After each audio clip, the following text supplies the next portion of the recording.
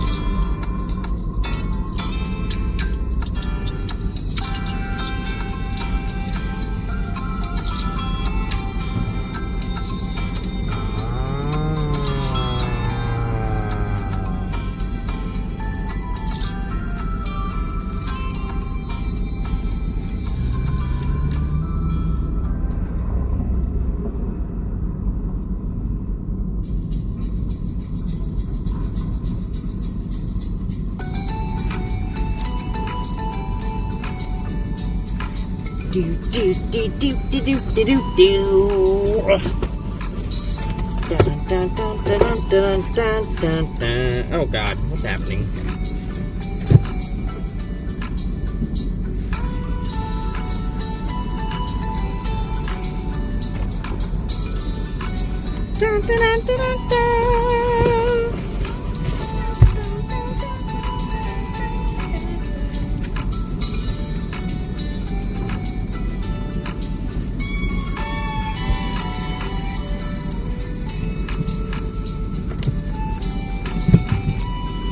Yeah. Okay, let's see. Oh shit, one of the games here. Fuck.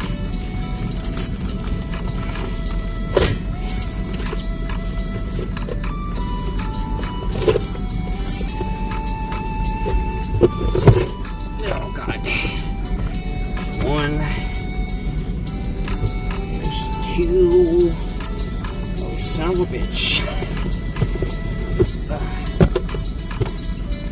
There's 3. 4. Oh, I might be wondering, why is it not counting? I'm trying to get all the games that I bought. Wait, shit, where's the 5th one? Uh-oh. Wait. Oh, no, I have the 5th one. I'm good. Okay. Oh my god.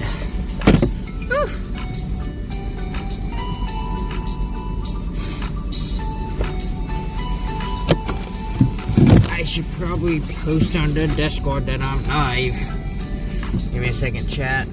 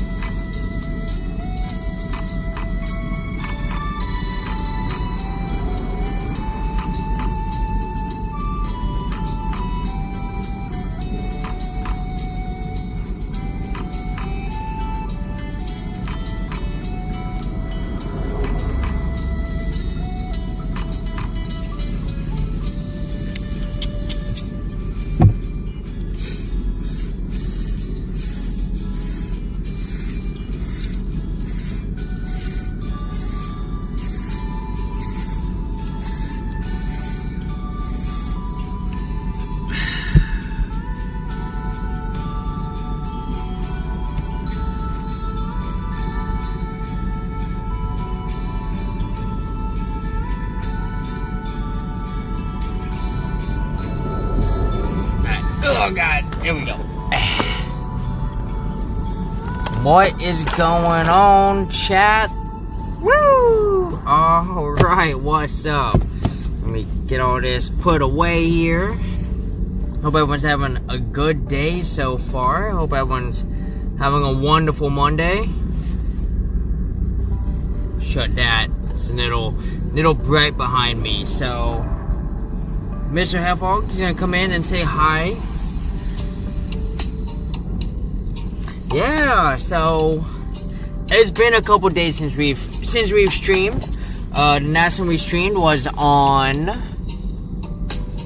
Friday. Yeah, we streamed Friday. We streamed day 1 of PAX. I did not want to stream day 2. I'm glad we did not stream day 2. Holy shit, it was packed.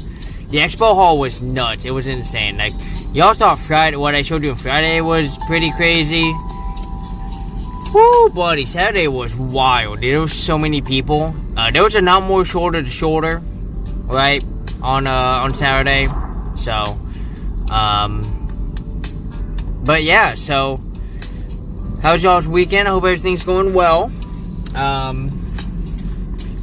Get over here. What are you doing? It's my conditioner. Hang on. I took a shower this morning, which is a little goofy, because like, I took a shower, and then I'm going to go pole dance again tonight, so I'm going to have to shower again tonight. But I hadn't showered since last Wednesday, and I was like, bruh, I need a shower. And like, I was meeting up with another streamer today. Wonderful person. Eat Dads, if you've never, right? Let me send. Yeah, there's just never a good spot to really sit. When I've got my bed down, right? You might be thinking, why is your bed down? It's because we're gonna be demoing. We're gonna be demoing games. We're gonna be showing off the games that I've got. What's gonna happen is I'm gonna show off what I've got. In fact, I need to shift this bed over. I guess if I put you here and crunch you down. No. You come here. You do. There we go. Alright. Let me give them a shout out. So we linked up with shout out to Eat at Dad's. super chill guy. He does a lot of food and drink, right, style. So he basically does a lot of cooking streams, and just shows like what he's cooking for, like, you know, dinner, like future dinners. It's a great stream. He's a great time to hang out with. So if you're looking for more food and drink streamers, he's definitely someone really fun to hang out with. So, and I really enjoyed his company this morning. It was a lot of fun. So, I also got to meet up with another friend. He's not a streamer. But he's a good board gaming friend. I met them through the Japanese fashion community. And kind of just stayed like decent friends with them. And so it was really nice to see them. I hadn't seen them since 2018, I think. Yeah, I think it was I want to say it was either 2020 or it was 2018. I'm trying to remember. Like, I have it on my Facebook, but basically, I've told the story. I don't know if I've told the story before. So anyways, me and my sister used to live in the same city. We both used to live in Seattle.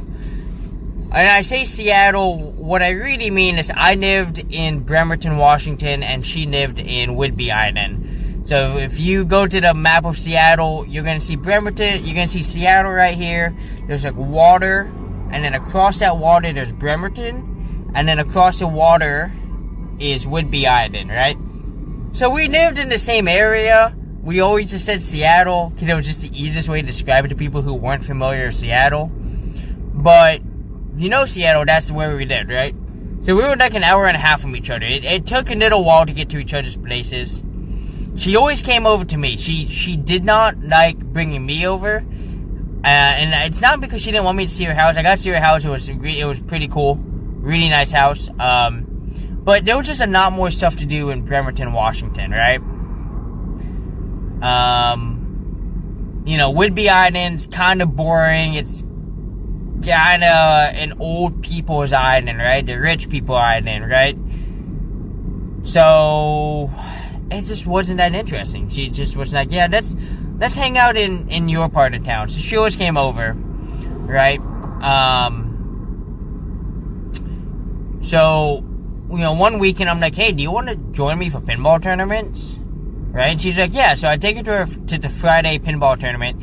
She kind of gets raffle stomped. I think she goes 0-3 and gets out of the tournament, guys. Because it's 3 knocks, right? And every time you lose, you get a knock.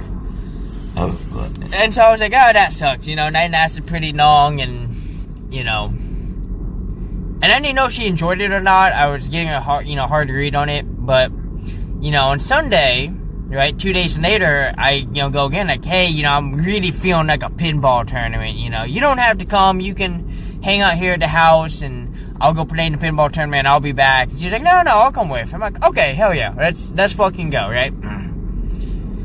So anyways, we get to the place where the pinball tournament's happening, right? It's a barcade type, right? So, like, drinks, pinball, arcade. I walk in, and I see my friend. Her name is Erica.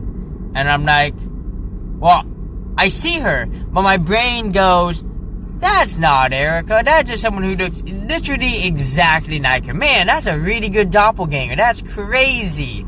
Because in my mind, I'm like, she and her husband live in Baltimore. Like, they can't be here. This is impossible, right?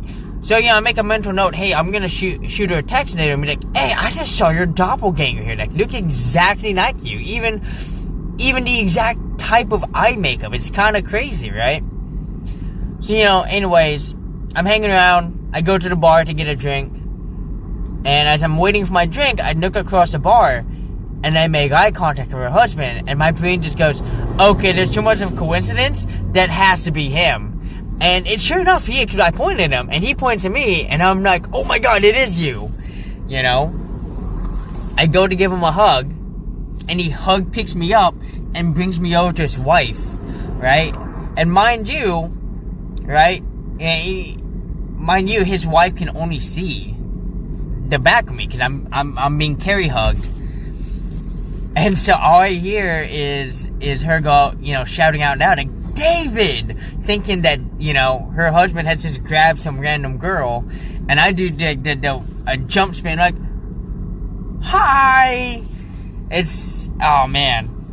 And that was a great night. We ended up hanging out. Like, I ended up getting knocked out of the tournament pretty quickly. I lasted, I think, 5 rounds. I made it to round 5. Once again, it was a triple knock, right? Triple knock tournament, right? If you come in 3rd or 4th, you get a strike. 3 strikes, you're out, right? So I made it to round 5, so I managed to win 2, I think I started off 0-2, and then I go on to rounds 3 and 4, and I got knocked out in round 5. So my friends are like, we're kind of ready to roll out and go check out a new place. I'm like, hell yeah, we're gonna go, check on my sister. I'm sure she's done too, right? Go to my sister. Hey, how you doing the tournament? She's like, I haven't lost yet. I'm like, what? She's crushing it, so, yeah, she would end up taking 5th in that tournament. It's kind of crazy. So, anyways, back on track. So yeah, I got to hang out with one of my good friends.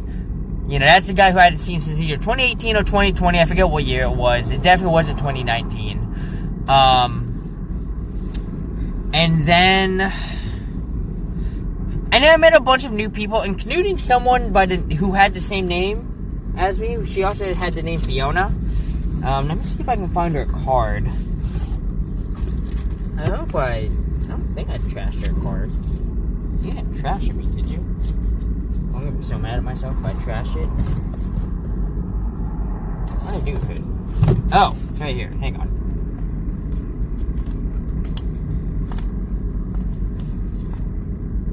Aha! Ah! Look at that. Fiona Shade Stories. Whimsical magic punk worlds. And she has a Twitch. Let me give her a shout out. And then I might pop over there real quick to see Fiona Shade Stories. Fiona Shade Stories. Did I do that shout out correct? I did. Oh, tabletop RPGs. I kind of want to... We're going to head over there real quick. Hang on. Let me see what's going on here. Okay. I love that. Let me see when's the last time they did a stream. Oof. Okay. 2 years ago. Recent... It doesn't look like they... Hang on. Past broadcast. Yeah, okay. So they might not stream anymore. It looks like they just do that. They do a Blue Sky, which is problematic because I don't do Blue Sky. They do have a website. I'm kind of curious about this website. Let me see. Fiona Shade Stories.com. Okay, it's getting a little warm in here. I'm gonna turn on this fan here. Oh yeah, blow me that air, please. Woo! Yeah, it got warm today, guys. Let me see what the temperature is before I go into this. Temperature currently is, well, you're probably gonna be like, what the fuck? It's like 51, but right now it feels pretty warm right now. Like, the sun is out, it's shining. My van is getting a little warm. I'm like, I'm real concerned here. But the good news is I'm getting a lot of solder, which is great. My batteries almost, all my house batteries were pretty much struggle busing during the whole convention, right? Y'all know I was at the top of the parking garage, and there was just so much cloudiness. I had a lot of trouble keeping my batteries charged. I had to cancel the Friday stream because I burned too much battery on one of them. Cause that was, I turned on the AC function on accident and it drained the battery, which sucked. So, that's okay. It's fine. Nope, that's not what I want. I don't want ads. I'm good. This is why I use Windy now. Just too many ads on my old weather app. So, man, I really want music. I can't use that phone. I need this phone for chit-chatty.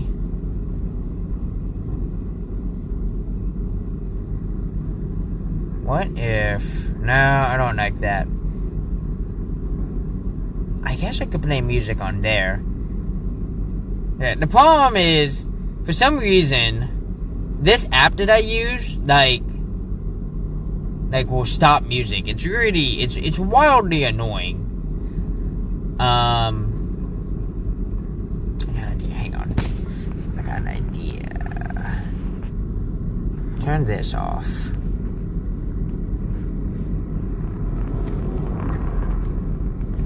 Okay, turn that off. Oh shit. Okay, hang on. A friend sent me a text out. I'm so sorry. I gotta do this. Hang on. Hi.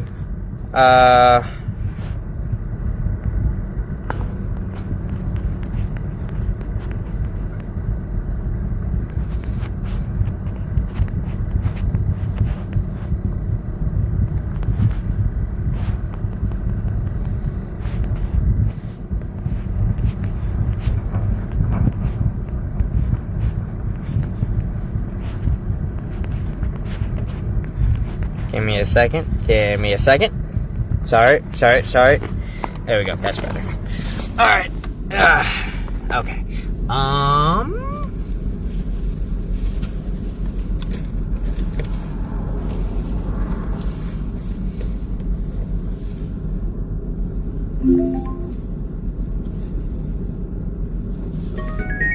This might affect you guys for just a minute standing by here.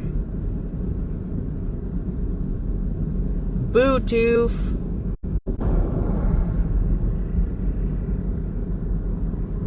Come on.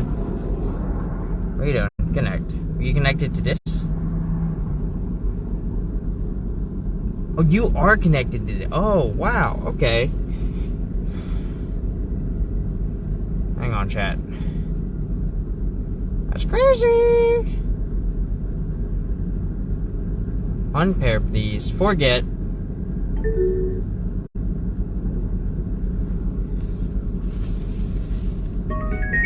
There we go. That's better.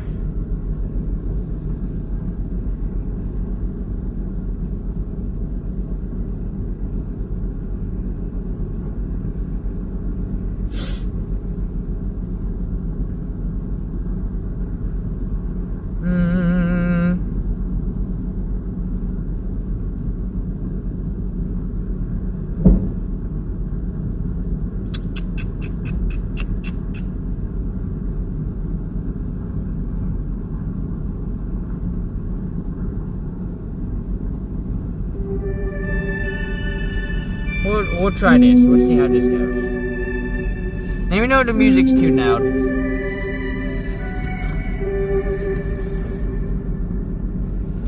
Alright. Well, that might be too loud.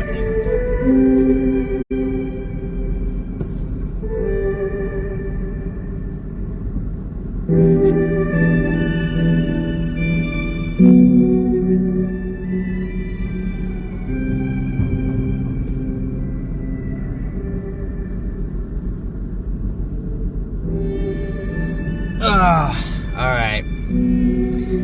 Shipment fail, welcome on in. How are ya?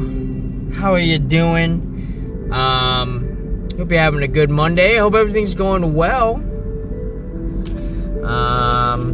Yeah, I mean, really worked too. I hope that's going really well. I know you said that something crazy was happening, and so yeah, I hope that's all going good.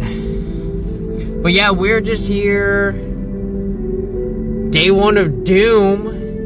Look at you crushing it. That's right.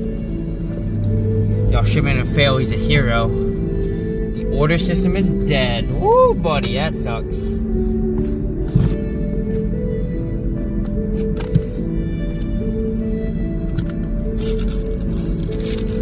Speaking of... Oh, yeah, so... I got some stickers and stuff from Eat It Dad's. Got some sweet stickers. I'll show it off in just a minute. We're gonna show it off. We're gonna bring it... I'm gonna actually get the... Come on, Wi-Fi. What are we doing?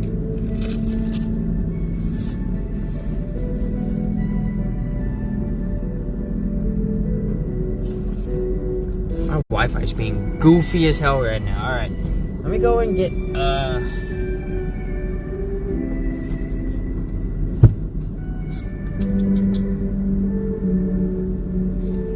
let me go ahead and get this set up.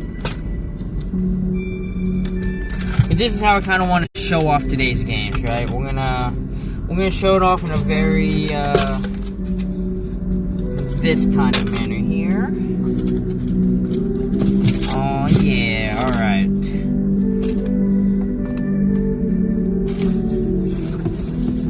Too much. So yeah, we've mostly just been talking about PAX Unplugged, and you know, we haven't gone very far to talking about it. Ooh, uh-oh. Oh, that doesn't fit. Okay, hang on a moment.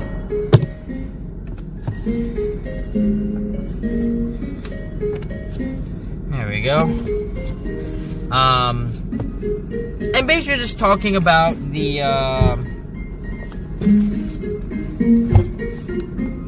what a fun weekend it was. I thoroughly enjoyed PAX Unplugged. Huge fan. Can't wait to go back next year. Well, hold on. We don't know if next year is gonna be when I come back. Let's not jump ahead of ourselves here, right? I don't want to make any claims and then all of a sudden I'm like, beans, I'm not gonna make it, you know? No promises, right? That's just how it be though, right? That's how the cookie crumbles sometimes. Sometimes you make it one year and then you never come back, you know? Like Dragon Con. I made it through Dragon Con 1 year and I haven't been back, so...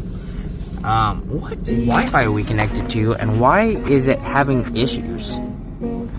You're connected from Nipsey's one. Come on, phone. All right. Let me know if there's dropping issues. We keep dropping to yellow and a bit into red. Let me know if there's like causing signal issues. If not, I'm sure we're fine. So, you know what? I'm gonna get. Where'd that box go? I had a box somewhere. Is it here? No. What can I do with it?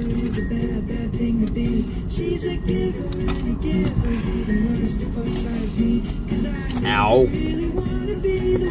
Oh, there it is. Ow. Okay. Whoops. Oh, God. Oh, God. Everything's falling apart. What's happening right now? Son of a bitch. Hang on.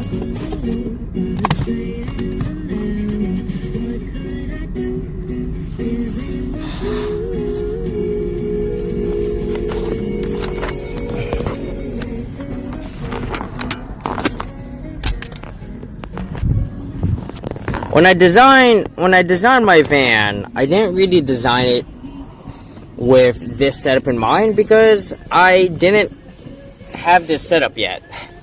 So trying to make sure that this fit wasn't really part of the plans. That's okay. This Wi-Fi is not cutting it.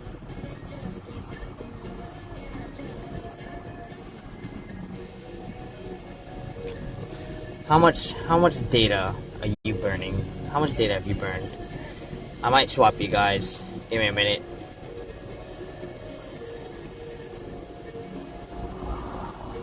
Oh, if we burn 39 gigs. That's whatever. Alright. Stand by. I'm gonna get you swapped over to this. I'm gonna swap the Wi-Fi over to this phone. So, actually, you know what? I don't even need to do that. I can just swap the Wi-Fi over this phone. No, that's dumb. Just swap the Wi-Fi here. Give me a second, chat.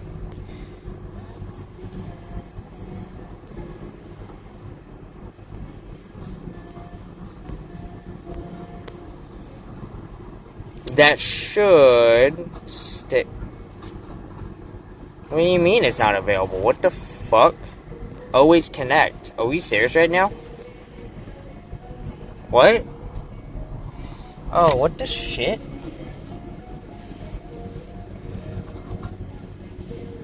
What's happening?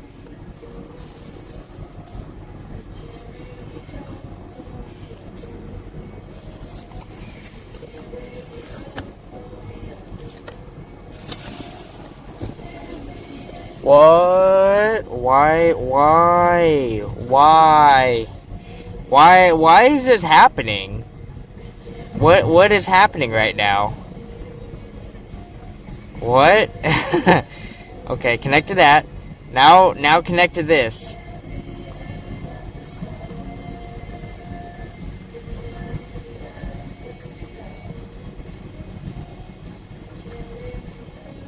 What? What's happening? What the fuck? Hang on. What's happening? Well, connect.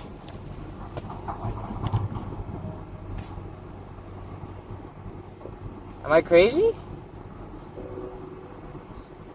What's my internet speed? Okay, that's working. Connect. S25. Why are you like this? Why do you insist on sucking? There's a reason you're gonna be replaced sooner than later because you suck at your job, S25. No. No. Connect to this phone.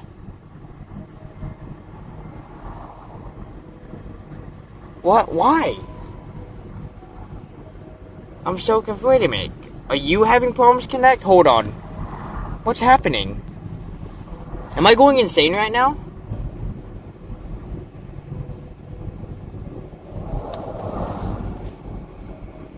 What? What's going on here?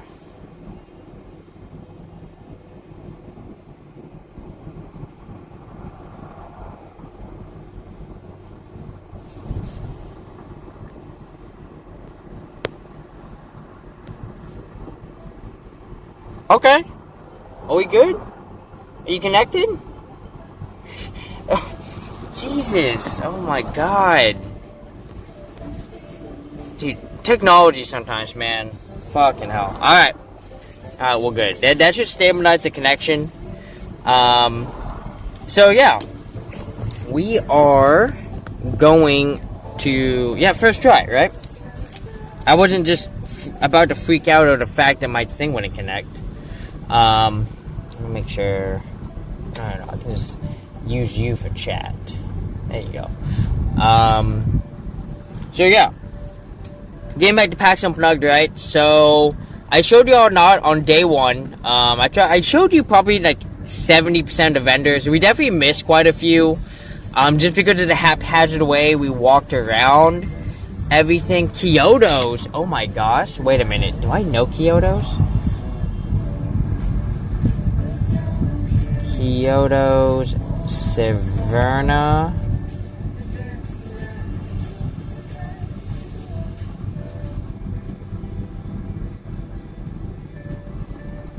Oh, that's a little rough for me. That's down near Annapolis.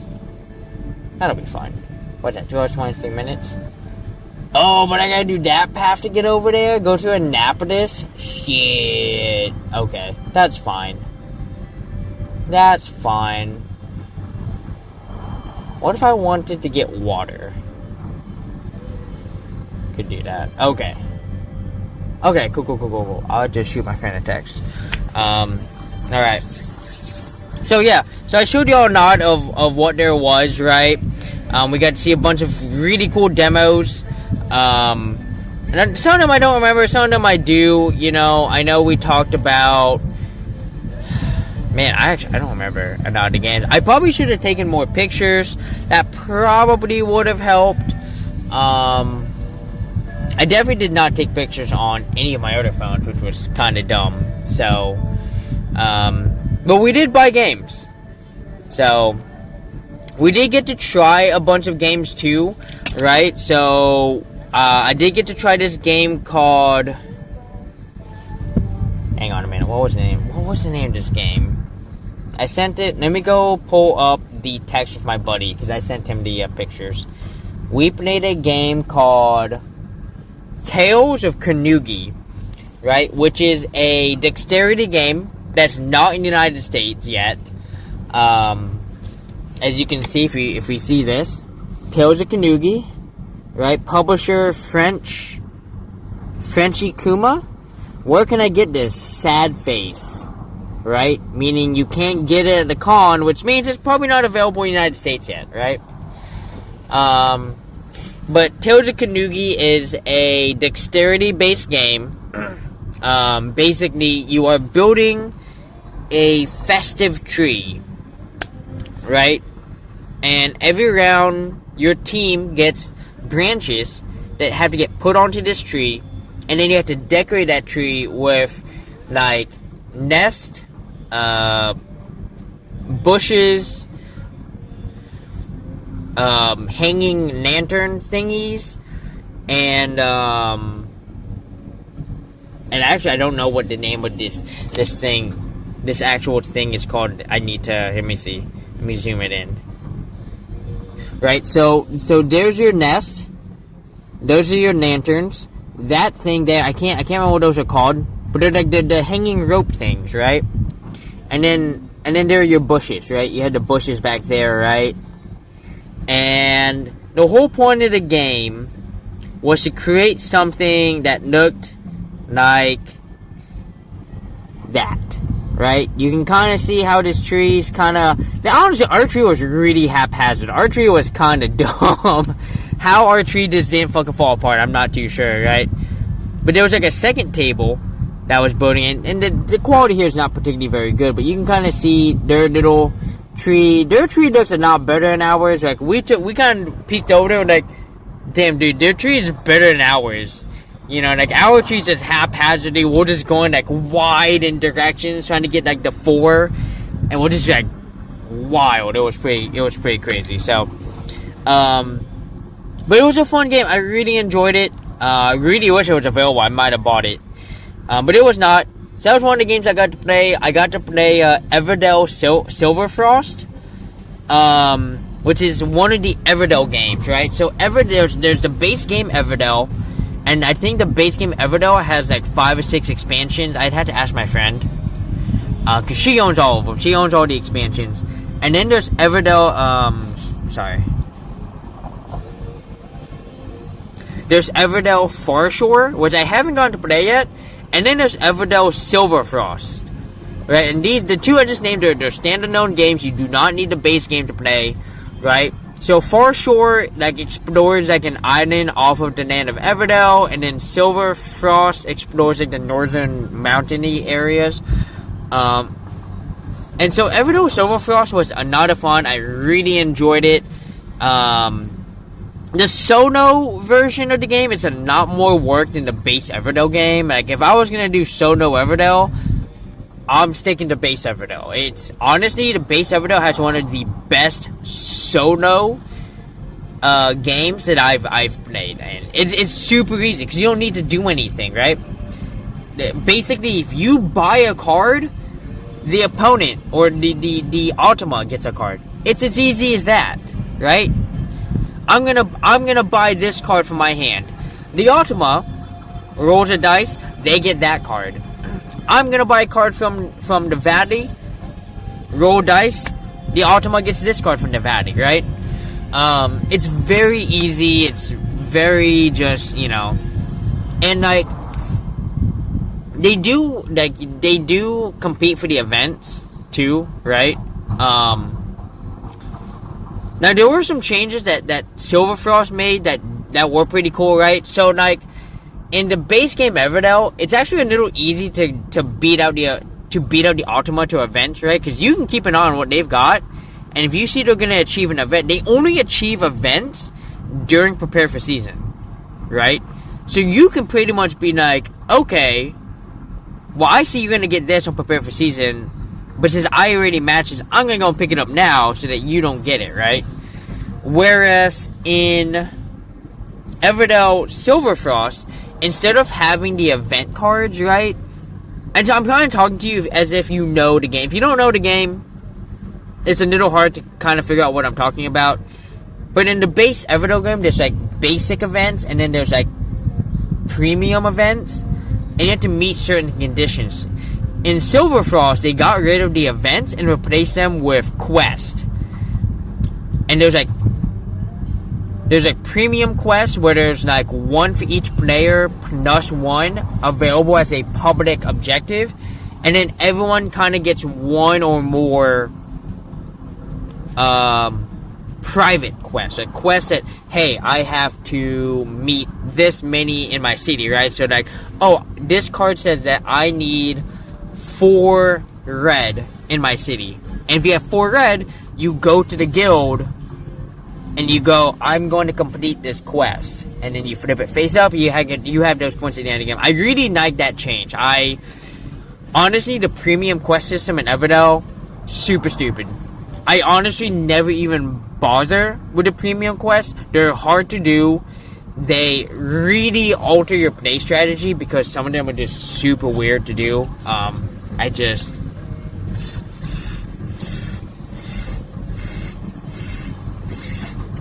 Yeah. And then they also made a lot of changes to the cards, right? So you still have your cards that give you like base resource gain, right? Stuff that has effects, that have come into play effects, that activate when you change the season around. And all of that's still the same. The big changes that I really saw, right, as far as the cards go, as far as like playing cards, so in base game Everdell, blue cards are stupid strong. They are stupid strong because a lot of them have, if X happens, this happens, right? So you'll have a lot of cards that say, if you play a construction, draw a card.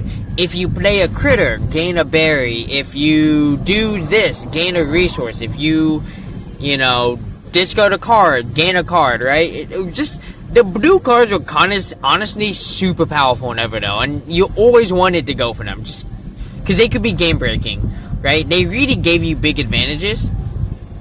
In Everdell Silverfrost, it's a lot more balanced, right? The blue cards no longer, there's still like 1 or 2 that do it, but from what I saw, most of the blue cards are now perform this action to gain this effect. So discard a card, make this card cost 1 less, right? And you had to get separate ones for creatures and critters. I actually got them in my game. I was like, I can discard 1 to make a critter cost 1 less, or I can discard 1 to make a building cost 1 less, right? They also changed the way playing creatures for free works, right? So if you know base game Everdell, if you have a certain building, every building has an associated critter with it. And if that critter is in your hand or available in the valley, you can just play them for free, right? And so, and my friend, I actually told this to my friend, and she was a little surprised I played this way. I was like, yeah, most of my strats in base game Everdell is just go for buildings. If the creatures come out, the critters come out, and you get to play them. But honestly, I'm gonna go like 8 to 10 buildings, and then 5 critters, just whichever ones happen to pop out that I need, that happen to track my building. So you see so many cards in base game Everdell that you really don't need to be playing critters unless you just can't. Like, if you have a really powerful card and you really want to play it, that makes sense. But most of the time, in my opinion, you should just go buildings and then get the critters for free if you can, right? Which surprised my friend. Once again, she was like, you don't ever get berries? I'm like, I'm gonna avoid berries if I don't need it. And, right? That doesn't work in this game. In this game, you can only build critters for free by taking a chimney and putting it on one of your buildings, right? And you'll see it's like a small thing on the side. It'll make sense if you ever see the card and the chimney. But you put a chimney on there, you're supposed to pay a fire, which is a new resource in this game. You pay a fire, and then you can play a creature for free that matches the symbol that's on that card, right? So if you want to play like a purple card, a purple critter, you have to put the chimney on a card that says that you can play a purple critter for free. Which means you have to find the right buildings that have that purple critter symbol on it, right? So, at minimum, you get to play at least 2 free critters in the game, right? But at maximum, you're probably going to play no more than 4 free critters in the game. If you get the right cards. Most of the time, you'll probably only do 2. Maybe a third. Right? Just based on what I saw in the deck. Because some do allow you to reuse your chimney. Because once you use your chimney, that chimney's done.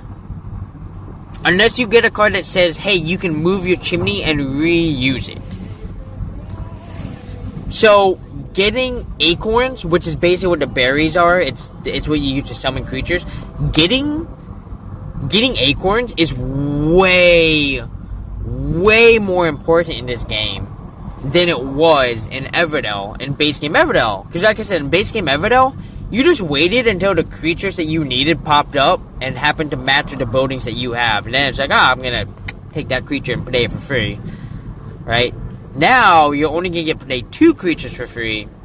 Which means if you want to play more than 2 creatures, you're going to have to start gathering acorns. And there's a lot of strategy. I think the cards are more balanced. I think I love Everdell, but definitely there's a lot of competition for the blue cards because once again, they're so good. They're so good. Like, there are plenty of blue cards I would 100% take in round 1 over any green card because they're just that stupid good, you know? And in Silverfrost, they're just not as strong, right? There's a couple other things Everdell introduced, but, you know, as far as changes from base game Everdell, that's really the big one. So, that was a lot of fun. I got to try out a bunch of games. Some which I bought because I liked what I saw. And they all either had single-player variants or they were open information games. So, as far as open information, right, here's an example, right? Whipswood was an open information game. It does not have... it does have a single-player variant. But I think the single-player variant sucks. Just based on the rules that I read, the things they employ for the single-player variant are kind of garbo. So I'd rather just do a 2-player test of strategies against each other. And actually, we saw us play this. So we might not open this. We might not open just because I've already played this on stream. We did it at PAX Unplugged. But also, did you guys know... I didn't know this, so I know you guys don't know this. Something cool about Whipswood, this game is like Black Knight. Like if I don't know if the box does it, but they had a booth where they literally, it was like a dark section of the hallway, and they just had blue the Black Knights lighting everything up because the pieces react to Black Knight. I was like, dude, that's so fucking cool. The forests don't. So I want to play this game on stream. UV, Black Knight, right? I'm gonna save this game until I have a really good Black Knight setup because I want to play this game on the Black Knight. I think that would be so cool to show off. So this is probably a game we're gonna play in, let's say February, right? We'll do a full game in like late January, early February, once I have a nice Black Knight UV setup because I really want to see that and I want to show that off. That sounds like so much fun. I I have Black Knights in the van, but they're Flash Knight types, right? And that's just not gonna, it's not gonna have the same effect. So yeah, Whipswood, it's a lot of fun. Let's go ahead and let's bring it down here. You know, so Whipswood, right? Really, what first brought me in was the cat. I mean, look at him. He's so cute. So very cute, right? And if we flip things over, right? We come to here. And, you know, we have this setup right here. Right? And so you can see the orbs. And basically, these cards here will tell you what each orb does as far as, like, getting points. Right? And you just gotta read the card. It'll tell you. So, like, if you get this pumpkin, right? You want to be looking at this pumpkin and see how the pumpkin scores points, and then set up your board to maximize the pumpkins, right? And so, when you take your piece, you're gonna pick a shape, one of the two shapes that are surrounding that whatever you pick. Let's say you pick the pumpkin, you have to choose either this two piece right here or the L, and then you come over here, you grab enough pieces to form that shape with the whips, and then you put it into your forest. Now in this case over here, right, right, assuming that goes there, he's only got like a 2 spacer right here. If he goes for that pumpkin, he'd have to get the pumpkin and probably pick the chooser and put the chooser right there, right? Because that's where that's gonna fit. So that's this game in a nutshell. There's quite a few more rules, but this game was really cute, and I got some extra cats, and I'm trying to remember, what did I do with those cats? Did I come in here? Give me a minute. I did. Okay, good. Woo. And because I bought this at the convention, they gave me extra cats. And if you're on the Discord, you probably already saw this.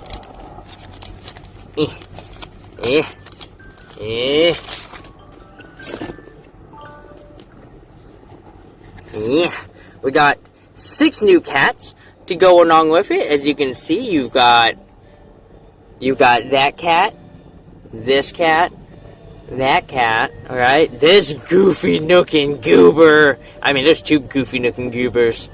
And this cat. Which is good. I didn't really care too much for all the cats in here. I mean, do they even have the cats in here? I mean, they have this cat, obviously. He's like the main cat. You think at some point they would have put the 4 other cats here. Yeah. They just didn't bother to put the other cats. They were like, these cats aren't important to put on here. So, but yeah, so we get these other cats, which is awesome. So, super exciting. I'm really excited for that. What is this?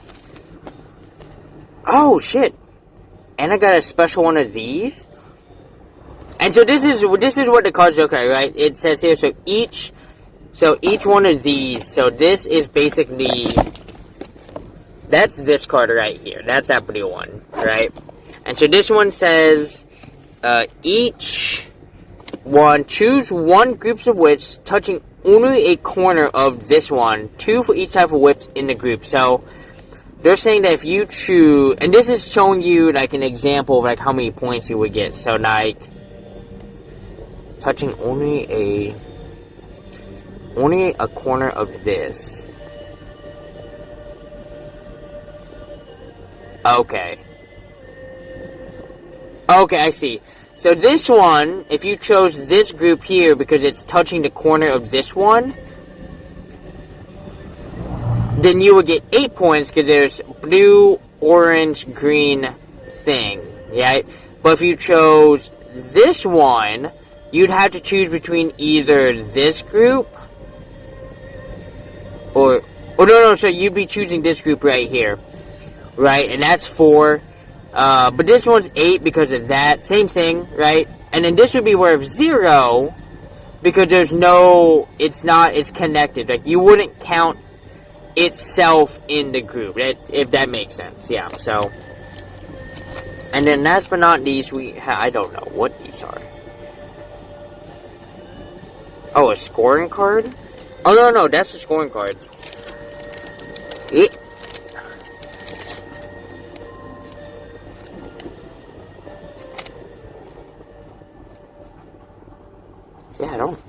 I don't actually know what the fuck this is for. I don't know. Maybe it's for the cats, but I don't know, it's only 6 of them. I don't know. Alright, so we'll get them all put back in here.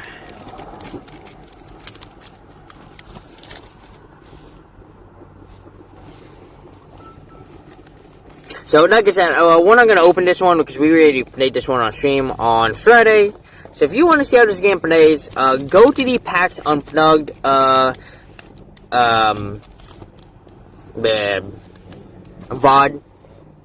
and check her out. Well, it's probably somewhere in the first, 2 hours or something. It'll be fairly obvious. It's a really fun game. I'm really excited once again to play it on stream in the future. Future me is going to love it. So, and I'm excited to play with friends too, right?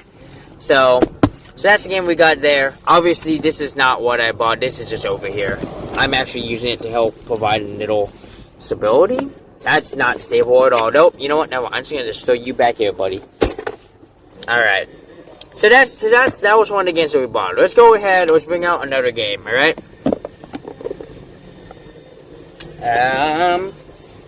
Let's bring out another one called Gloomhaven Buttons and Bugs. So, we're going to go ahead and we're going to pop these games open. So, let me go ahead and get my Knife.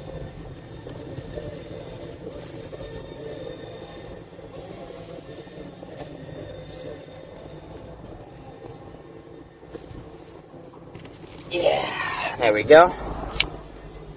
And we're going to just cut it right here. There we go.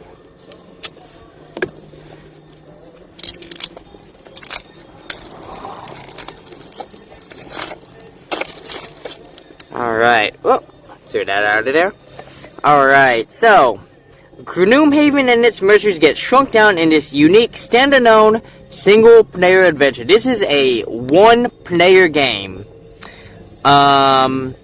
Right, they include 6 mercenaries, each of a micro miniature, a character card, 8 double-sided ability cards, and more. 22 scenario cards with mini battle maps, 24 condition tokens, and 10 double-sided monster stat cards, featuring 20 distinct foes. For those who don't know, Gloomhaven is actually a huge game. It's basically, it's not like that, what was that, Mystic and Cats or something that we played earlier this year. Very same idea. It's big. I kind of want to get into the Gloomhaven universe. I've been wanting to for a while now. But a friend recommended to me, get Buttons and Bugs, right? He was like, you like those single-player games, right? And I was like, yeah. He was like, you should look into Buttons and Bugs. He was like, I own it, and I love it. It's small.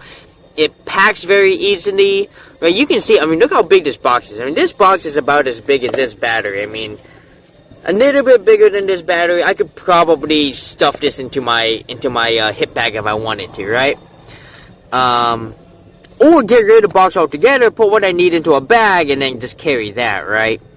But he basically was like, yeah, I pulled this out at the airport, played a couple games, a great way to pass the time. So let's go and open her up. Right? There's Button and Bugs here, right? Here we go. We've got our little, ooh, that new board game smell, baby. Oh, smells so good.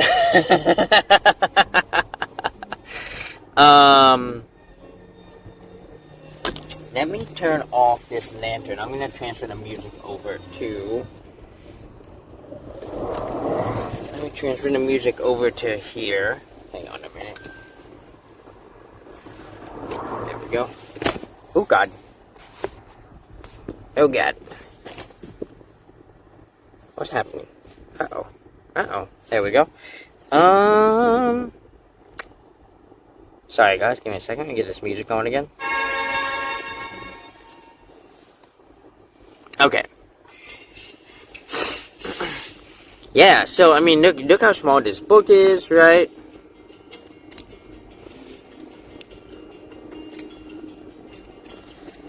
"35 pages packed right in, you know?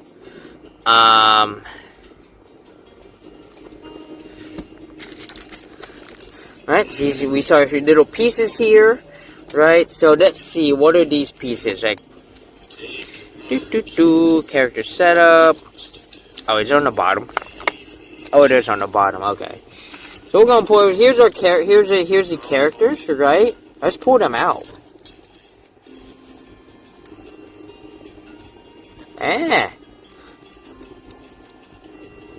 Oh my god. Oh my god. Can't get these out, man. There we go. Alright, so you can see our 6 heroes here. We have...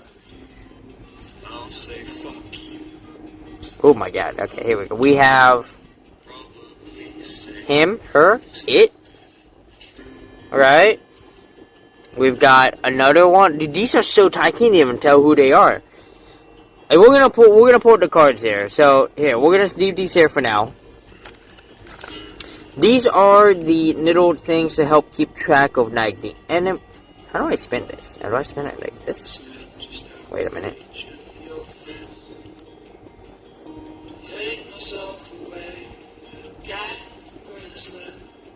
Wait. I'm so confused. How do I do this?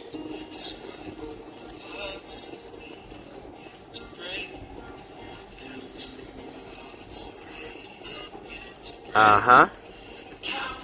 Am I missing something? Alright, so these are like knife total things. I don't know exactly how I'm supposed to turn this. Oh! Oh, okay, okay, here we go. Wait. Okay, I just gotta not... I see, I gotta not... The pieces spin, okay. it's gotta be nice and light. And you can see the numbers turn, there we go. Woo! For me, I was like, dude, did I break this already? Right, so we'll just put this at 1 here.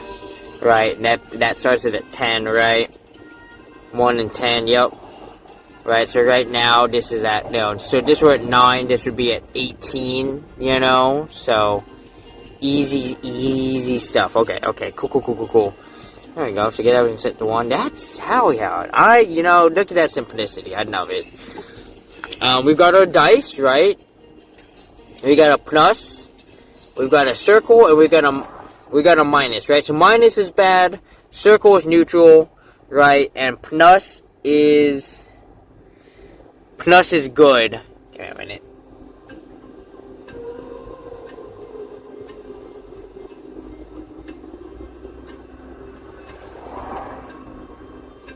What the hell just happened?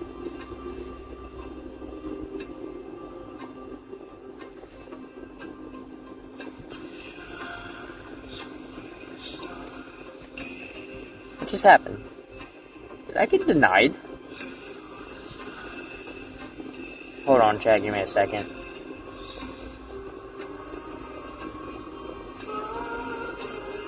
Oh, sweet. Okay, I got approved for a group I joined. Good. I was like, for me, I was like, shit, did I just get denied? And then I just saw something, someone's like, DM me. What are you talking about? Who are you?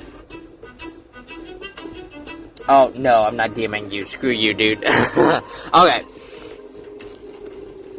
Let's go and get everything else we need. Ooh, here we go. Alright, so, these are the tokens, right? So we're gonna, obviously, here's our bag for that. So we're gonna put these tokens in here, right? So, I don't know what these tokens mean yet, but we're gonna find out at some point, right? I mean, this means what? More strength. You've been shot in the foot. Raising your hand to answer a question. A tie, right, that you wear in your neck, right? Obviously dead. You know, depending on how you look at this, if you look at it like this, could be the beginnings of a forest. Also, it probably could just mean bleed, right? And then you have no, you're in a Mario Kart game. You know, that's what that's what these symbols mean.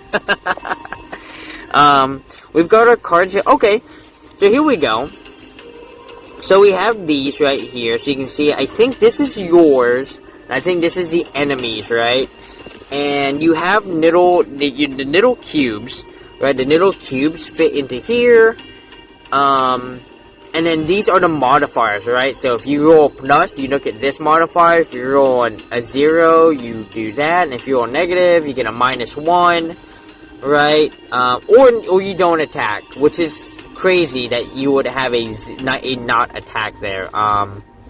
And then these can eventually gain new cards to become stronger. So like, I think at the back of somewhere, I don't know where they are. Something here, there's like cards that make your character stronger. But yeah, so let's go ahead. Let's pop open these cards right here. Let's find out what these are. And then we can actually flip this over so I can look at what we've got here. 24 condition tokens, 22 scenario cards, and mini battle maps. Alright, so we got something here. We got spells, right? We got the fire orb, right? Dancing head. So these are spell cards.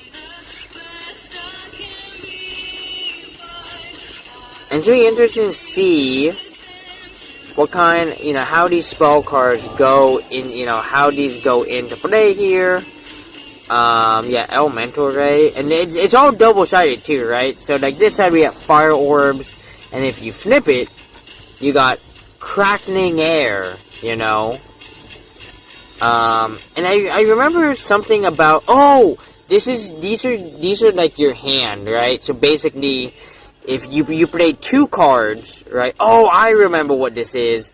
So I remember what's going on here. Okay. I'll explain what these are basically gonna be your action cards in the game, right? And you're supposed to pick like, okay, so yeah, you start with these level 1 cards. And right, and so you start off with like these 4 cards in your hand, because these are 1, and you pick 2 cards. I always say I want to pick these 2, right? And you pick which one to use the bottom and which one to pick the top. And the bottom is your movement, the top is like your attack. And that's like the basis of how this game works, These, I believe, are the enemies. Let's see what we got here.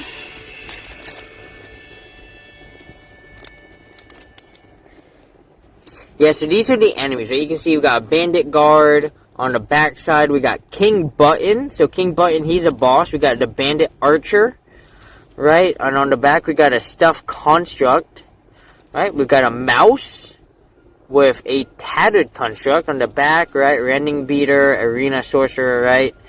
And then here are the buff cards, right? So these are the buff cards, right? So if you were to level up, right? So you see how it says down here 2, it says, 3, 4, right? When you level up, you will, okay, so there's more cards here okay, so these all go over here. So we're gonna put these over here. Alright.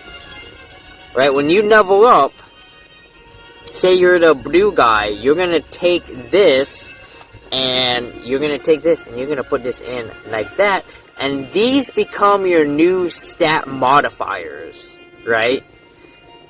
And then when you get to level 3, you flip it, and now you're at level 3 with these new stat modifiers. And then when you get to level 4, bam, new stat modifiers. And then you get to level 5, and you're max level with these stat modifiers, right? So that's a lot of how this game goes. We can do a super quick campaign, nothing too long. I don't want to get too crazy here. Let's see if we can get a quick setup going.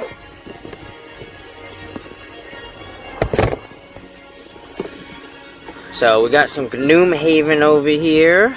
Oh, let's look at our heroes. Like here, didn't even look at the heroes yet. Hold on. I can see where I'm supposed to tear this, and come on, tear, dude. Oh shit! Anyway, that's it. I can do it from the top.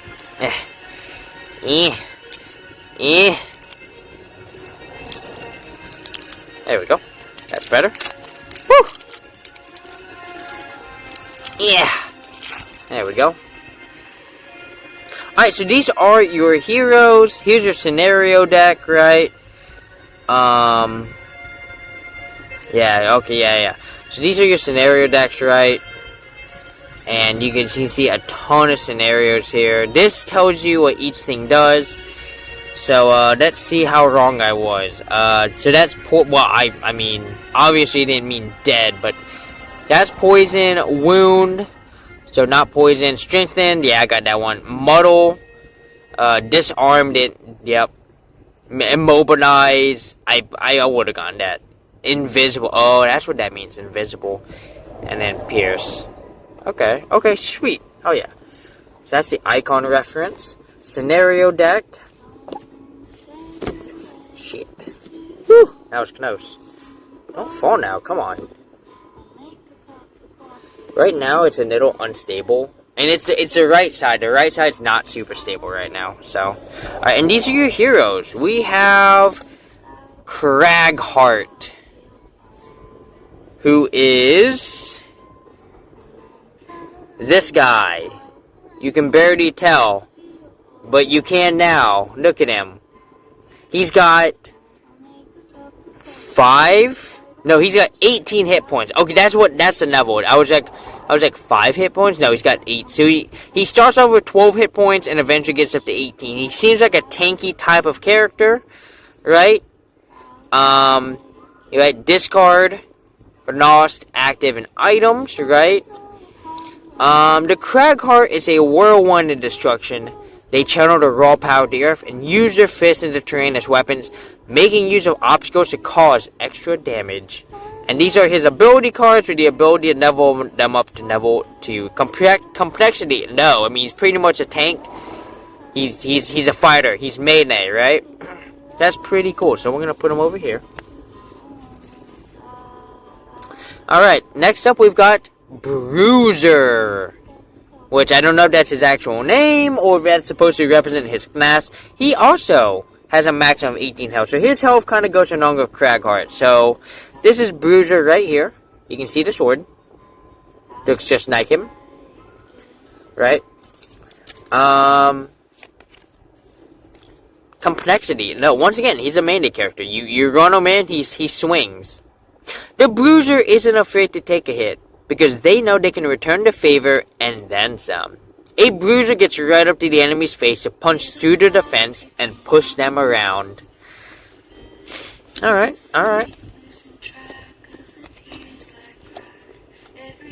You know what? We're gonna...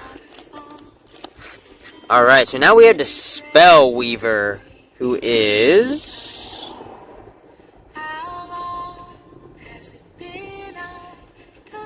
I think it's her. It's really hard to tell. These figures are really small. Alright, so we have the Spell Weaver. I'm assuming once again that that's her. And she has less hit points. She starts off with 10. She gets up to 16 hit points maximum, right? You might be thinking, 2 less hit points, that's not too bad at all. But 2 hit points is a lot in this game. When you're talking between 16 and 18, I think 2 hit points can be pretty crazy, right? We come here to the Spell Weaver. Her complexity is high, right? And I would expect that from a magic user, right? Magic users tend to be a little bit harder to use, right? They require better placement. Because here's the thing. When you're a magic user, you don't want people in your face. You want to keep them as far away as possible. Anyone who's ever played a magical class knows this. Unless you purposely create like a battle mage who wants to be in your face, but the spell weaver draws upon elemental energies, crafting them into devastating attacks. The process is exhausting, but the ether can also renew their stamina, giving them the longevity they need, so long as they avoid enemy attacks. So as you can see, right, not really something you want to be going in and fighting with hand to hand, right? Next up, we've got the Tinkerer, who is, it's gotta be you. Could be you, too. It's definitely not you, okay.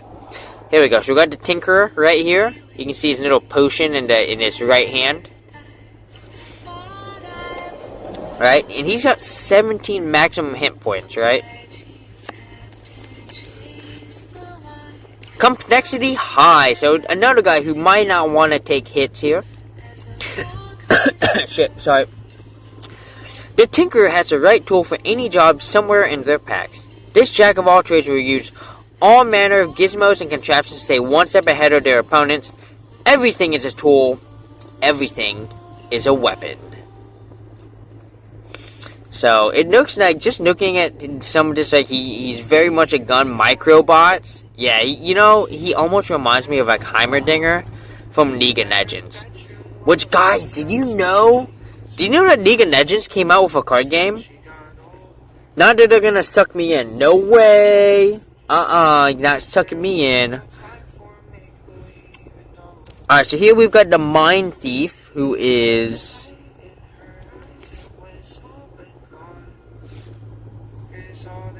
this guy? Yeah. Here we go. So the Mind Thief is this person right here. Right? Little, you know, once again. You can, oh, okay, you can see the stance. Yep, it matches. Okay. So we'll put him over here. Right? Got to 16 health too. So once again, someone who doesn't want to be hit. This seems like a glass cannon type of character, right? Someone who doesn't mind getting up behind you and stabbing you really hard, hoping you die with that one hit. Because if the enemy survives, they're gonna turn around and bitch snap them, and the Mind Thief's not gonna like that. So let's find out. Complexity medium. The Mind Thief controls the battlefield through magic and manipulation. They also employ powerful psychic augments as they dance across the battlefield, slipping in to stab their unsuspecting foes. So very much someone who likes to be in the shadows, right? Don't see me. Feel me. Oh, God. Sometimes I wonder about the stuff I say. Oh, and we've got the Sun at knife. So this one might be a true thief, right? So you can see her double daggers. And she's got 17 health, so she can take a bit of a hit. Complexity, no. I mean, she's coming in stabby, right? The Silent Knife lives in the shadows, striking when the ideal opportunity presents itself.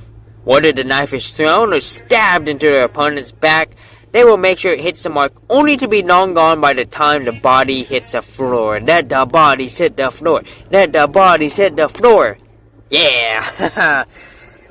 So those are 6 heroes that you can play as. You pick one of them, and you go on the quest. And it's pretty, I've heard it's pretty cool to go through the entire game of each character, because each character has a story arc, which should be really cool. Once again, I'd love to show off this game, so we will do that. It is the hour mark. Normally we would do push-ups, but we don't have the room for that, so we're going to attempt to do... squats. There's not a ton of room in here. And because I'm wearing a skirt, I'm gonna face...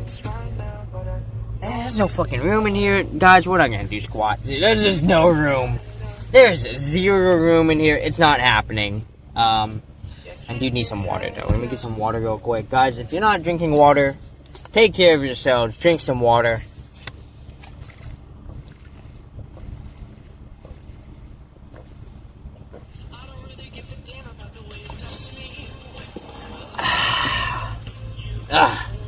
Woo! So good. Alright.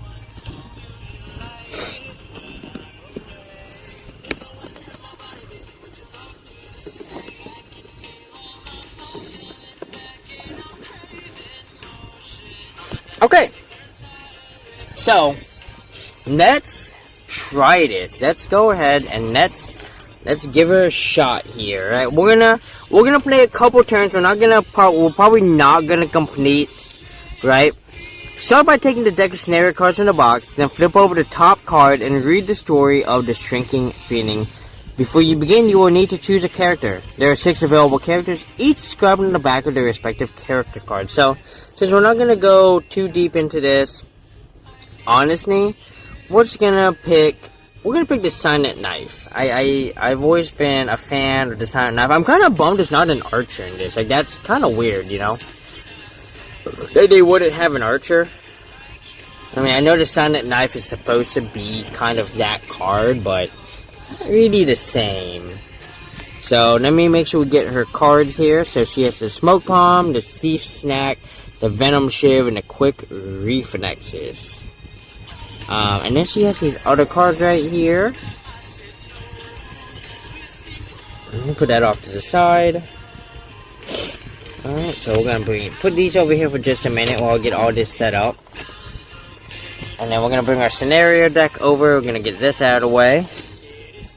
Alright, scenario deck. The Shrinking Feeling. What a time for Gloomhaven.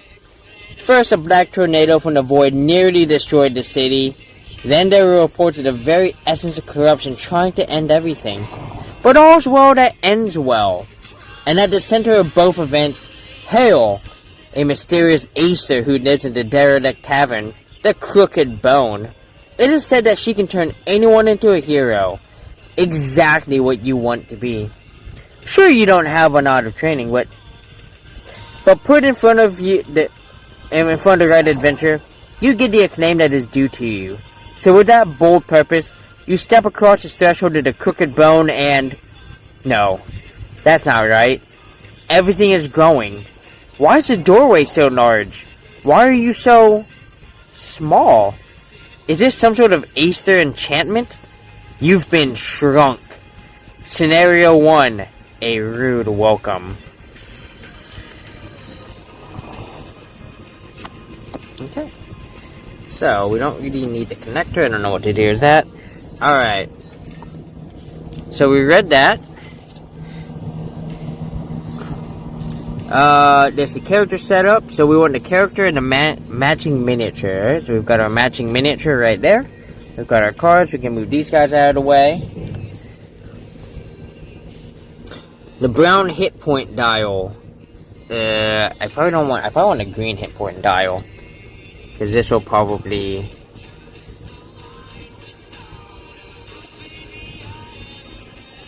I mean, do I want the brown hit point dial? Is this the brown hit point dial? Yeah, wait. Does each dial correspond to a character?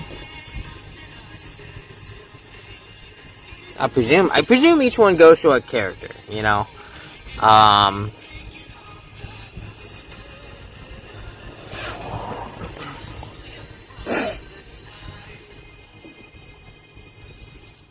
Or maybe the brown one is for us. I don't know. Alright. Set to your character's maximum hit point value for level 1, shown on the character card. So, we start off with 11 health. So, we're going to go ahead and set to 11 here. There we go. So, there's our 11. So, I'm going to put that there. The 4 level 1 ability cards, we've got them right here. Alright, so we have Thief Snack. The next time an enemy enters a hex within 2, it suffers 3 damage. And we have a Stab of 3. Venom Shiv. Let me see, let me make sure. Because we have our little icon reference here. Yeah, effects within, yeah, so they move within 2 of you. They'll suffer 3 damage. Right, and then this little sword here probably means swing for 3 attack. Yep. Swing for 3 at an enemy? Is that what that means? That might be an enemy. Oh, no. Swing at an enemy and apply poison. Okay, all attackers gain +1. Okay, so this is swing for 3 and apply poison, or move for 5.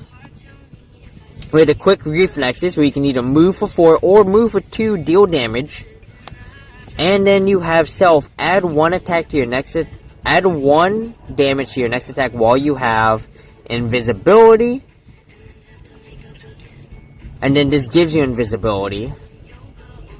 And then you can move, and then control 1 adjacent enemy, and you can have them move. And then there's, I believe these are probably upgrades.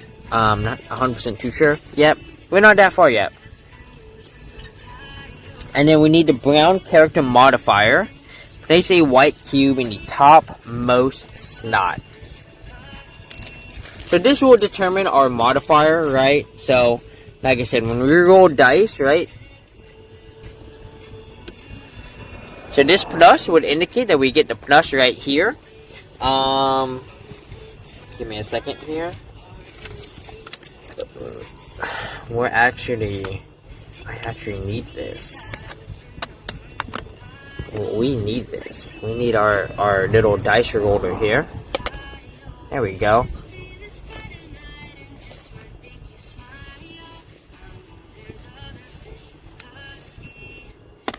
Yeah, that'll be good. All right.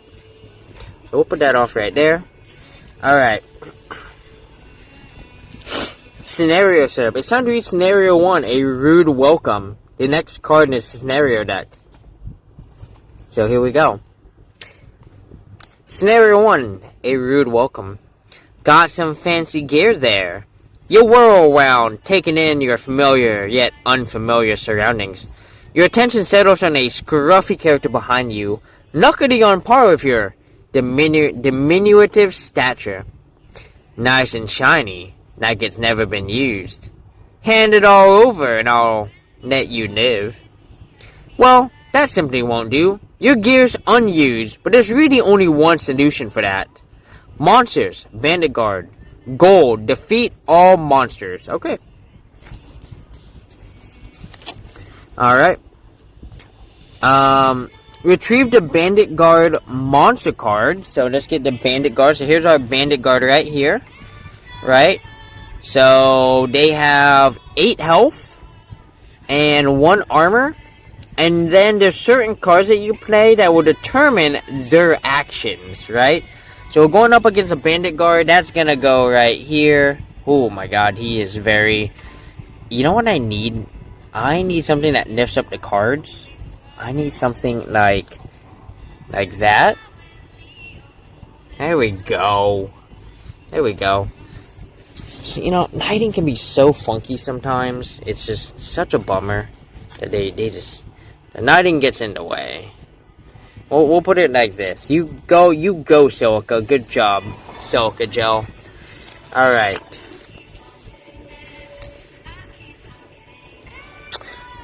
Flip the scenario card over to its map side. Here we go. So here's our map, right? Some hexes have terrain with special rules defined by the colored border. Neither you or your enemies can enter obstacles. So if it's green, it's an obstacle. You can't enter it unless you have a card that allows you to jump. But you can also attack through them with ranged attacks. You have hazards, which are basically traps, right? So if you or the enemy land on top of it, then you take damage. And then take note of quantity and cube colors of the monsters shown on the map. Place cubes under the guard hexes with Bandit Guard artwork. A green cube in the hex marked to the green cube, and a blue cube in the corresponding hex. Okay. So we're gonna put this over here. So here's what we're gonna do. We're gonna put her over here because we don't necessarily need her in the way. We want the scenario here. We're gonna put that there. We're gonna put the Vanguard over here, right? Just to keep it all out of the, keep it out of the sun here, right? We want to bring this over. And then let me go and grab the green and blue cubes. So let's get these cubes out. Let's just get all these cubes out. Alright, so we want the blue cube So that's going to represent one of our people. Well, not our people, but the enemy. So the blue cube representing the enemy, and the green cube representing that, and then you right there. So let me zoom us. So let me go ahead and zoom you guys in here. Yeah, there we go. Zooming in, baby. There we go. I mean, look how much room you need. That's it. That's all the room you need right now. Alright. Okay, so what else? Take note of quantity. Done that. Place a miniature in the starting hex. It is super tiny. And I love it. Retrieve a monster tray and place a banded card in the card slot. Ah, okay. How do I... Oh, okay, so we get one of these, right? And we put him here. There we go. Okay. So put that. Put this here. Put my health up here. So we can move this over a little bit. There we go. Put this here.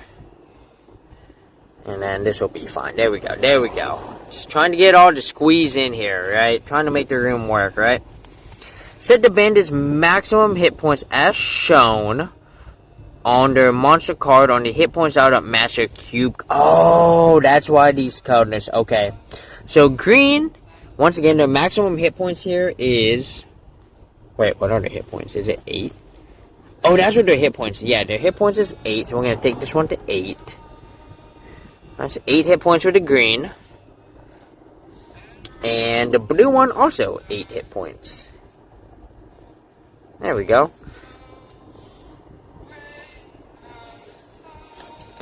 Place a white cube in the middle of the... Okay, so we need a white cube. We're going to put it right there. There we... Yeah, that's on. Okay, here we go. Alright. Retrieve the red modifier tray and place a white cube in the topmost slot. So this will be their modifier. Right? And so we're going to put a white cube up here. There we go. Alright, because this will tell you which attack they're doing. This will tell you their modifier, our modifiers, right? Alright. Keep the condition tokens icon reference card and die for later use. So we've already got the die right here. We got the icons right here. We got my cards ready to go here. Playing a scenario. Each scenario is played over a series of rounds, and each round consists of the following steps. Card selection. Pick 2 ability cards, right? Pick 2 of your 4 cards to play during the round. Order of initiative. Next, determine the order in which you and the monster will take turns. And finally, carry out your turns. The rounds continue until the scenario goal is reached or your character becomes exhausted. Once again, our goal is to... You know what? I should have already taken a picture. Here.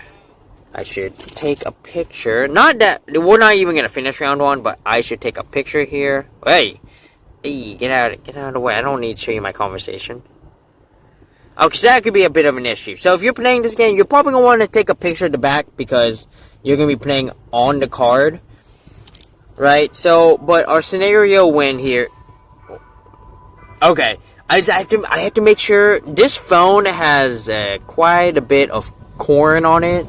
I have to be very careful when I go to do stuff on my phone because I might actually show y'all something that you shouldn't see. So if I ever am going to do something and I pull my phone away real quick, it's because I'm like, oh right, I can't just look for stuff on my phone because I'm gonna show you stuff on accident. Right? So the goal here is to defeat all monsters, right? Easy. Alright. So, before you play the first round, there are a few important concepts to understand. We need to go over actions. The entire top half. So this is what I was explaining. The entire top or bottom half of each of your cards is a single action. On your turn, you will perform the top action of one of the cards you pick for the round and the bottom action of the other. Each action consists of one or more abilities represented by the icons and numbers. The 2 most common abilities are move and attack. Right? These 2 abilities are so important that you can choose to forego any card's top action to instead perform a basic attack, A2, oh, okay, A2 ability or M2 ability.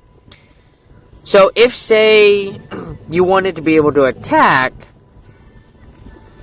and you don't, let's say, okay, I don't, oh yeah, let's say you have this, right, let's say that you have,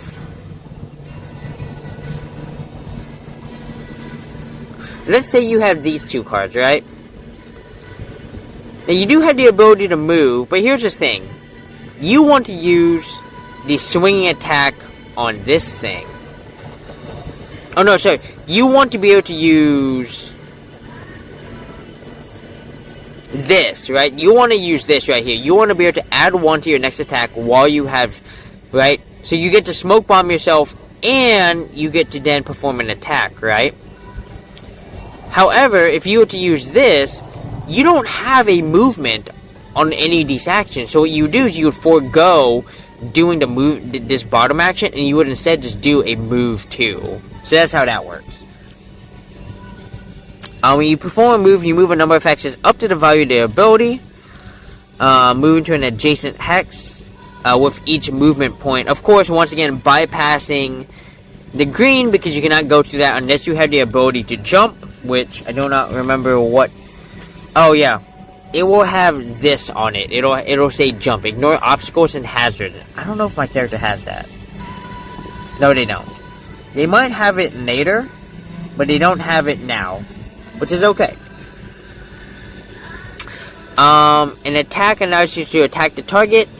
You deal damage equal to the ability's value modified by the attack roll. So this is what I was talking about, right? So, right? Say you want to attack with the Thief's Knack, right? And you choose, hey, I'm going to do 3 damage to you. You then roll the dice. It rolls an O. You look at the O, and you look at the O, and that's a +0. So 0 modifier, so you do 3 damage. They have 1 armor, right? So they have the ability to armor, and they can attack back at you. So, and our character does not carry any armor right now, which is fine. Okay. Let's see, yeah, and you look at the one where you're equal, right?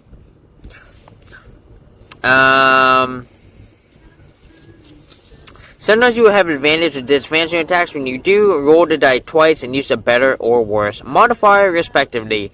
If you would have both, just roll once as normal. After each attack, move the cube down once not in the modifier tray or back to the top. So, as you go through, your cubes will move down. I believe the enemies will also move down, right? And then there's additional abilities here. We're not going to get into them unless they pop up here. Yeah, and I don't recognize any of them, right? At the start of each round, you'll pick 2 cards from your hand, which you'll play during the round. Do so now. And then order of initiative. After picking your 2 cards, choose the initiative value of one of them. This determines when you will take your turn during the round. The lower your initiative, the sooner you act. Next, you'll determine the initiative of the bandit guards. Roll the die and move the white cube on the monster tray to the slot matching the die result.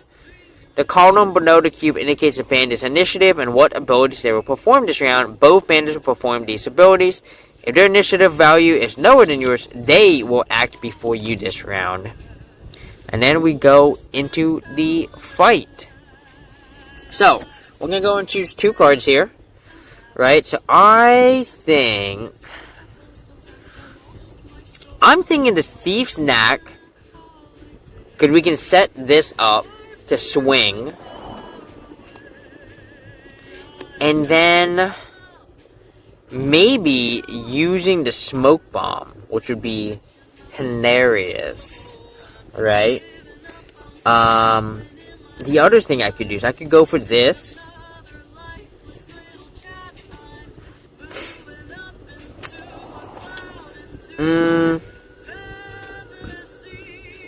You know what I could do? really, it not depends on whether I want them to go first or me to go first. Like, if I do a 12, I guarantee, like, these 12 23s, I guarantee go first. 60 64 means that they're probably going to go first, right? And so...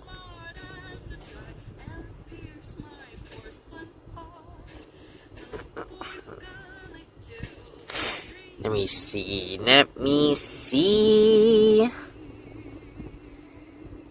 Control one adjacent enemy. Oh, what I could do is I could do quick reflexes. I could do quick reflexes to do 3 damage and then have him literally move onto that. I could do that. I like that. That sounds pretty fun. Like I said, I could also do the Thieves' Knack if I wanted to. The problem with Thieves' Knack is I had to pair it up with something snow. So, I mean, these two could probably go together. So, let's try that. Here's what we're going to do. I'm going to put these aside. I'm going to pick these 2 cards right here. I'm going to pick the Quick Reflexes, and I'm going to pick the Smoke Bomb. And we're going to pick the initiative of 12. So, let's go back. Right? So I have chosen the initiative value. So now we are going to roll the dice to see where this gets moved. Oh, God. Shit. Let that dice go. They rolled a plus. So that plus gets moved over to the 70. I was gonna go first regardless of whether they rolled, a 30 or not, right? Does this mean they swing a little bit harder? But that's okay, because they're not gonna be able to swing at me, right? So now I get to choose between the cards, right? So I get to go first. On your turn, you'll perform the top action of one of your chosen cards and the bottom action the other. You can perform either action first, and then after finishing an action, you flip that card to its B side and return it to your hand. If the action has an action bonus icon, instead place it into your active area below your character card now. How do I know if it has an active bonus? I don't know what that means. Is there something that tells me that? Let me see. How do I know if it has an active bonus? Active bonus, cards, and the active round bonus, and now flip to the B side. Okay, I think it would tell me. I don't think I have active bonuses on this. Alright. And then there's the B side. So that's how you get to the B side, right? So that's how you get over here. Alright. So, once again, because I get to go first, we're gonna move these. We're gonna move the dice. And we are going to, in order, we're going to do the quick reflexes first. That's going to allow me to move twice and swing for 3. And then I'm going to do the movement here, which allows me to control an adjacent enemy. I mean, what I could do is I could do Smoke Bomb first. No, that's not going to help me. That's not going to help.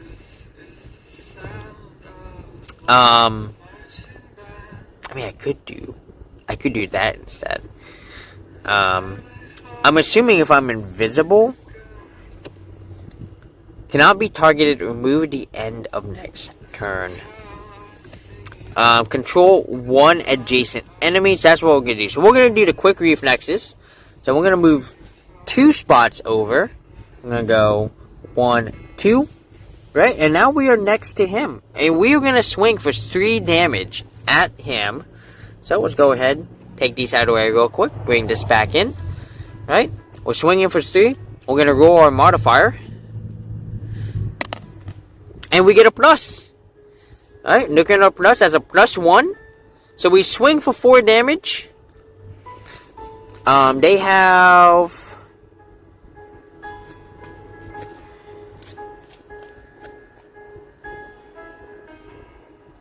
Let me see. Is that base armor? Let me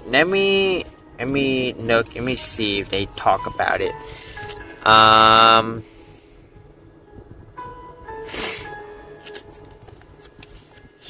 let me see if they talk about armor. Let me make sure I understand that these cards exactly. Track damage you suffer, blah blah blah, monster damage, right? Okay. Persistent bonuses listed on the bottom, such as Bandit Guard, Shield, S1, are active at all times. Round bonuses from the rolled abilities are only active once a monster has taken its turn, but they remain active until the end of the round. Okay. Multiple active bonuses stack. For example, the Q on a monster, they S1 round bonus once the bandits have taken their turn. This shield value is added temporarily, giving each bandit shield 2. Okay. So, he has a shield of 1. So, I cancel out that shield of my plus 1. He takes 3 damage, which is hidden the green. So, the green guy takes 3 damage. That knocks him down to 5. Alright, so we're going to take this away. We're going to bring these cards back in. Right? So, we did this. And now we're going to be doing this. I get to move 4, and I get to control 1 adjacent enemy and move him 1. So, I'm going to move him up 1 into this trap right here, right? You can see that trap. I'm going to move him into the trap so that he takes another damage. Now, I wonder, do traps prevent you from moving? I'm a little curious about it. Let me double check. I think they just do 1 damage and then you move on with your knife. Let's double check that just in case. Like I said, I don't think they get stuck there.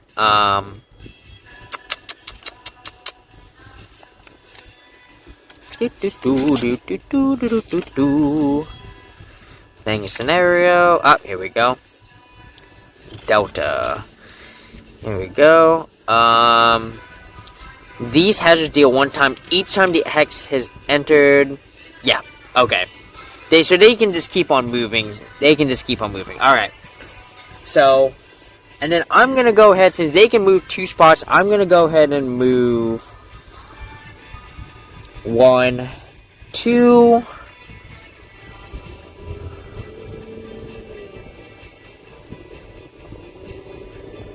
Now, I'm going to move 1, 2, 3. I'm going to move to the corner here. And I'm going to let them come to me. So I'm going to move to the corner here. That's going to end my turn. So now I flip these cards over. They become B cards. So basically what's going to happen is when I play these cards again, they're going to get discarded. They're going to become lost. Right?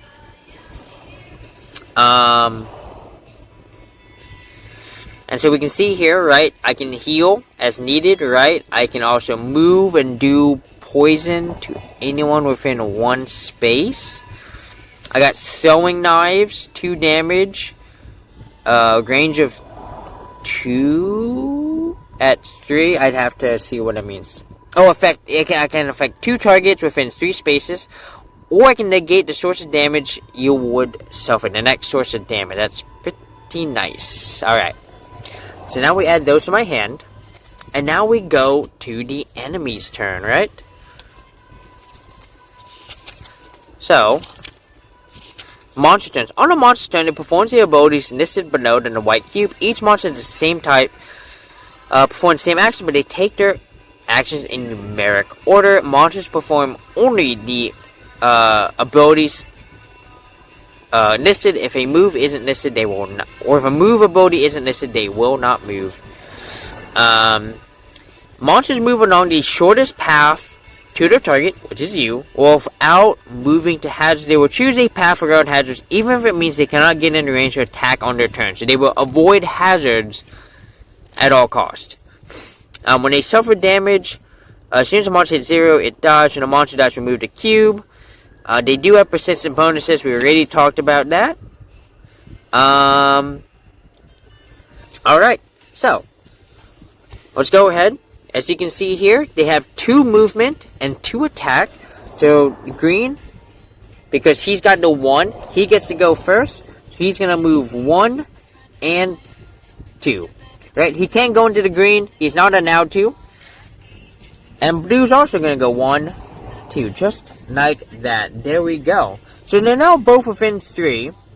So what I'm thinking here is I could risk it for the biscuit, but I also don't want to get trapped, right? I could try a throwing knife in them, but also they're gonna see, you know, trap me if I decide to try and fight. So maybe fighting isn't the best option here. Let me see something. So, where'd the book go? What did I just do with it? Alright, so the ability said that you should have 2 A-side and 2 B-side cards in your hand. Before you start the second round, learn about the effects of B-side cards. B-side cards in your hand can be picked to start a round. However, instead of flipping them to use, they are discarded and cannot be used again until recovered. Right, so they go into the discard. An ability with a target T specifies the target or targets affected. Okay, so this just talks about, okay. After performing an action with the NOS icon, place this card in your NOS pile to the right of the character, where it remains until the end of the scenario. If the NOS action has an active bonus, the card is still considered NOS and must be moved to the NOS pile when its active card bonus ends. Okay. Let's see. Yeah, B-side cards or discards cannot be used again until recovered. When do you recover cards? Elements, consume, resting. Oh, here we go. There were two ways to rest. You have a short rest and a long rest, and both allow you to retrieve cards from your discard pile at the cost of losing 1 card. You can rest only if you have at least 2 cards in your hand and or discard pile. You can perform a short rest at the end of a round. When you do, return all cards from your discard pile to your hand and flip them to their A side. Then you lose 1 card at random. If you want, you can suffer 1 damage and lose a different random card instead. Or you can do a long rest. Instead of choosing 2 cards for the round, you can declare a long rest. You'll take your turn at initiative 99 and follow these steps. Return all cards from your discard pile to your hand, then lose 1 card of your choice from your hand. Perform a heal plus to oneself. You will also recover items, but you don't have any items right now. You can learn about items after you're done playing the first scenario. Okay, so you can either do a short rest at the end of the round to return all cards from your discard pile to your hand, and you lose 1 card at random. So you kind of see there's like a time limit here, right? You really have to get through. So now that we've done that, so now we go to turn 2, right? So he's at 4, so we could try to kill him, right? We could do this right here. He'll take 3 damage. And then we could just do this throwing knife, right? And hope that we can just kill him right then and there. As long as he doesn't get a 30, we should be okay.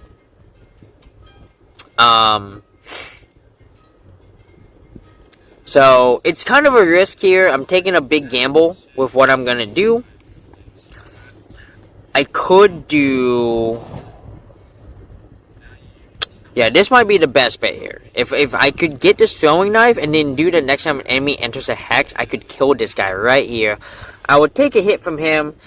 I think that's okay, right? Taking damage is fine. I don't think damage carries over. We're not even gonna exit. We're just gonna go for this. So we're gonna do this. We're gonna do a throwing knife. A knife, one might say.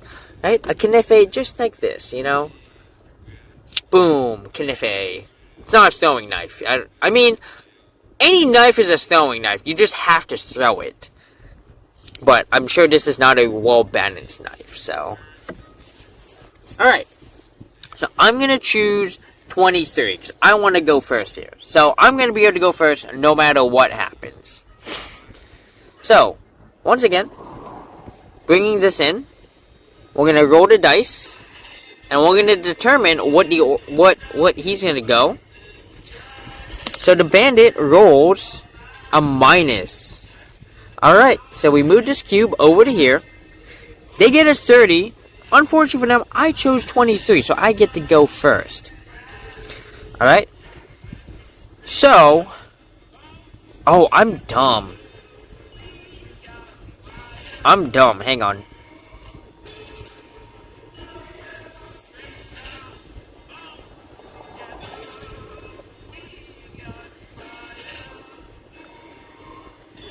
Hang on. I'm dumb.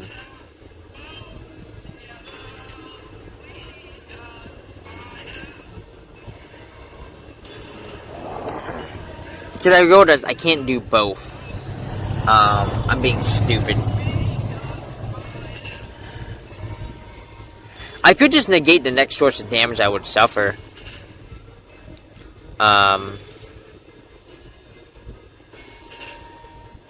Yeah. Do this, do 3 damage. What is that?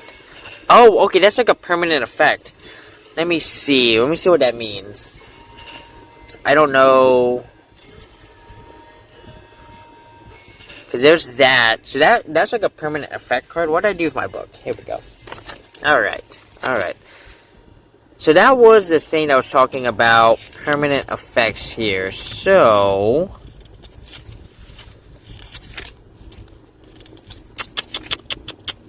No. Wait.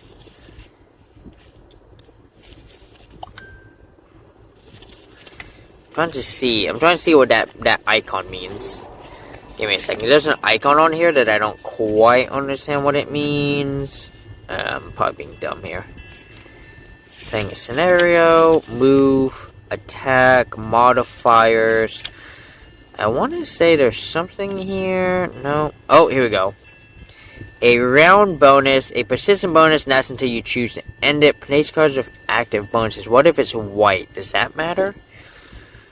I assume it doesn't matter. Yeah, persistent bonus and place cards with active bonuses above your character card in the active area. Okay, so I think that's what that means. Okay. Alright, yeah, if I'm reading this right, that's what that means. Okay, here we go. Yeah, so that's what we're gonna do. So I'm gonna activate this Thief's Knock. This Thief's Knock, next time an enemy enters a hex within 2 spaces, they suffers 3 damage. That becomes an active, right? So I would put that up here to represent that it is active. And then I'm going to do negate the next source of damage that you would suffer. So, put that up here to indicate that that's the one that's going to be activated. Right? And so now I end my turn. So now, we get these guys coming in. And I think when they just take damage, I don't know, does the shielding reduce damage, or does it only reduce when I attack? Let me see. When does shield apply? Yeah, shield is an active one that negates damage from each attack that targets you. Right?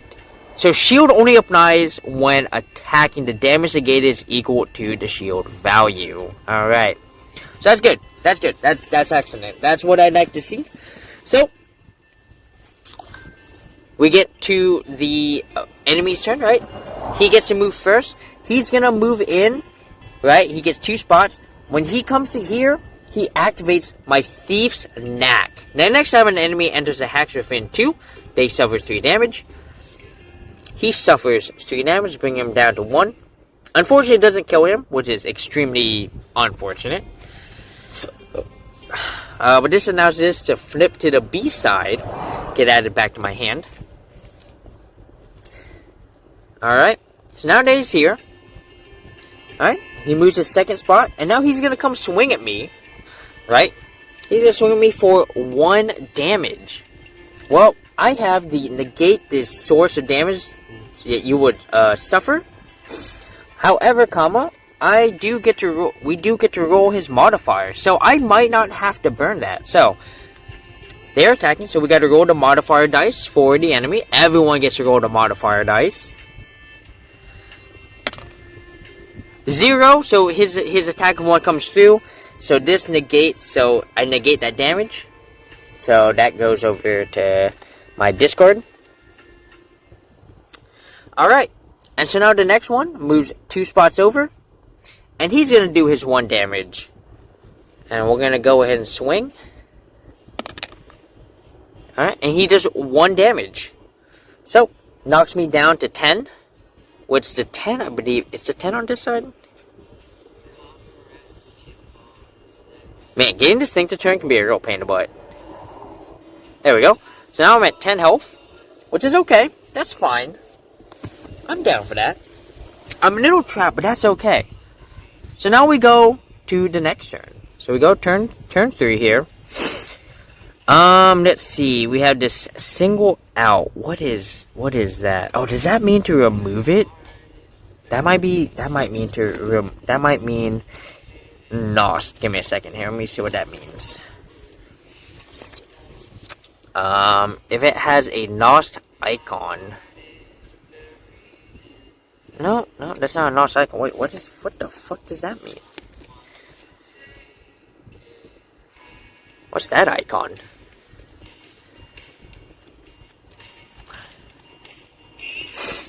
Oh,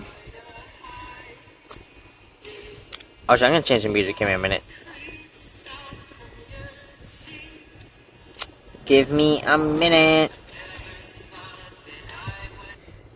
There we go. Get some good old Finding Paradise in here. And let's see. We got quite a few things in here. I'm not too sure what they mean. Pierce, win, push, card selection, blah, blah, blah. No. What does, ooh, buddy, I don't know.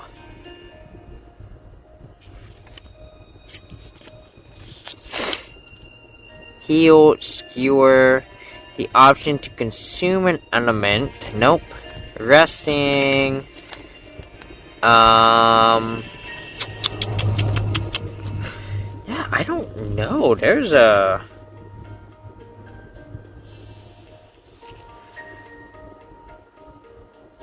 Oh, I think I see what that means. Okay. Hang on a minute. Didn't I just use a B card? Oh, I did. Oh, no, that would be discarded. Okay. Yeah, there's a little symbol here, and I don't understand what that means. And it's not in here. It doesn't explain it. Recover, retaliate, shield, X. It's not in here. I'm sure it is in here. It's just not telling me what that thing referenced. I probably just missed it.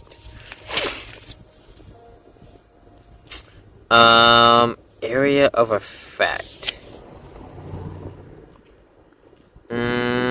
Conditions, round bonus, win. Start of each round. Yep. No. Yeah, I don't know. So this obviously means +2 attack if you meet this. My guess is maybe this means it's lost. I don't know what that means. I kind of want to shoot my buddy a text, cause he'll know. It could be a round bonus.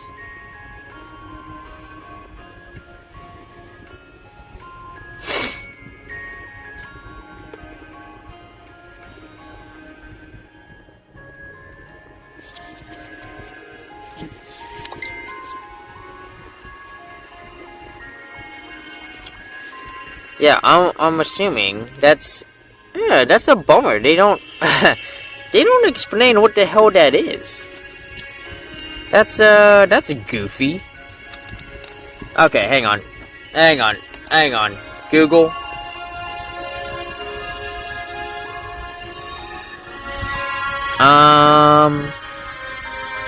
Gloomhaven buttons and bugs. Icon meanings. Give me a minute here.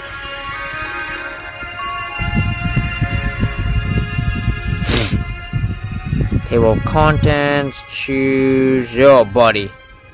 Oh,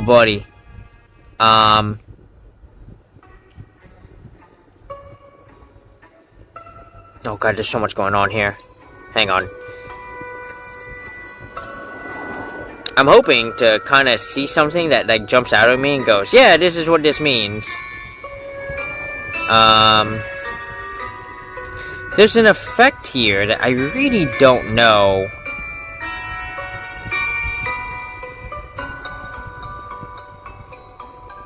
There's pierce, conditions, invisible, strengthen, a wound, poison, immobilize, sun, muddle, heal, active bonuses, shield X, retaliate, force movement.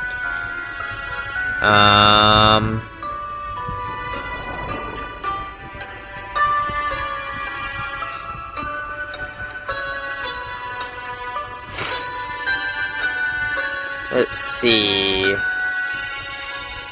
What's that? Okay, so that means the card goes away, right? So that means that card gets lost, I guess?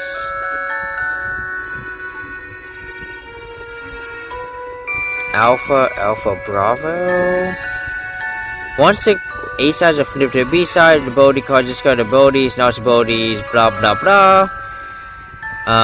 Basic actions, items, item limits, spent icons. Yeah, they don't do a very good job of explaining some of these things. It's a little goofy that I have to go in and be like, hey, what does this mean?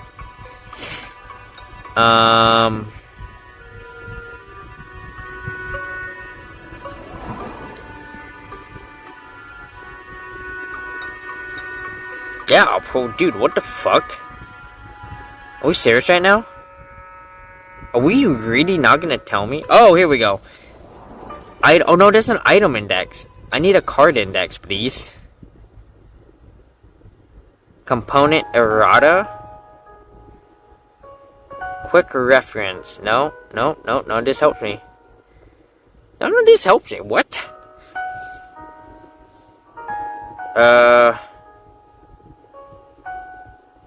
Okay, no, not that one. Pictures and discussion. There's definitely a couple things that are like, what in the world? The Doomhaven Buttons Bonks icon meaning black circle.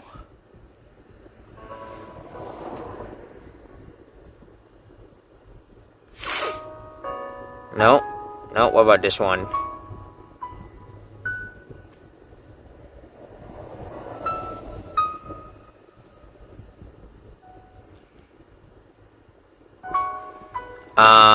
Oh, icon cheat sheet. Hang on a minute.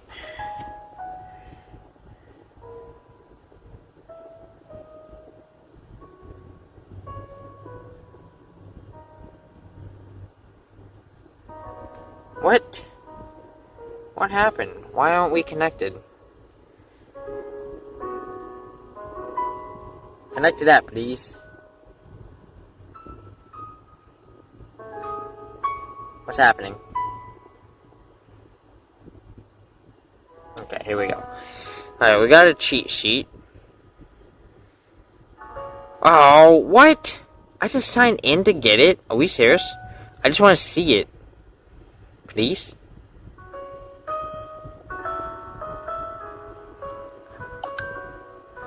Okay, you know what, guys? We're gonna go ahead and we're gonna stop it here. It's just because this is starting to take too long. But yeah, so that's Bugs and Buttons, y'all. That's Button and Bugs. That's Gloomhaven. We're gonna go and start putting everything away here. But yeah, I enjoy it. I think it's a lot of fun.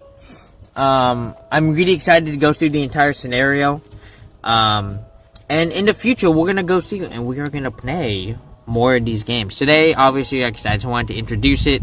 There's a couple things. Apparently, they're just missing some stuff in here. Like there's like a flying creature in here. They don't really talk about it here. There's just some goofy things that are just missing. I'm gonna shoot a text to my buddy and be like, hey man, what the fuck is that symbol? That symbol right there, man. How do you make a symbol and not put it anywhere about what that card even means? That's a little goofy, but that's okay. I assume it means lost. I don't know.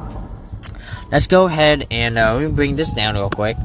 And let's go ahead and start putting everything away. So, I think the way I want stuff to go in, I definitely want these on the bottom.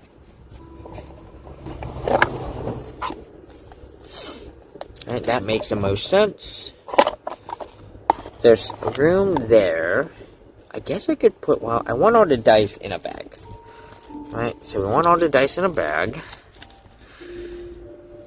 Let's make sure we get the two, make sure we get all the colored dice, put those back. Put all the white dice back.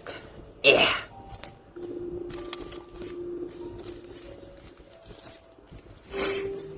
Boop. Do I want my dice in there? That'll be fine. That'll be fine. Alright, so we got these. Obviously, they want us to punch everything out, which we're going to go and do that. We're going to go punch these out here. There we go. There we go. There's that. Where's all the bags? Here's a bag. Am I missing a bag? Uh-oh. I might be missing a bag, because these guys were all definitely inside of bags.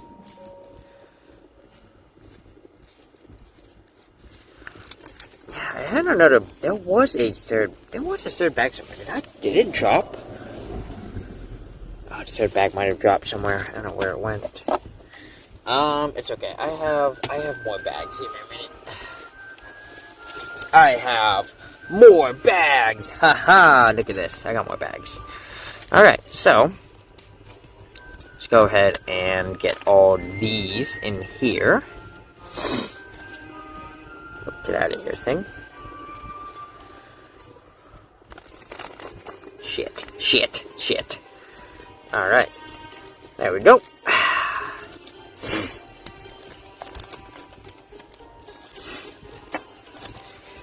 So these can get trashed. Don't need to make room for that anymore. Okay. I definitely do need to go out and go buy cards in these for these, because I want to make sure I protect these. Especially because I'm going to be taking this around the world with me, right? It's going to be a very good thing to keep safe, keep protected, right? Let's go ahead and put the scenario back together. Alright, so scenario deck has been put back together. Put the scenario deck like that. Yeah, so I can definitely put stuff on the side here. So if I put that there, oh, perfect. They fit in. So I probably just put the dice in like this. There we go. No. The dice don't like that. No, okay. Alright, we'll have to figure this out. Alright, so put these guys over here. Alright. And then I'm going to put these inside of bags too. I think that's a smart decision, right? Keep these together. So put those here.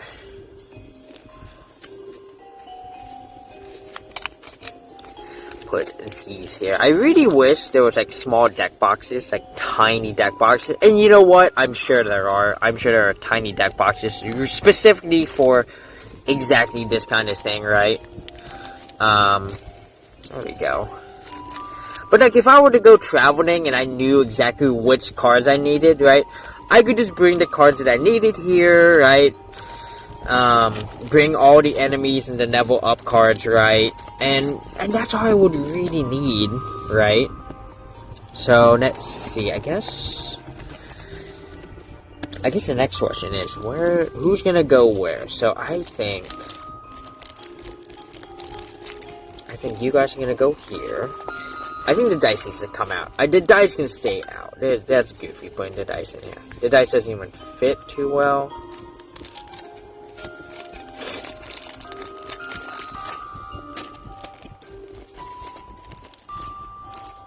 Come on. Yeah. Get down there, buddy. There you go. Put this here. Alright, so once again, we're gonna just cram it in. No. There we go. Just cram it in there. The dice can probably fit down there too. Can the dice fit down there now? Nope. But the characters can. Alright, we can put the characters right here. Put this right here. I'm gonna put... Oh, son of a bitch. I forgot to put this away. Fuck. Hang on. Wait a minute. Did I put all the heroes back too? Oh shit, they're up here. Okay. We can put them away. Alright. Put this away. There we go. There we go. Alright, we're making this work, chat. It's all coming together. Let's go. Put them right there. Put that in there. Put these right here. Put that right there. And the instruction book right on top. And look at that. Bugs and buttons. I already like it. I'm a huge fan. Once again, excited to try this. If we ever decide to go flying somewhere, you know, we're at the airport, we got time to burn, right? I might kick on the stream, and we might do some buttons and bugs, because this game travels really well. It's a full game right there. So yeah, that is Gloomhaven buttons and bugs. That's one of the games that we got to try out. Let's go ahead. Let's pull out another game that we bought, right? We're gonna pull out Sage Stone. So y'all probably saw this. I posted this on the Discord, right? You might be wondering, Fiona, what the hell is this game about? Well, let me show you. I should probably get her off of stream. The wrong person to come in, and they're gonna see titties, and they're gonna be like, titties! Alright?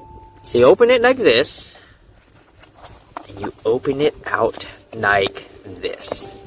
Now, the only half issue I have with this is, this game does not stay flat. You had to give a good old bend here to hopefully get them to stay out. It's a little annoying here.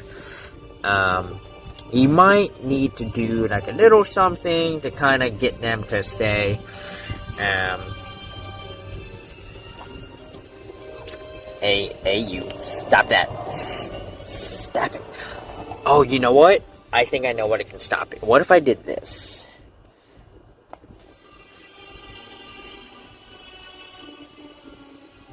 It's not open. You're doing nothing, sir.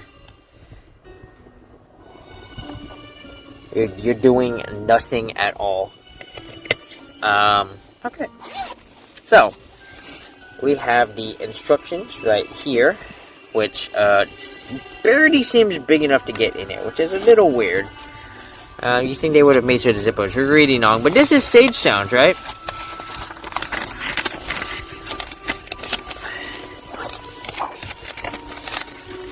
And the way this game works is the first play, right? The first player to place all the stones on the board wins. So let's go ahead. Let's get all the pieces that we need, right? So here's all the pieces right here. Wham bam, right? So we've got all this. And let's bring them out. So the way this game works is you get 3 dice, right? And we're gonna go ahead and watch it. We're gonna bring back this thing right here, and we're gonna put this right here. This should help, hopefully. Hopefully. Oh, what if we use my knife? Ah, there we go. If we use the knife, there we go. We got it, guys. We got the knife. All right. So what's gonna happen, right? Is you're gonna take your dice. Well, sorry. First, you're gonna pick a color, right? So let's say that we have green. Alright, we're going to do green versus red, right? Christmas is coming up, why not, you know? So everyone gets, I believe, 10. 4, 5, 6, 7, 8, 9, 10, yep. 2, 3, 4, 5, 6, 7, 8, 9, 10, alright? And then we can take all the pieces, we can put them back. Here's what I'm going to do. I'm probably going to organize them into their own little baggies so that we don't need to worry about this, right? We're going to just, you know what, let me just organize the colors real quick. Now, you can see the other colors you get access to. Now, here's the thing about this game, right? When I played, right, they had a deluxe version where you could buy, like, special pieces. From what I understand, as long as the pieces you use work on here, they work, right? So if you want to get, like, a ton of miniatures and use miniatures to represent your character, right, by all means, have at it, you know? I didn't bother buying the deluxe stuff because I was like, oh, I don't mind this. They were like, it's more for colorblind people, right? But it's also nice to have it. I'm like, okay, I get that. But also, I can just buy pieces that will work, right? I didn't see a need to, like, buy the advanced pieces here. So, let's go ahead and get these, put them in here. There we go. Yeah. We got all the bags. All of the bags. I know I have more bags somewhere. That'll be fine. Alright, get these all in here.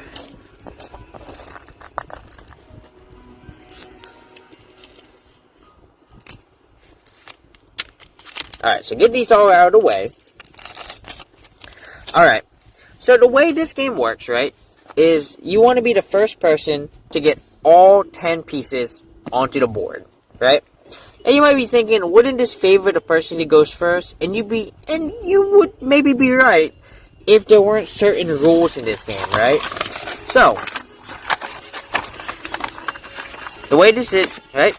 So, say you just roll these 3 dice, right? So there's a 1, there's a 2, and there's a 3, right? There's not a 4, 5, and 6. There's just 2 1s, 2 2s, and 2 3s, right? Alright, now, you roll these 3 dice, right? So you're gonna roll these 3 dice, and you're gonna add them all up, right? So over here, we have a 3, and a 2, so that's gonna be 8. So then you would take one of your pieces and put them on that numbered row. Unless you rolled a 1, 2, and a 3, right? So if you roll to roll a 1, 2, and a 3, you skip your turn. You don't do anything.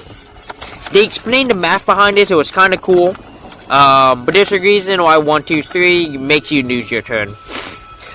If you have all 3 faces the same number, you get to go again. The moment you place a stone another sage of stone on 2 sides, that second sage of stone is removed from play and returned to the pool of stones.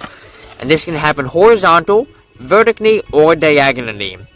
Now, I will explain what that means in just a minute. Should a column be completely full of stones, and that number is rolled, treat the roll as a 6.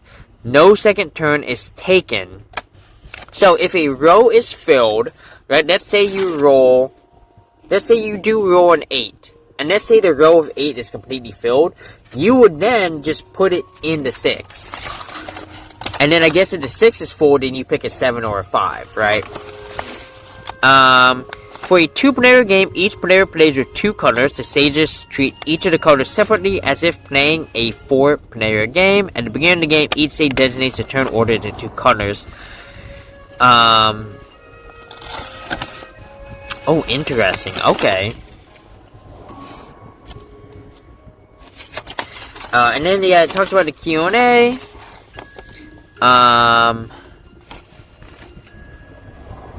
Oh, shit.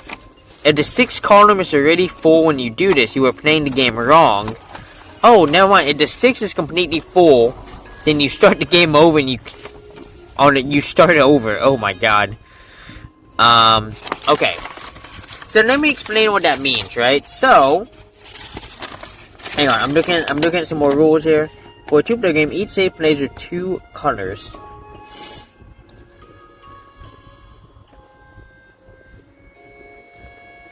Okay, that's interesting. Well, we're not going to do that. We're just going to play with these 2 for now. Just to quickly show off the game, right? So what do you mean by surrounding? Let's say red goes here, right? Let's say green goes here. Let's say red decides to go here. And then let's say green rolls an 8. If they go here, they are now surrounding. These 2 would get removed and go back to red. So that's how you get rid of stuff on the board. These stay on now. Alright, let's make the example smaller. Let's say that this was the setup. Let's say red was here, green was here, and then green put 1 here. This red would go away, right? Red, if they roll a 6, should then take this and put it back like this. And now that's safe. Unless green were to do this. Then that would go away again, right? But you can put it in between 2, and it will be able to stay there, right? You only remove it at the time that it gets placed, right? Now, let's say that happens. Let's say that green does this, removes red.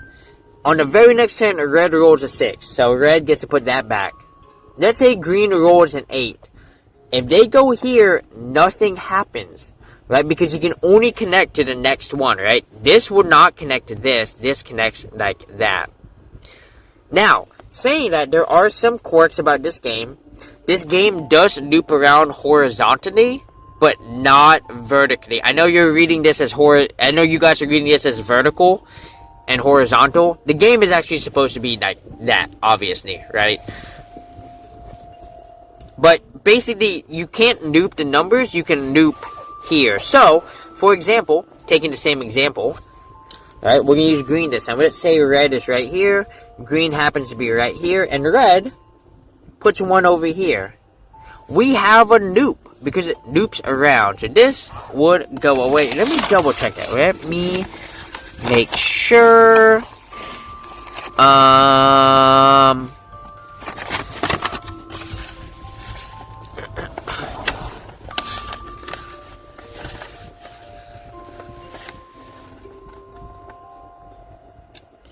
Yeah, this can happen vertically, horizontally, diagonally, and wrapping along the non-numbered edge of the board.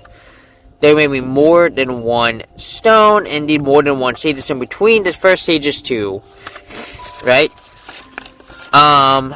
So they show you this example of wrapping around the edge, right? And it also works diagonal, right? So, let's reset up this example, right? Let's say you do this, and let's say you put one right here. Oh my god, this makes my brain hurt, right? Right, so bam, bam, and then the next one would technically be here, so he's being surrounded right now, so that would once again go away, right? And so kind of, you see it here, right? Bam, bam, and then that next one's actually technically this one, and so that's wrapping along the edge here. So let's go ahead, we're gonna play, just a quick game, couple quick turns, to show you Sage Stone, just to show you how this game works here. So, right, in fact, I'm going to, give me a minute here, nah,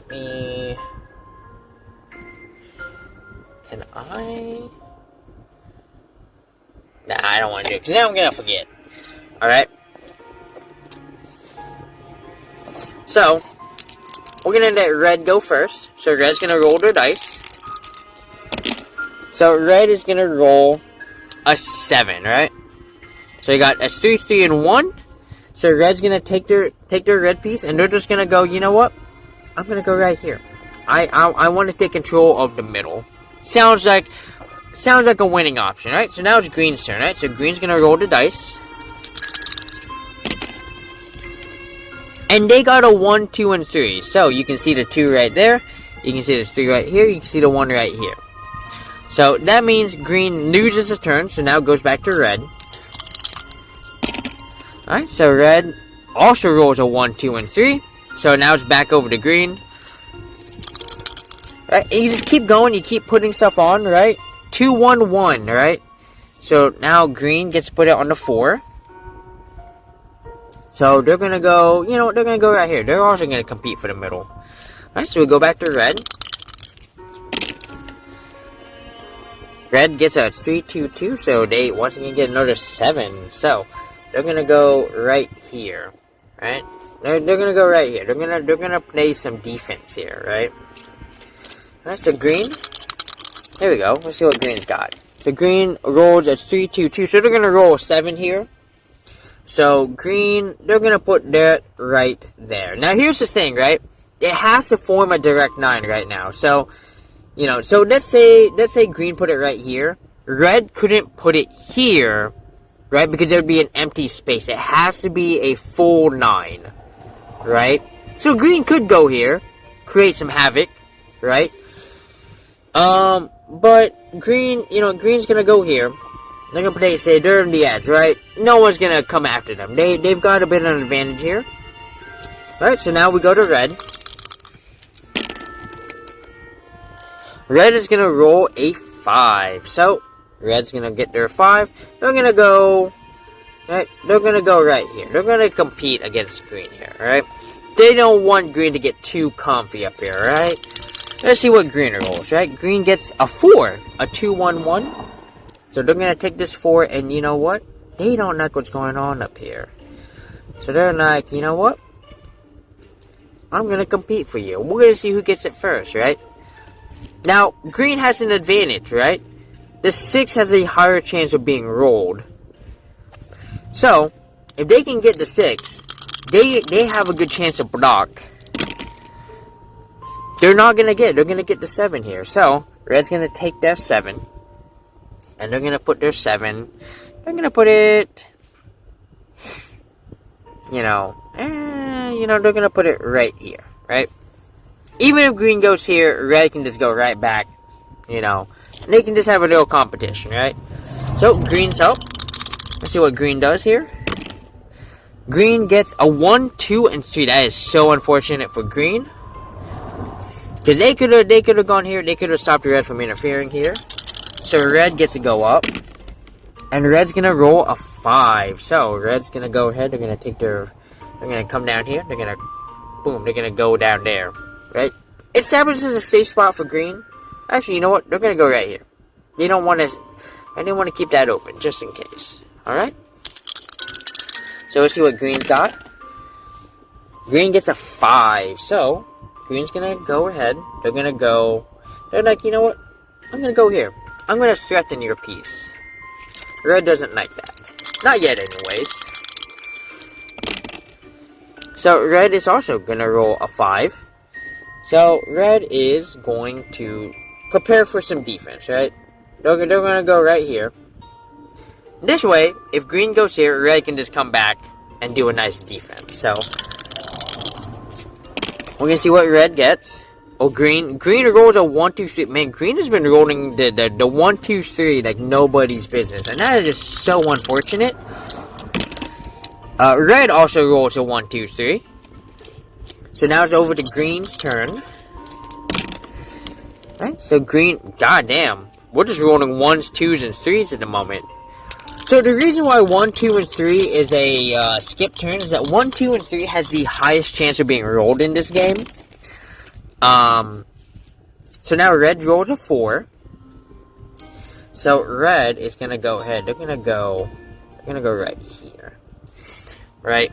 Now, this game it's supposed to be a lot longer, right? If you're just doing a 2-player game, you're actually supposed to play with 2 colors each. We're just doing this just to quickly get through this game, show it how it works, right? It's supposed to be a lot more crowded than this. Oh man, look at that. Green gets the 2, 2, and 2. Right? So that's a 6. Green will get to do some damage here. So they're gonna put it here. They're gonna take out the red. And because they rolled a 3 2s, they get to go again. And that's huge for them. And they're gonna roll 1, 2, and 3. So they're not gonna do a whole lot with that 2, 2, 2. Unfortunate. This allows red to go up. They're gonna roll a 1, 2, and 3, right? And this is just how the game just goes sometimes. Sometimes you just roll out 1, 2, and 3. Right? 3, 4, 5, 6, 7. So green gets to roll to 7. Right? So they definitely want to go in the attack here, right? So they're gonna go ahead, they're gonna take out that red piece right there. So red's gonna roll. And red is gonna get a 4. So let's see. So they want to be careful here. They don't want to go here. They could go here, try to get that, but that could provide a space where, green could get pretty crazy here. So they're gonna do this. They're gonna do this. They're gonna come here to help provide a little defense, provide a little attack here. And if green goes here, then a 3 helps save them, right? Alright, so now it's green's turn. Green can take control of this game right here, right? Oh my god, and green's gonna roll a 6 with 3 2s once again. So, now, let's see what they want to do. You know what? I think they're gonna attempt an attack here. They're gonna go right here. And now, if they can roll 3 1s, that could put red in danger. Right here, They're not going to get it, though. They're going to roll to 7. That's okay. They're going to come here. They're going to take out that red piece. Red's going to have a little trouble with the with the competing, but that's okay. Let's see what red gets. Red gets 3. They get a 3. Look at that. 1, 2, 3. You see, does red have an ability to remove anyone? They do. So they're going to come here. They're going to remove this green piece. And they get to go again because they rolled 3 1s. Yeah. So 1s and 9s are the rarest, but they let you go again. They're going to roll a 5. So they're going to have to be careful here. They could go here, but if green rolls, a 5, they can go there. So their best bet is probably to actually go right here, right where it's nice and safe. Ain't no one going there. And now green is up. Alright, so green rolls an 8. There we go. There's a number we haven't seen yet. And they're going to put it here, right? Higher chance of rolling a 6 at some point before red can roll a 9. Alright, so red's going to roll. They get a 5, so red's going to roll 5. No good attack so far, which is not great. But red needs to go into attack here. So red's going to go here. They're going to attempt to get that 6 out of there. Green is up. And green is going to roll. Oh, they're going to roll to 1, 2, 3. That's not good. Green really did not need that 1, 2, 3. Because red comes in with the 5. Alright, so red trying to stay alive here. They're going to go... They're going to go right... Oh, they got to be careful. They're going to go right there. Alright, so green is up. And green is going to roll a 5. So they're going to go ahead. They're going to put it right here to remove this piece. Which allows red to go up. But now red has to roll a 5, right? Because if red doesn't roll a 5 and gets a re-established presence, they're in trouble, right? They get the 5. Look at that. Red right back in the game. Comes right here. Knocks green out. Green's going to take their turn.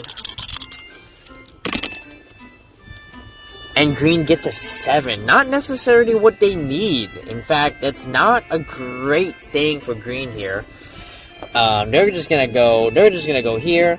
And they're gonna hope that red rolls a 1, 2, or 3.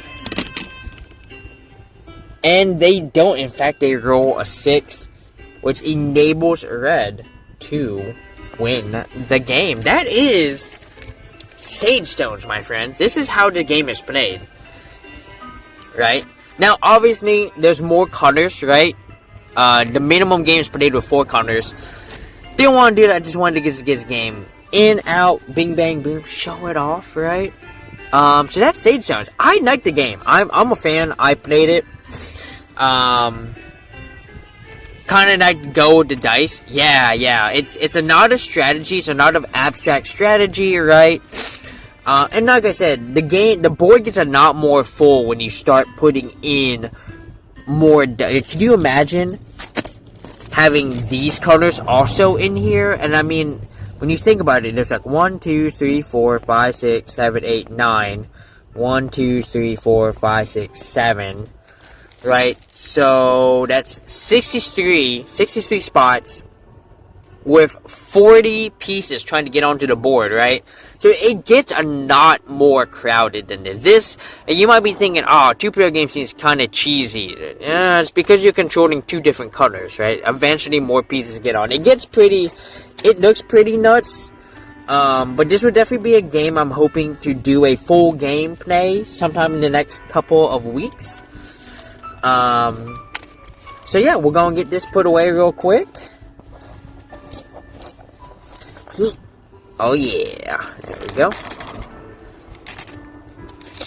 Yeah, it's super cool. And then I'll talk about the math, why 1, 2, and 3 counts as a lose your turn, right? So in this game, right, just like any other dice game, the closer you are to the middle, the higher your chance of rolling it, of rolling that, right?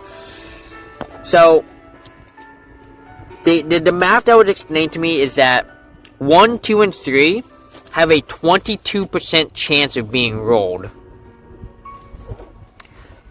A 2, 2, and 2 has an 11% chance of being rolled.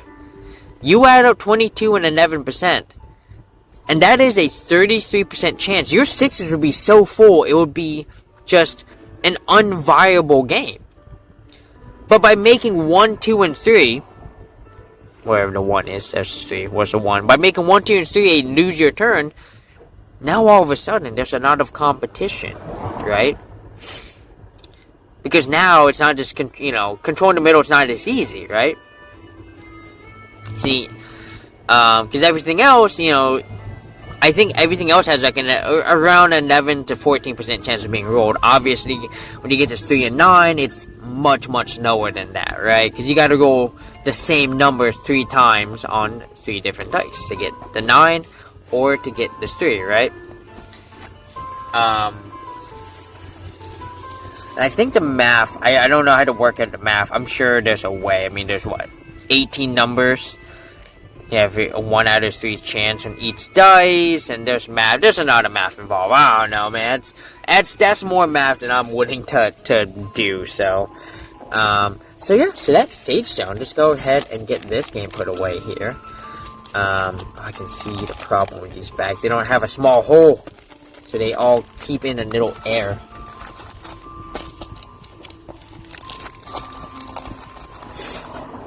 They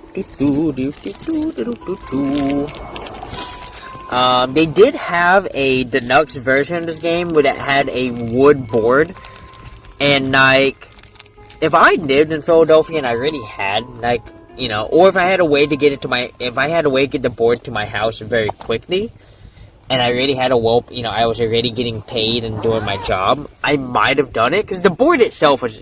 Like, the wooden board was like $300, but it was gorgeous art. But I was like, you know what? I'm down paying $75 just for this. I do like the scroll aspect of this. Like, that's really cool. I think the rulebook could have used a little bit more work. I think it's a little, I don't know. I think the rules could have been smaller. I think they could have done a little bit smaller, maybe laminated it, but I mean, this will be fine. I guess if I wanted to, I could laminate it myself. It just almost feels like it doesn't fit in here, almost, but yeah, so it just goes like that, and then you just go, whoop, just roll that up, and then you just bring that over. Oh. Did I not roll this enough? How tight does this have to be? How tight this has to be. Come on.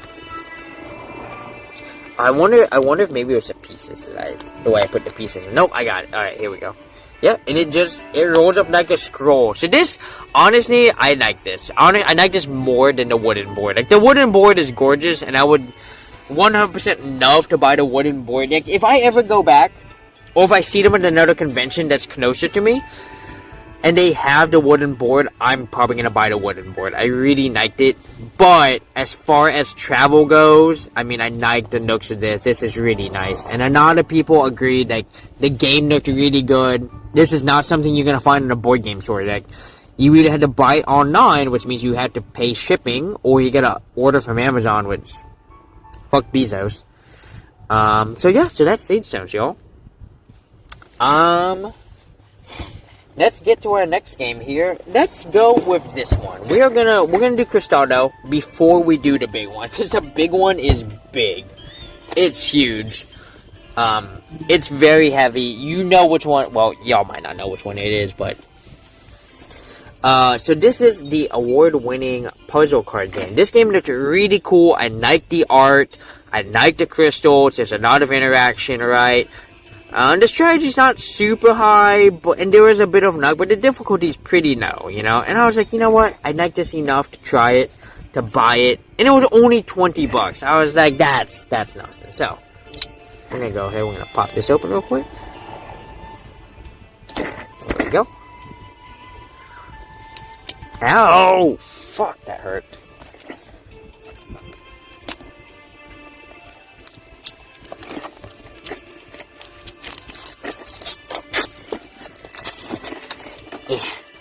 Yeah. Oh god. Oh god, what's happening? And so this is for 1+ player. I don't know how you will play this with more people. I mean, I guess you would just have more people do the drawing, I guess. So yeah, let's go and open this box. And everything we need is in here. Ooh. Ooh. Kinda...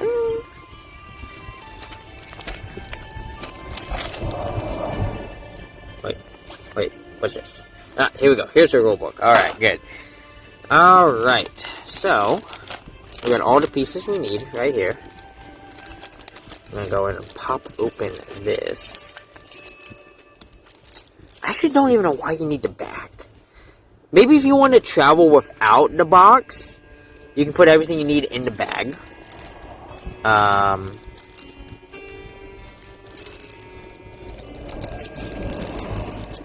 You're kind of worried I'm sleeping? No. I found room. I made room. I am not sleeping on the board games.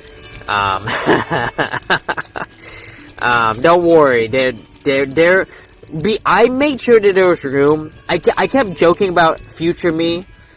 I mean, it's still a concern, right? Because I still had to pick up stuff from my papa's house, right? And I really needed the maximum room possible.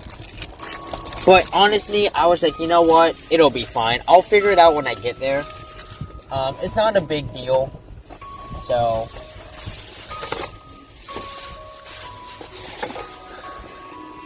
Alright, so, let's go and get all the cards out. Oh, did I not?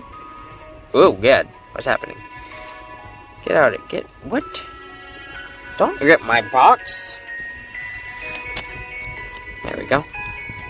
Oh, okay, hang on a minute. Fox, get out of the way.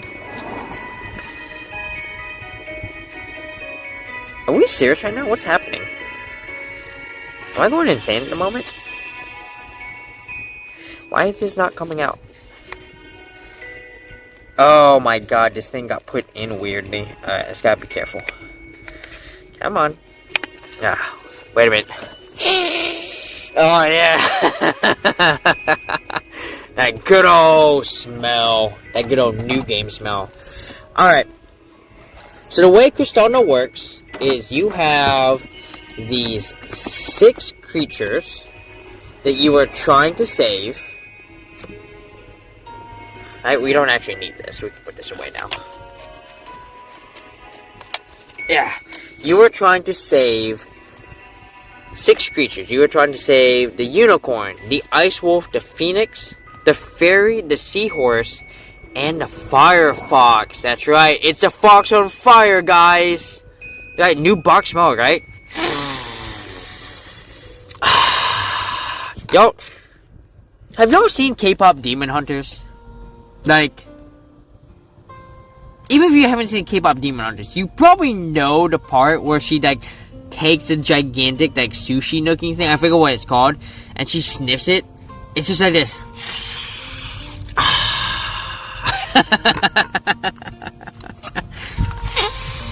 Oh yeah, the new box smell, baby. This is gonna keep that new box smell for a while, because I'm not gonna open it until I'm ready to play it. Like, until I get the setup, I want the new box smell to stay. I'm super excited to play Whipswood at some point. So, alright. So, you have to free these creatures. And so, basically, the way this game goes, we're gonna put them... Yeah. Right, so you take all your pieces right here. Right?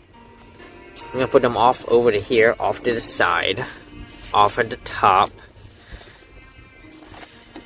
And we want to put our crystals on them. Right? That match your colors. Right? Firefox gets red. The seahorse gets blue. The fairy gets purple. The phoenix gets orange. The ice will. Oh man! Oh man! Oh man! This thing is leaning a bit, so we're gonna bring them down a little bit. There we go. They don't need to be on the card themselves. And then the unicorn is now, right? And the goal of the game is to free all 6 animals and to trap the black dragon. And you do this by gaining these crystals. You might be wondering, how do you do that? How do you gain these crystals, right? Very simple game here with treasure, bonuses, and magic, right? The rulebook, pretty simple. I actually don't really need to do it until we get to the dragon. We're not going to go very far in this game once again. We're just going to show off how this game works, right? So here's the key. Same color, same shape. Same color, different shape. Different color, same shape. Different color, different shape.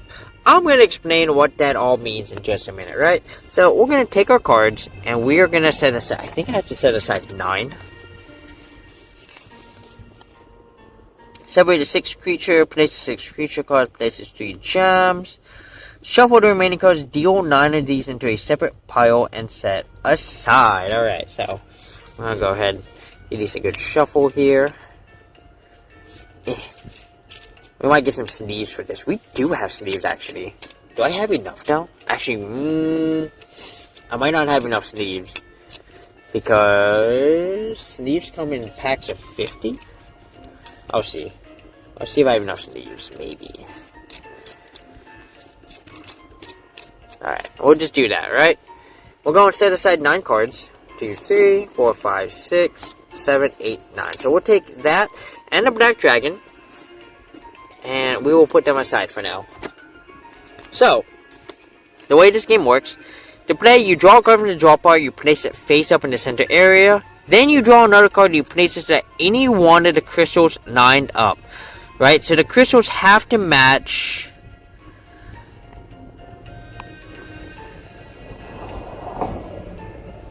Let's see. Crystals do not need to be same shape or color. This is further explained on page 5. Okay, so you just kind of just put stuff together. So, here we go. Right? So we're going to draw a card, right? I'm just going to put that. We're just going to put that right here, right? Whatever, that's fine. Now, there's only 3 on here, right? So you have the purple crystal, and then you have these orbs, right? You have a red orb and a blue orb. These orbs will tell you what color crystal you're going to take when that time comes, right? So now, you can take another card, like this, and now you have to attach it. You have to attach it that the crystals are touching in some way, shape, and or form, right? So you could do it like this, right? You could do it like this. You can do it like this. Shit, if you want, you can do it like this. This game allows you to get pretty fucking crazy. It's pretty cool. You can really pretty much cover up things however you want. You can do it like this, right? This game is pretty wild in what you can do, right? So we're gonna go here, right? The crystals don't have to match. You just need crystals to touch crystals, right? It's kind of crazy, right? You can also see why we're not gonna play a whole game, because we need a shit ton of room. You can already see that this is already gonna have problems fitting on here. Can you imagine trying to play this whole game? This is not a game we're gonna play until I have a full board gaming table, right? So you just want to make sure the crystals are touching, right? And at this point, we are aiming for the different color and same shape, right? That's what we want. So, either one here works. So we're going to draw another one. And we are going to draw, look at that. We are going to draw the same shape right here. So we are going to go ahead, we're going to bring this in right here. And this is going to create what is considered a square. So, let me read on what the X means. This is called a crystal set. To create a set, you will need to make a square with 3 crystals and 1 colored orb. The crystals may be combined in any of the 4 ways shown on the key card, right? So here's the key card, right? They can either be same color, same shape. They can be same color, different shape. They can be different colors, same shape. Or they are different color, different shape. This one, you can see that they are all different colors. However, they are all the same shape. Oh, no, wait. Oh, they are not the same shape. This one is a twoozer. Oh, no. Oh, fuck. Okay, I fucked up. Okay, hang on a minute. Hang on a minute. I messed up. I messed up. Oh, no. Oh, no. Wait a minute. Ah, shit. Okay, maybe, okay, let's do this. We want to make it, we could go like this, where we just cover it up. I don't think that's a smart move, though. And that'll be okay. Okay, so at this point, we can go with the same color. Well, they had to be same color, same shape. Yeah, I goofed, uh-oh. Hang on. Okay. Hang on. Hold on. Okay, we're gonna go here. So if we find a oneer, we can replace that, and it'll work out here. This will work. Okay, here we go. Here we go. All right. So now we have a setup of different shapes and different colors, right?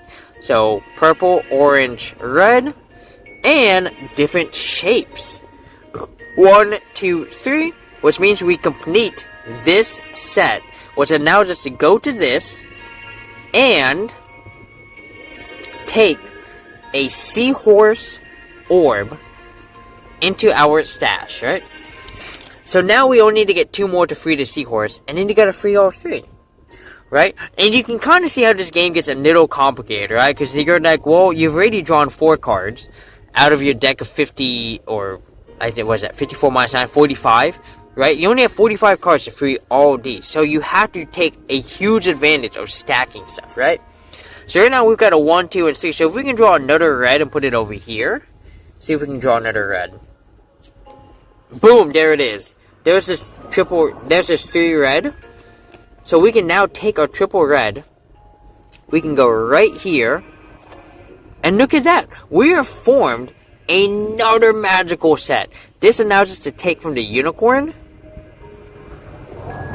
And that's the game right there. The goal of the game is to get all that removed, free all the creatures, and then you go into phase 2, which is to fight the black dragon. I mean, look at him. Look at this dragon. He is like, what's up? What are you gonna do? I don't know, how, So let's play for a little bit. Let's see what happens. Now I am curious, like, what if I can once I use a crystal set, a crystal can be used to complete more than one set, creating a larger crystal cluster from the first set. So an example 2 above, another double purple crystal could be played to complete an additional set with a red orb. Oh yeah, so they're saying here in example 2, right? So they're doing exactly what I did, right? But they had the 1, 2, 3. If they get another 2, a double purple crystal, they would do that again. Once you create a crystal set, note the color, the orbs on it. Place that gem, congratulations, continue until you have freed all the creatures. And then you can collect treasures. There are also treasures to collect, which I presume that if the treasures are face up. The treasures may be collected by loading up both of the 2 orbs on the card. Oh, wait, what? Hang on a minute. Hang on, what do I do with the crystal? Once you have completed, note the color of the orb that completes the square. That orb is, remove a gem from the creature card of that color. Place that gem on the orb that completes the square. The orb on the creature is now dark. Oh, that's how that works. Okay. There we go. So now I can't reuse that orb, because that orb has already been lit. Now, I was curious, could I just stay here and just keep stacking? No, now I have to build out from there, right? But now we have a red here. So if we get an orange too, we can just be like, well, that's an orange 3, so that doesn't help us. But we can use this orange 3 to go right. We can use that orange 3 to go right here. And now if we get an orange 1, we can go here or here to help create, right, a situation that can help us, right? So let's see what we draw. It's an orange suit. That doesn't help us. Well, no, it doesn't help us. And here's our magic stick, right? So we have to light both if we want to connect that magic stick here. So I think the best way to get this to be used would probably be to go over here. Oh god, you can already tell we're running out of room, chat. Oh no. Well, this game's not gonna go too much longer here. Even if this, ooh, we could go here. We'd have to, oh man. I don't know if I can ignite that. That'll be okay. Okay. Move out of the way. Okay. So you put this right here, once again, same color, different shape, so 1, 2, 3, so that lights up another seahorse. So that seahorse goes there. Now we have to be careful, right? Because once the seahorse is out of here, she's safe. So now we got this. We got a twoozer. Oh, boom, we can just go right here. So we're just going to put that 2 right here. Right? Let's see if I can lower that for a little bit. So that 2's going to go here. It's going to ignite the purple. We're going to get the one from the fairy. And we're going to see if we can, Ooh, look at that. We get a shield.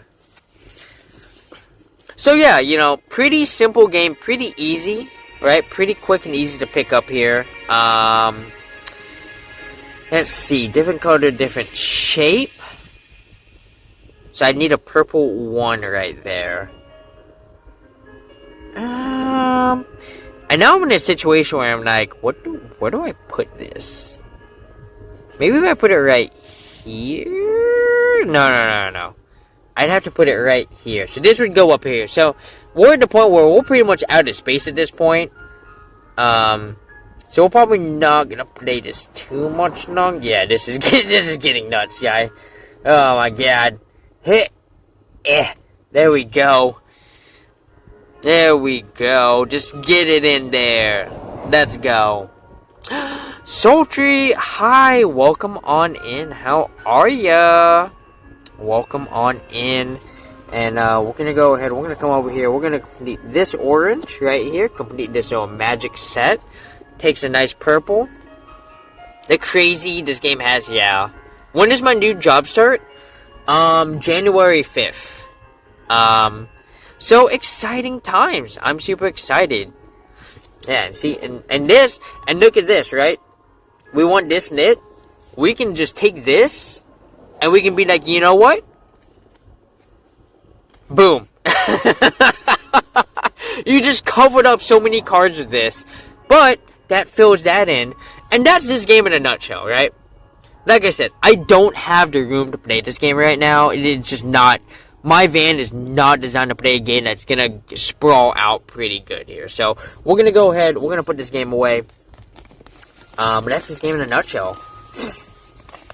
And like I said, your goal is to connect all of these, right? Once, right? So, let's say we did get the third one off the seahorse. The seahorse would be like, yay, you saved me. And the seahorse would go away, because you saved the seahorse. You set him free. So, but Sultry, how are you? Welcome on in. So good to see ya. How are you doing? How goes your Monday? I hope it's going well. We are just previewing, demoing games that I bought from PAX Unplugged, which we went to this weekend. Right, some of the other games that we've played that we have talked about. We talked about Gloomhaven, Buttons and Bugs, a solo RPG game. Fantastic. I love this game. The game's great. We got some Sage Stones. Right? Really enjoyed this. This was pretty fun. This is a game about trying to get all your stones onto the board. There's a bunch of rules on, so that whoever's first doesn't just automatically win, alright? There's obviously, challenges. There's, rules and stuff, and then I also bought Whipsword, which we will not open.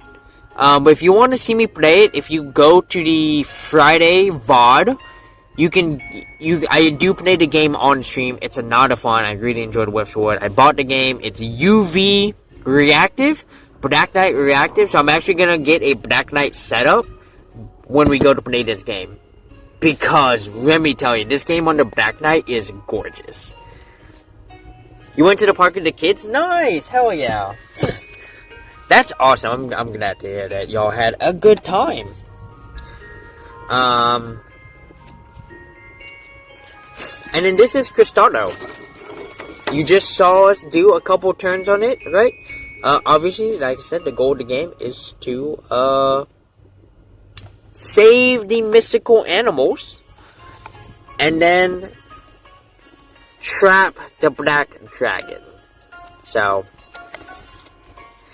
and I guess I know some of these. I mean, we got the Firefox, right? The Seahorse, right? The Phoenix, the Ice Wolf, the Fairy, and the Unicorn. I mean, hell yeah. Alright, let's go ahead and put these games away. And it comes with a little bag, which you don't actually need. I think the bag is there for, like, maybe if you wanted to bring the game with you, but you didn't want to bring the box. Because you really don't need the bag. The bag was kind of worthless, so I'm like, why? I guess.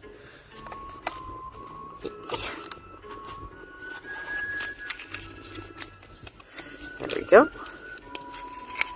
There we go. Alright.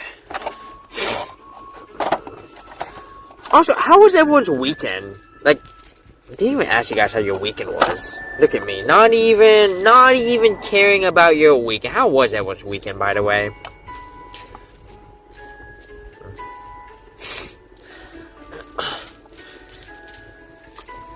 I do love a good park walk, you know?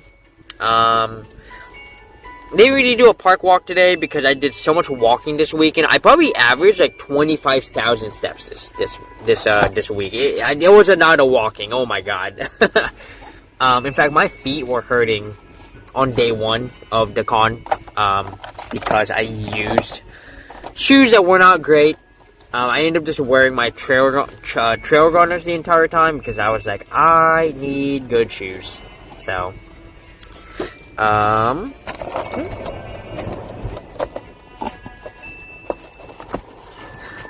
technically, you would put the 6 crystals here, but I think that's a little goofy. I don't know what I'm going to put there. I'll find something to put there at some point. So yeah, that's Cristano. So let's go ahead and take that. You saw the fam yesterday? Nice! Hell yeah. Yo, speaking of fam and stuff, right? And feel free to not answer, right? I understand this could be a hard thing to answer for people, but who's going to see family for Thanksgiving? What are people's Thanksgiving? Sorry. Don't answer that question. What are people's Thanksgiving plans this week, right? Do you have a tradition that you like to do for Thanksgiving? Right? It's coming up. There's no denying it. It's coming, right? Sorry, the next holiday is not Christmas. It's Thanksgiving. Let's give the turkey his love. I am not seeing family. You don't celebrate colonialism. I dig that. I still do, like, I go do stuff on the day. I go to Waffle House. That's my Thanksgiving thing, is I just go to Waffle House with friends. And mind you, I'm not celebrating Thanksgiving, right? I'm more or less, Waffle House is the only thing that's open on Thanksgiving. Right? I guess my question, right?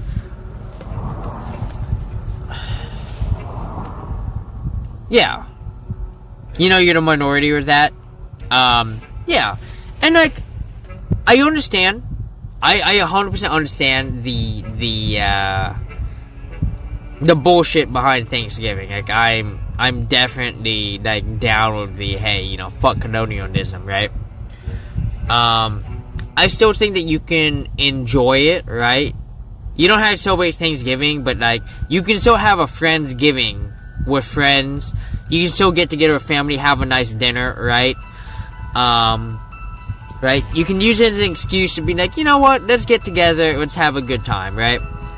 And I know a lot of my friends, right, especially back in Washington, they all do Friendsgivings, they get together, everyone brings a potluck, right? It's a great time, you know.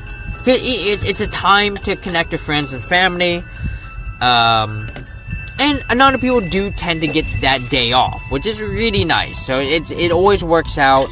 It doesn't always work out, but you know, a lot of people are able to get that time off and come hang out with friends and family. So, you know, so yeah, I get it. I currently do not have anything planned for Thanksgiving outside of my Waffle House excursion. I've done Waffle House on Thanksgiving every year, and I intend to keep, well, it's gonna be my 3rd year, but I intend to make it like a permanent thing, right? Like, there is a Waffle House in Albuquerque, I think. Let me double check that.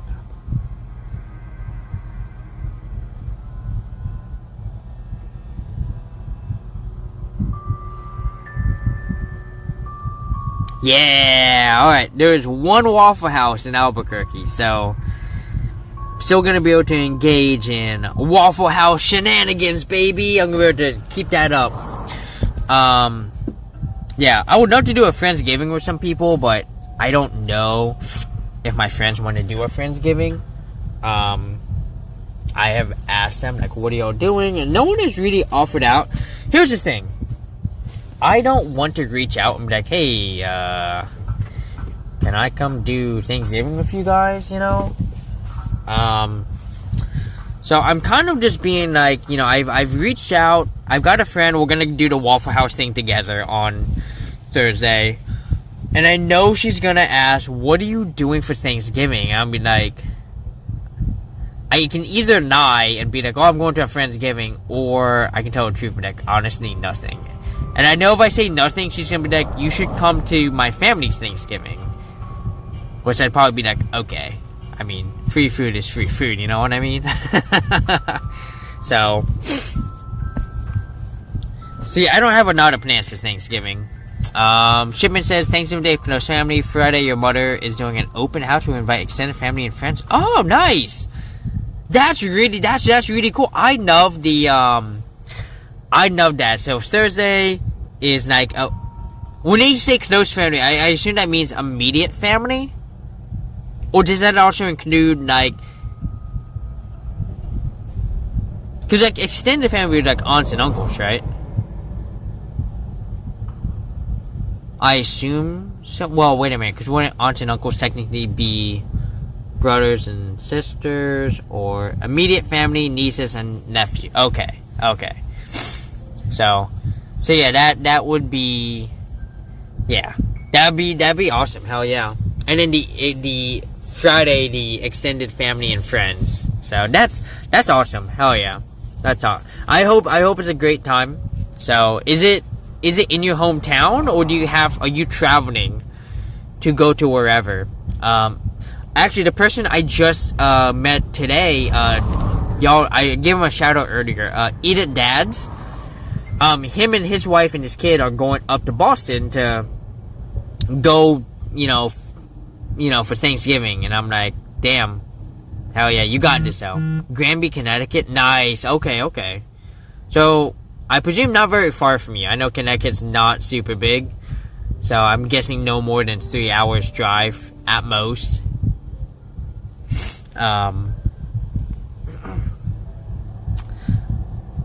Free food is best food, yeah. And Waffle House is great, yeah. If you ever get a chance, like, well, okay, hang on. I don't want to get you super excited about Waffle House, and then you get there and you're like, Fiona, this is not nearly as good as you promised. Waffle House is solid. It is, right? If you go to Waffle House, it's more about the vibes and the experiences. Like, the food is fine, right? I rank it just a little above aggressively mediocre, right? But the fact of the matter is, they have an open kitchen, so you get to see people make your food. And And getting shout to work is pretty awesome. And honestly, Waffle House it's just Waffle House. You guys have seen the videos, okay? It's Waffle House. You've seen the memes, right? Like, Cracker Barrel thinks they're better. They're not. Like, Cracker Barrel's not open 24 hours, right?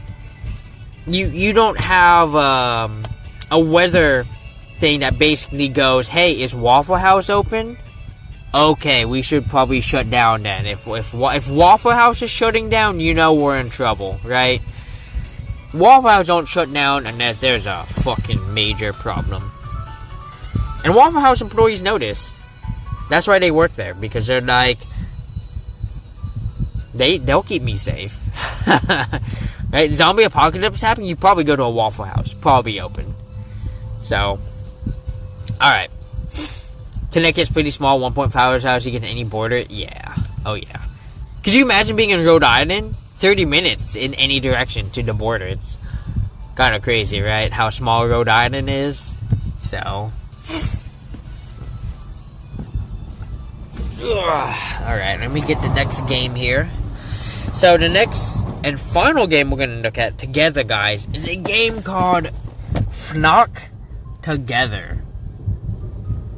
And this is a game about birds flocking together to defend a farm against, or to defend a coop against the invading predators.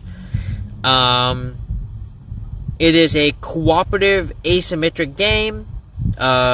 Your characters level up. You have variable player powers. It's super. It's just, this game seems super cool. I am super excited to try this out. So we're gonna look at this game together. We're gonna open it.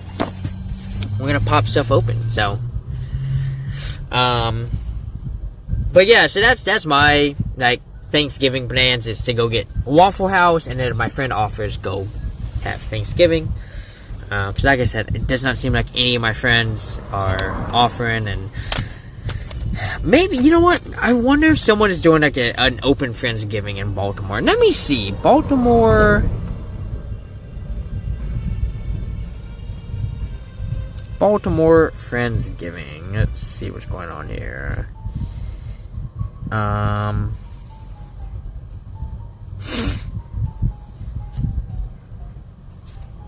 Hang on a minute. It's the 24th. I need something on the 27th. Are we kidding me? That's Thanksgiving, right? 27th? That's 27th, yeah. 26 doesn't help me. 26 doesn't help me. 28 doesn't help me. Wait, what's this? Friday Friendsgiving? What's this Friday Thanksgiving? Baltimore Gay. Friday is back. Join us for cozy and fabulous Friday Friendsgiving at the gorgeous Chesapeake Wine Company from 6 to 10 p.m. Come sip, snack, and celebrate friendship and community. Wine by the glass or bottle. It sounds like I'd have to pay for shit. Would love to make friends, though. More friends.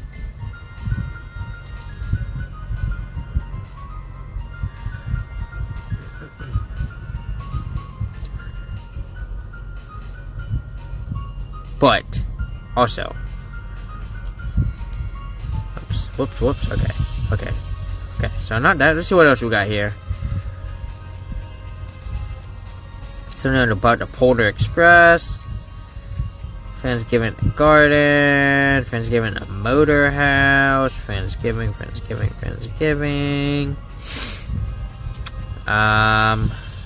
what's this, 2 free Friendsgiving event. What's going on here? Open mic, November 28th. Yeah, it's kind of a bummer, because usually in the past couple years I've been kind of lucky, right? I've been in Phoenix, and there's always been a Friendsgiving event for me to go to.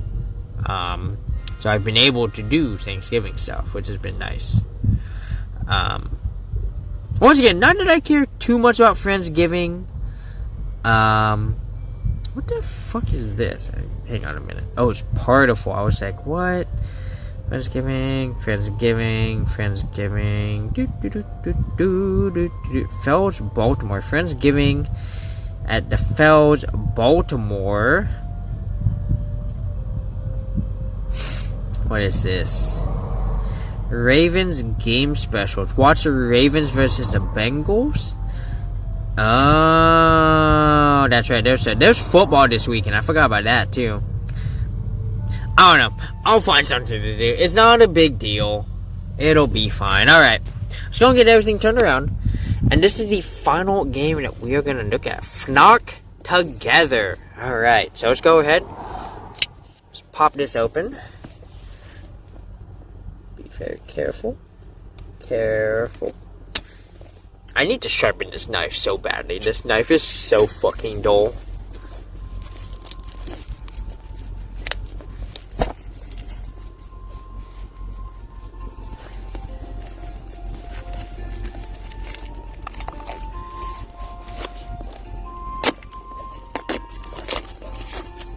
Like, I need to find someone who's, like, I can pay to sharpen the knife. Because I'm too lazy to sharpen the knife. I don't want to do it. I'm good. I will pay someone to sharpen my knife. Okay, give me a second here as I get this off here. Oh, yeah. Hang on. Oh, yeah. Alright. Ooh, buddy. Alright. Man, there is a lot going on here. Woo, buddy. Damn, look at that. This was like the first person thing. We got these nests right here.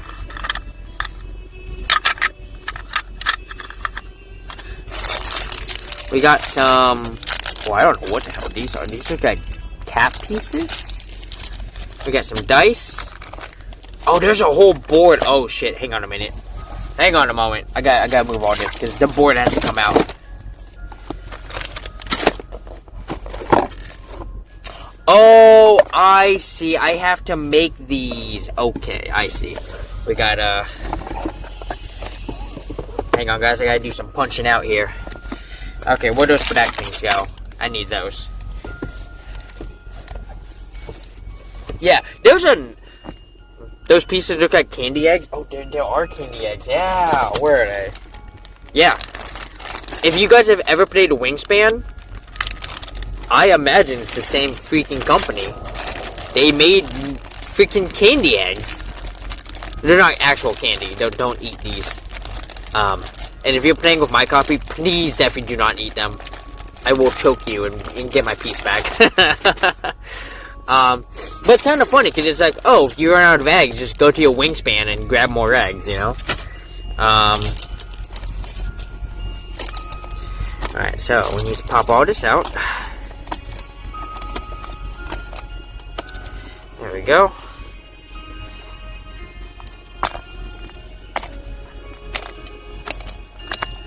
Oh my god.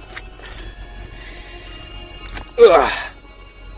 Oh no, I should have popped them all out. Well, left dial or right dial doesn't matter. Are they the same? Yeah, they're the freaking same. Okay. Alright, so let me get two of these. So we can get these nice and yeah. There we go.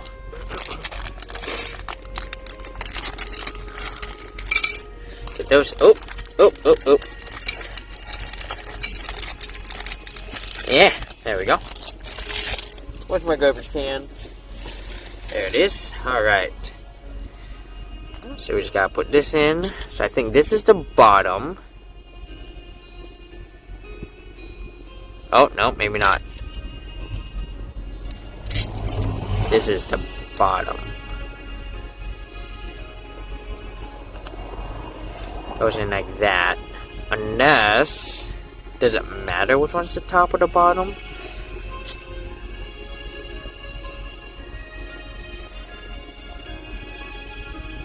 Wait. Me. Look it up. Look at... where's the book? It's right here. Surely the book will tell you how to put this together.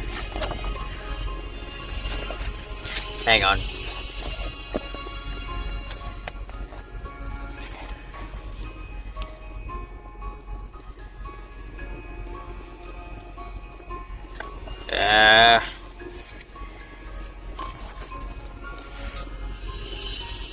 Oh, I see. Okay. Wait, which one's the front? Okay, I see. So the pieces actually go back here. So then you do this. Okay. Alright. Wait. Are these pieces supposed to fit in here? Am I crazy?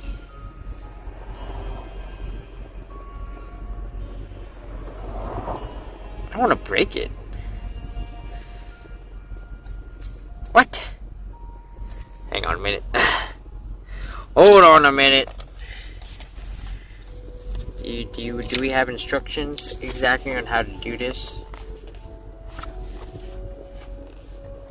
I just want to make sure I've got the right side doing this.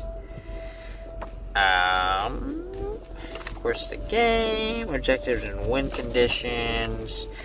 3 charty, set the predictor. Health counter. Hang on, did they tell me the back? Where's the other box?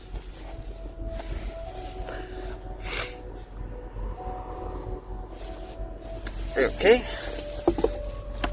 Did they give me other instructions that I missed? Nope, I guess not. Okay. Alright, I guess we just gotta bring it in. Yeah, okay. Because, I mean, this will go in just fine, just like that. But then, if I try to do this, it's like... Do these, like, fit together? Oh, is this how it's supposed to go?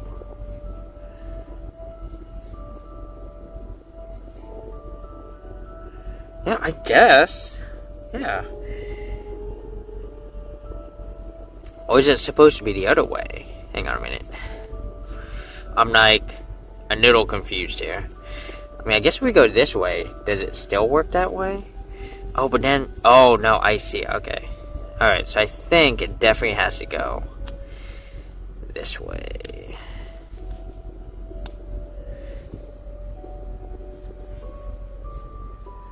Okay. You know what? That works. Whatever. It'll be fine.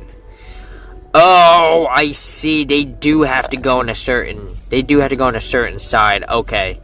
I see what's going on here. Okay. Alright. So, I'm sure... I'm so positive that these are 100% on the wrong side. It's fine. Unless I'm supposed to be able to turn it.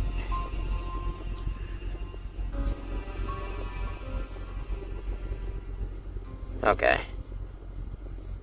Yeah. Just like that. Okay. I'm sure once I've played this game enough, I'll just sub these out for like dice instead. This just seems so much easier.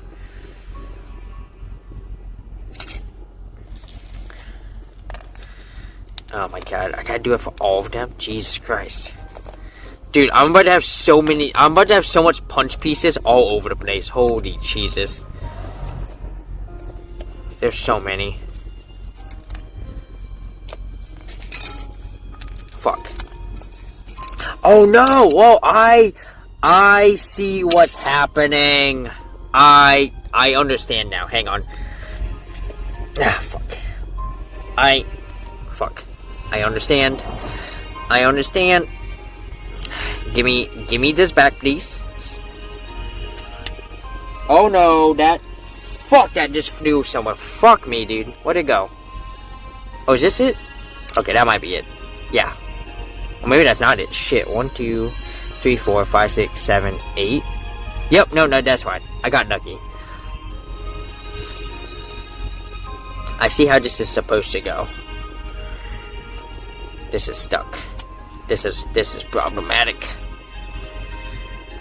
There we go. Okay. I see how these work now. I'm having so much trouble. You know, you think they would have like included instructions on how to do this? Fuck. Uh-oh.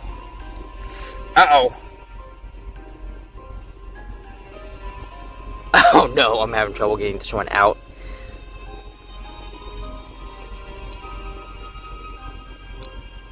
Dude, I might need a screwdriver. Hang on. This is nuts. I need tools. You don't have a screwdriver on you. You don't have a flat head on you. Hang on. Where's my flat head?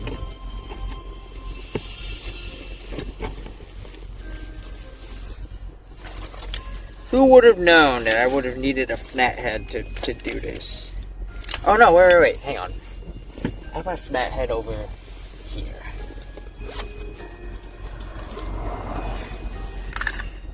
Nope. This one, okay. Alright.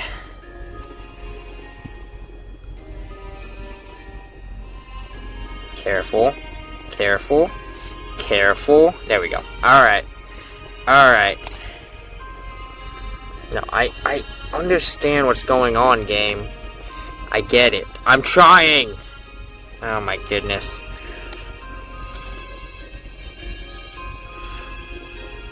So, you're supposed to put them in between. I understand now. Okay. Alright, so I guess we shove it on like that. There we go. There we go. And then, okay, so we wanna go ahead and put the front back on like this, like that, and then we'll put this back on like this, just like that. Make sure they turn. Alright. And then you want to take whichever one doesn't have arrows on them. So these have arrows. Those are the front. This is the back. Right? And then you... Shit. I don't remember which one's the front. Does it matter which one's the front?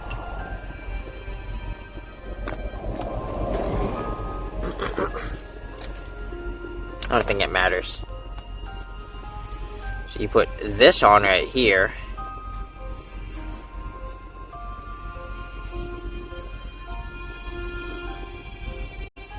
Buddies, what's up? Welcome on in. How are ya? Welcome. We are putting this game together. It is being a real pain in the butt right now because there were no instructions. I am just hoping that what I'm doing is correct. But it seems correct. Alright, so this still spins, which is good.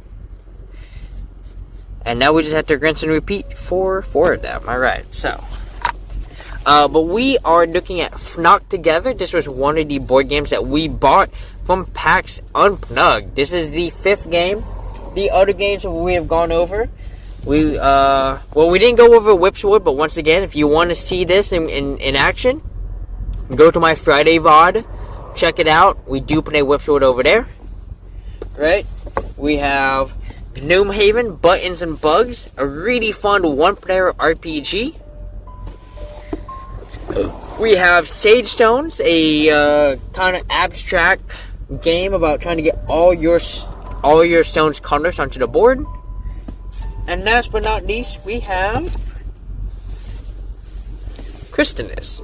Or Cristano, which is a puzzle card game about trying to free 6 mystical creatures and then trying to trap the Black Dragon. So we've only kind of just briefly gone over every game. Right now we're gonna briefly go over once we figure this out, you know. So y'all watching me put this game together right now. But Blaze, how are you? How is your Monday going? I hope it's going well. Hope you're having a wonderful day so far. We are putting this together here. Getting the dials together. I mean, I don't want this.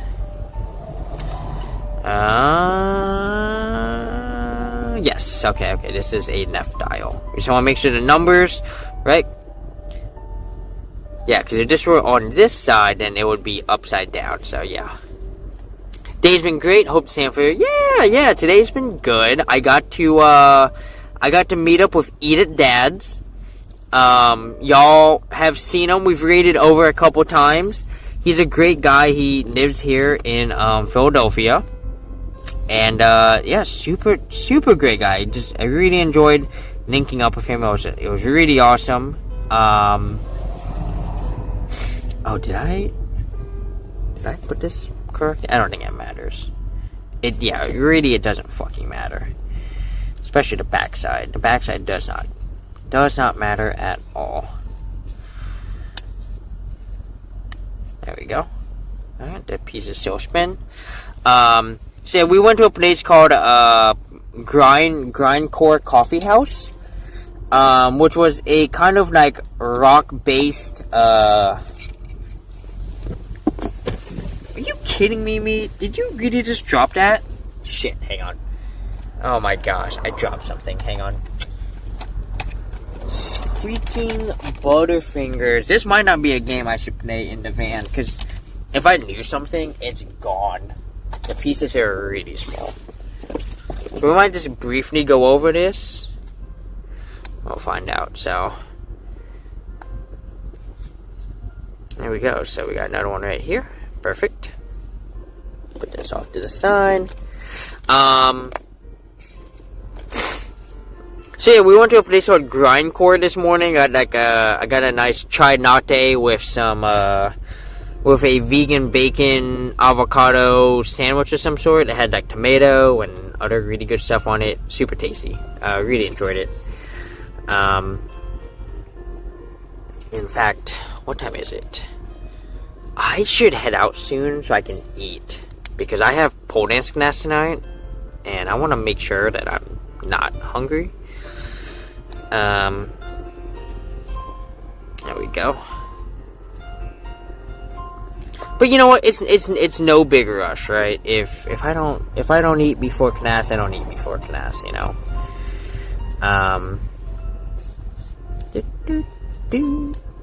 Come on, get in there. There we go. Whoa! Wow!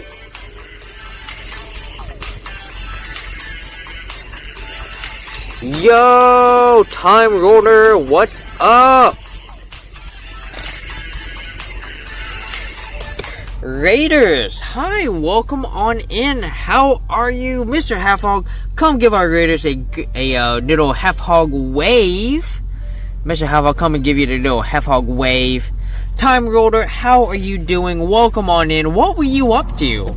I presume that you were playing some board games. Raiders, for those who don't know me, my name is Flipsy Fiona. You can call me Flipsy or Fiona. And the person who just waved at you, well, that's my partner in crime. That's Mr. Half Hog. He is my emotes. He is my partner in crime. He's in all my pictures. If you ever go to my Instagram, it's Mr. Half Hog everywhere, right? And we do a lot of IRL streaming here. We do a lot of board gaming, and we do the occasional cooking stream. We do some video games, right? But a lot of IRL, right? We just got back from PAX Unplugged. Well, got back, right? I'm still in Philadelphia, right? I'm in South Philadelphia right now. But we went to PAX Unplugged this weekend.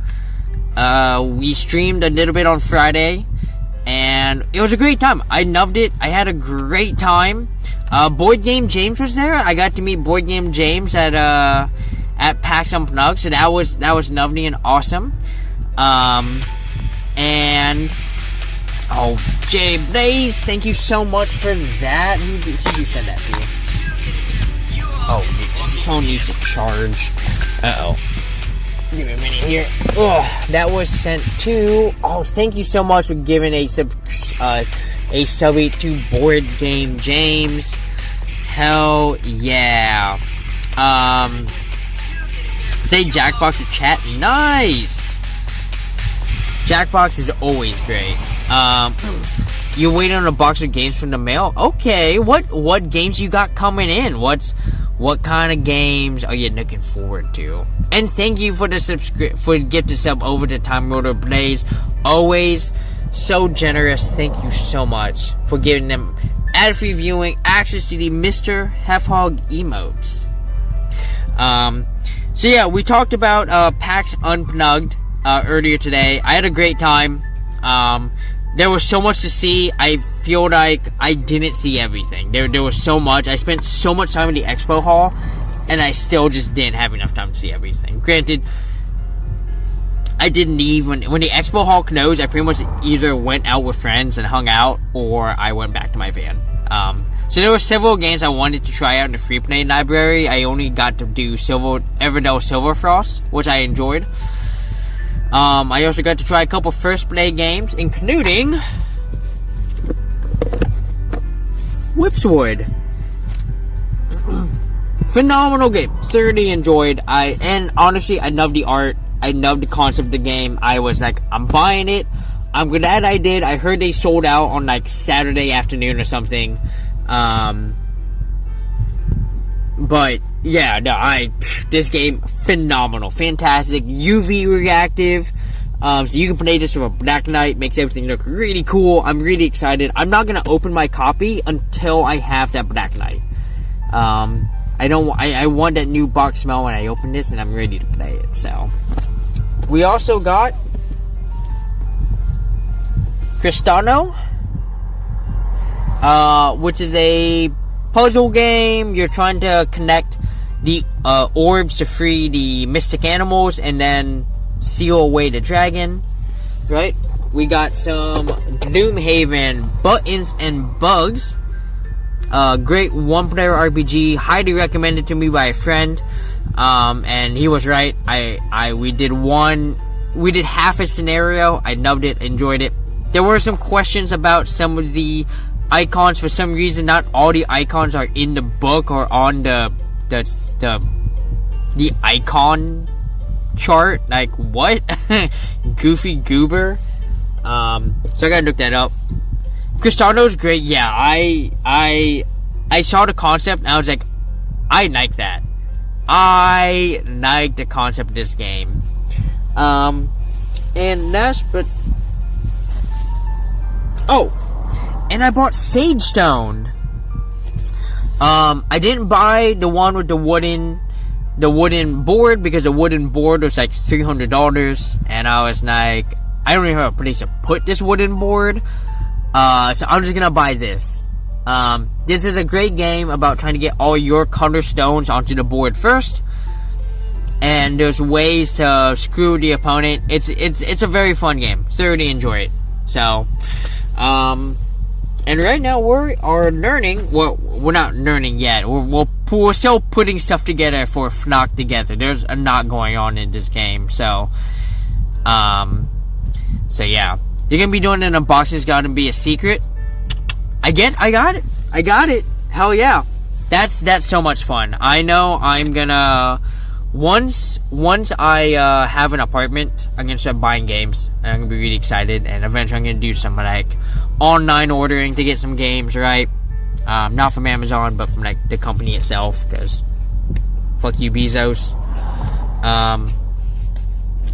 So yeah. Really excited to be expanding my board game library here. Future me's probably gonna hate me. Right? When I get to my papa's house and it's time to start packing everything from my papa's house for the move to New Mexico, future me is gonna be like, why do you buy so many games? I have no space. It'll be fine. I'll make it work. So, but yeah, Time Roller.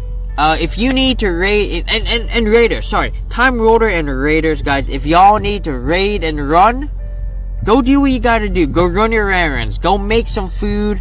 Go eat dinner or go to sleep or whatever it is you gotta do. No need to hang around, stick around. I appreciate y'all coming on in.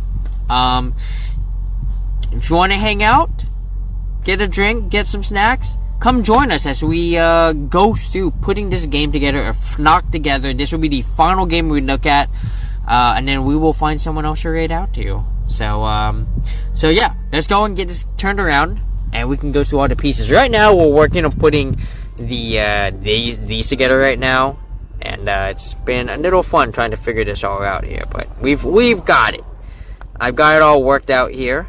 Just want to make sure these pieces are still spinning here. Right? Want to make sure we're not like jamming anything in there that shouldn't be. Right? Alright. These spin. Good.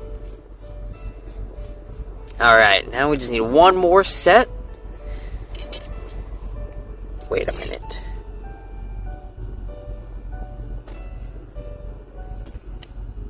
Did they just give me an extra one just for shits and giggles? Or, oh no. Oh shit, am I really missing one? Already? Damn. That's okay. We'll figure it out soon enough. I'm sure the piece is somewhere in my van if I need it for anything. Alright, let's see. Come on, little piece, get out of there. Alright, so we make sure this is on the right side. Yep. There we go. Make sure this is on the left. Maybe it's just an extra piece just in case. Right? Maybe in case you lost one, you're like, aha, extra piece. Oh, no. Whoa. Slow down there, me. Slow down there, cowboy. We need this piece on first. Alright. Also, Time Roller, did you, I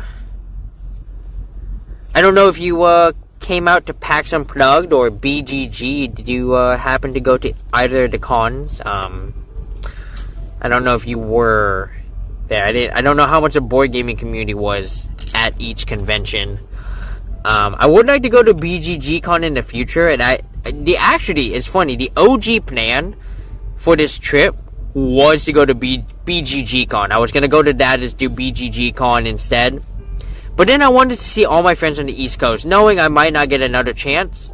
So I ended up choosing Philadelphia and PAX Unplugged instead. So, and I'm glad I did. I had a lot of fun. And I mean, I'm hoping to come back again next year. I know I saw the announcement date. So PAX Unplugged is in December again. So I should be able to squeeze BGG and PAX Unplugged together. And maybe I can contact my friend at Japan Anime and be like, hey man, you think you can like work me into the schedule? I'll come help. So, alright. So we got one extra piece. That's not good. I'll go and put this in here for now. And hope that's just extra. Unless I haven't seen anything else that needs to get punched out. But give me, I do need the bag, so let's get these pieces into here. Alright. Alright. This is gonna be interesting. I don't know if these pieces are actually. Give me a minute. Someone's beeping. What's going on? Oh damn, it's really fucking nighttime outside. Holy shit, it is nighttime outside. That's crazy! We missed a sunset, guys. That's okay. We'll do a sunset. What time is it? Guys. It's 16:50. Frickin' A, man. Thanks for the reminder. Hey, no problem. I got you. Well, we're in this 4:30, 3:30 BS together, okay? Okay. Alright, so this is the board. Oh, guys, we are not setting this up. I already see the problem. This doesn't fit. It doesn't even fit. You see how this is not down? My thing's not wide enough. Oh my god. Okay, we can fix this. What we can do is we can lift this up for just, hang on. Come on, be careful here. Oh, wait. This is, dude, what the fuck? Wait. Alright, there we go. Oh, yep. Oh, no, wait. Careful, me. Dude, there is not enough space here. Oh my god.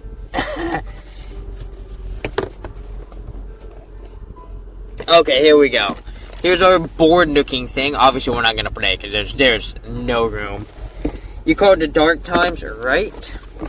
Right, so this is the board, right?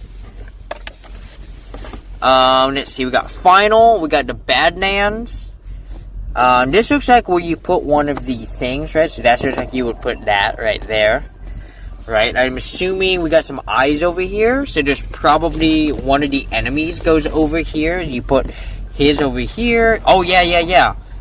Yeah, so this is where you put the enemies. So there's another enemy, hang on. There's another enemy down here, right? So you put that there, right? So, you know, we're gonna put this board away in just a minute, because there's no way this is happening. This is crazy. This is not a game we are playing in the van. Holy shit. So we're gonna put this away. Wait, this is, what side goes first? Does it matter? Oh god, no, wait. I feel like I gotta put them back in a certain order. Oh god, there we go. Here we go. Forward it back, there we go. Okay, so we're just gonna just leave it like that. We're gonna break out these pieces right here. So this is actually the cool thing too. We're gonna look at here. So this is a game for 1 to 5 players, right? And these are your player boards, right? There's 5 of them, right? There's 5 of you. Like I said, you can't play this game solo. And this is kind of where all your stuff goes, right? You have your knife up here, right? The meal can, I don't know what that means yet. So, and you have your actions down here, right? So let's look at some of these pieces here. Let's get them out of this big bag here. All right, so we've got some leaves. Oh man, bags within bags. It's bagception, guys. We've got bagception at the moment. Holy shit! All right, we've got booty bugs.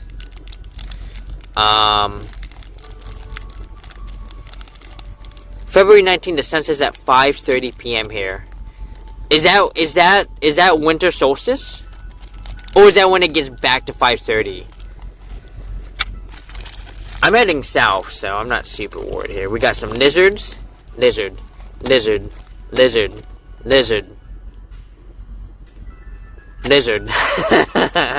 We have, these are either lemons or eggs. I can't really tell. Just when it gets back to 5:30, gotcha. Personal tracking, I like it. We got some leaves. We got some worms. We got some mice. Right? I assume these are your knife. This is tracking your knife. We have the weather vane right here. So the weather vane, let's see what the weather vane does in this game. The weather vane. It's just a weather vane token. Okay, so that where'd that egg go? There was an egg piece over here. Here, I'm gonna bring all this back over here. There was a... Oh, here we go. So this is the go first token. This thing's pretty heavy. Like, this thing's got some weight to it. You could hurt someone if you toss that hard enough. They have... Alright, we have our chicken dice here. So the dice actually are pretty cool. This was one of the things that really did convince. This was like one of the final things that kind of convinced me to get it. But the dice are shaped like chickens, right? So you got 1. You got 2. You got 3. You got 4. You got 5. And you got 6. I assume that's a 6. Yeah, I think that's a 6 right there. Right? So we'll put these back. The golden egg, right? And then we have all our cards in here. We're not going to break these out because, once again, I don't really need to go through them because we're not even going to play the game. There's just too much going on right now, right? We have, what are these? These are the bonus card deck? Yeah, see, this is a bonus card deck, which means there's probably... No, this all just looks like bonus cards. There's a couple different decks in here, so we definitely have... Oh, these are the weather cards on top, which means there's more cards here, right? So we'll put these cards over here for now. We have these trays. So these are resource nests, right? So you just put your resources in here, which are pretty cool. I mean, if you had your own resources, you could actually probably have this go between Wingspan and this game, because you can use these for Wingspan too for the next of it. Right? These are, let's see what these little tokens are. These are the color reminder tokens, okay? And then you have your chicken meeples, right? There's our chicken meeples. Look at those. Look at them chickens. Look at all those chickens. I wonder what the weather vane token does. Let's see.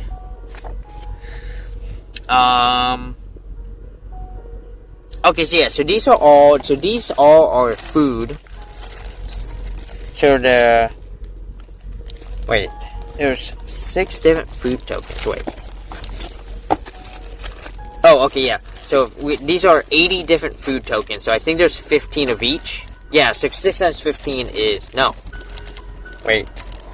There are 80 food tokens. Oh, well, maybe there's more of one. I don't know. So yeah, there's our 80 food tokens. We have health tokens and extra ammo. Okay, so these are the extra ammo tokens right here. The ones with the fire. And then the ones with just the hearts of your health. Obviously, we got the weather vane. Yeah, so it's gonna put this in here for now.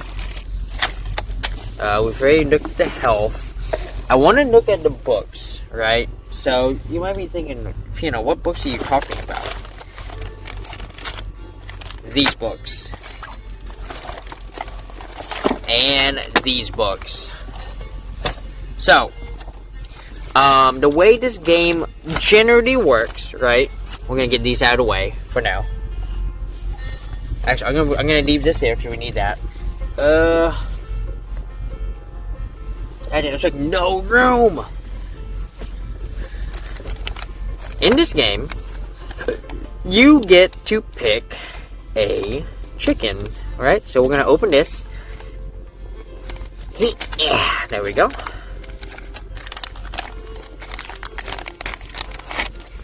And you have a couple chickens to pick from, right? 2.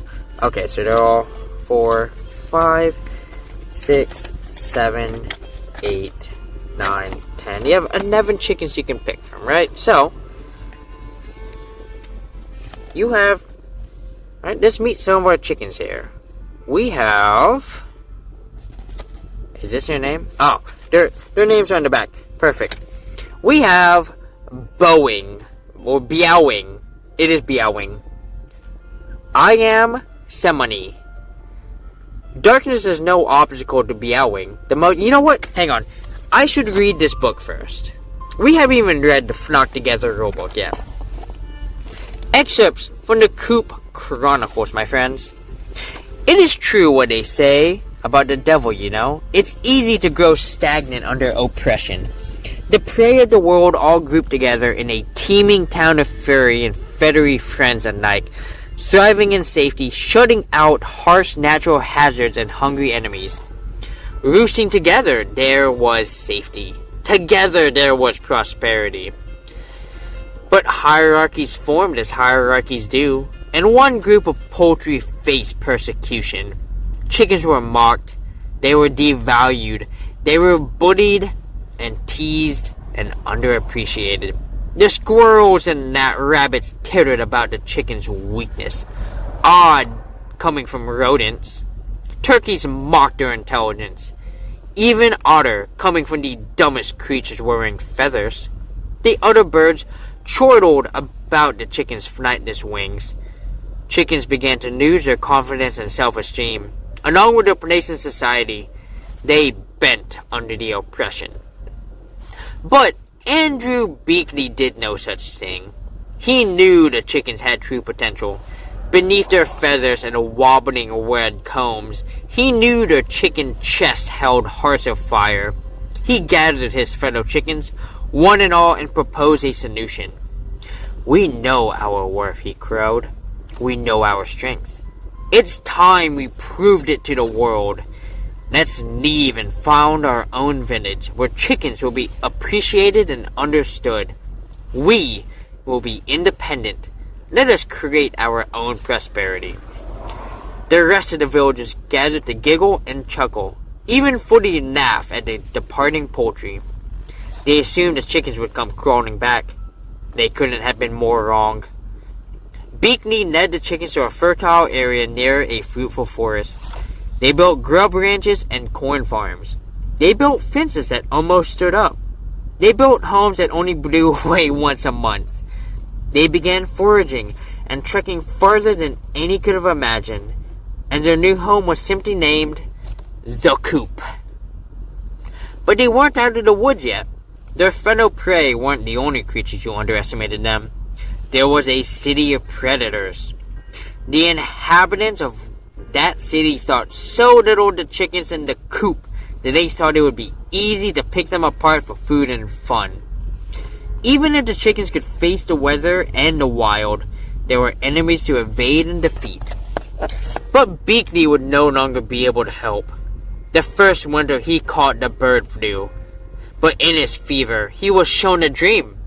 When he awoke, he called to his bedside the 11 chicks, his wards, all of different breeds and strengths, the strongest of the bunch. Give me a second, I'm gonna turn off my fan. I'm cold. Okay. Before, my dream was but words, he called hoarsely. I wish to prove our strength in the face of hate and doubt. Give chickens the confidence to live and live well. But now, I have also seen a brighter future in my dreams. The chicks, usually so loud, listen in solemn silence. I saw the future, flawless and beautiful. A stable world prepared for all hardships. Respect won. Predators defeated. He leaned forward, feathers drooping. You are the leaders I leave behind. Survive the year, and this future will be truth. Falling back into the nest, he sighed. Die, and this was all foolishness. Now, I go elsewhere. Perhaps there I will finally fly. And he breathed his last breath. The chicks bowed their heads, and when they lifted their eyes, they were filled with conviction. They had to survive 1 year, preferably longer. Countless dangers, it had begun. Alright, so let's meet our 11 heroes. Once again, we have Beowing, based off of who's that person from what is it, Viking lore or something? Y'all will recognize some of these people. Darkness is no obstacle to Beowing. The most mystical of the party, gifted in both stealth and healing, she dives into danger beak first. She is sarcastic and extremely pessimistic as to the future of the chickens, as she doesn't think they have a chance. But she absolutely refuses to be the one who yields. And that's Beowing right there. Right? We have General So, Dragon Chicken. General So is a distant relative of the famous strategist PAX.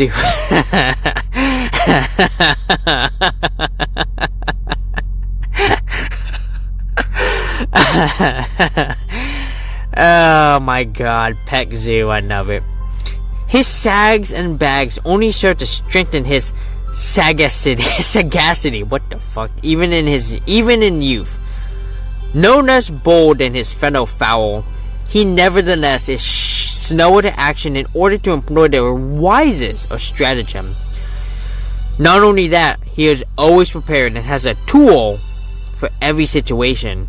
He is determined to see the fulfillment of Beakley's prophecy and the prosperity of the chickens. And that is General So right there. With the 2 fists. I wonder if the fists mean anything. He's got 1 fist. I wonder if that means difficulty. Oh wait, he's got a quote. Beowing. Between a high solid wall and an egg that breaks against it, I will always stand on the side of the egg. And General So, great results can be achieved with small forces.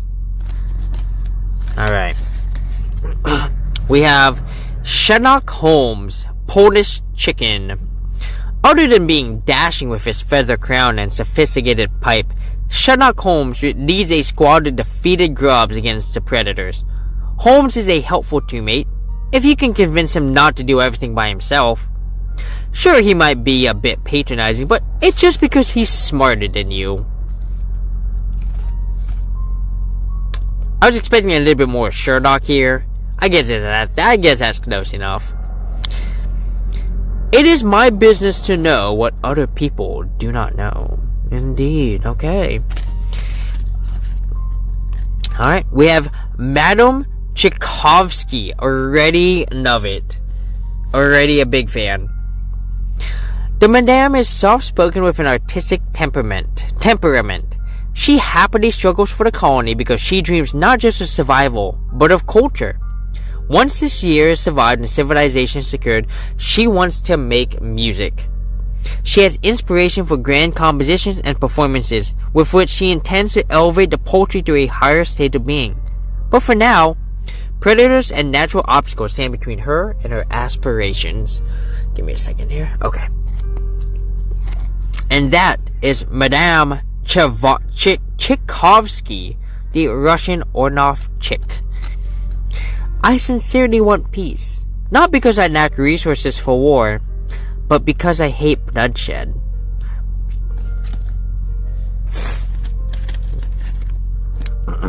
We have Attila the Hen, Jersey Giant. She looks like she could kill you, but is a cinnamon roll. Could still kill you, though. Attila is bubbly and cheerful, with a deep love of food. It really sounds like me. If you think size means being slow, you need to stop believing stereotypes. Of course, in this case, it's true, but still, it's rude to assume. While she might be slow, Attila the Hen has many strengths. Namely strengths. Her deepest motivation is simple friendship with her fellow fowl. Goddamn. She's got... Oh man, she's been in one too many fights. Every day is a lovely day for a group of friends to trample enemies underfoot. There you go. Alright. Winston Coophill. Very small and pompous, Winston has stiff and superior posture. Except when he runs. When he runs, he speeds along with his feet blurring as if his tail was on fire. He has a penchant for long-winded motivational speeches, and thinks their mission is a grand and glorious task. He plans on proving the worth and capabilities of chickens to the world and is fiercely loyal. And he's a Sarama. And oh, look at that top hat and that vest. Success is not final. Failure is not fatal. It is the courage to continue that counts.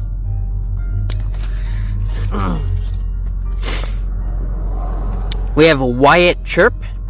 Of the 11 guardian chickens, Wyatt Chirp is the natural leader. He's a go-getter with excess swagger. He's a hard worker and a quick-draw club swinger. He does get directed by harebrained plans and pranks, but he always eventually gets back to track to his true goal, showing those predators who's boss. And he's a silky.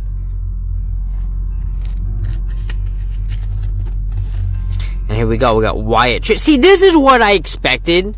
This is what I expected Sherlock Holmes to look more like, right? Like, I expected Sherlock Holmes to look more like that than that.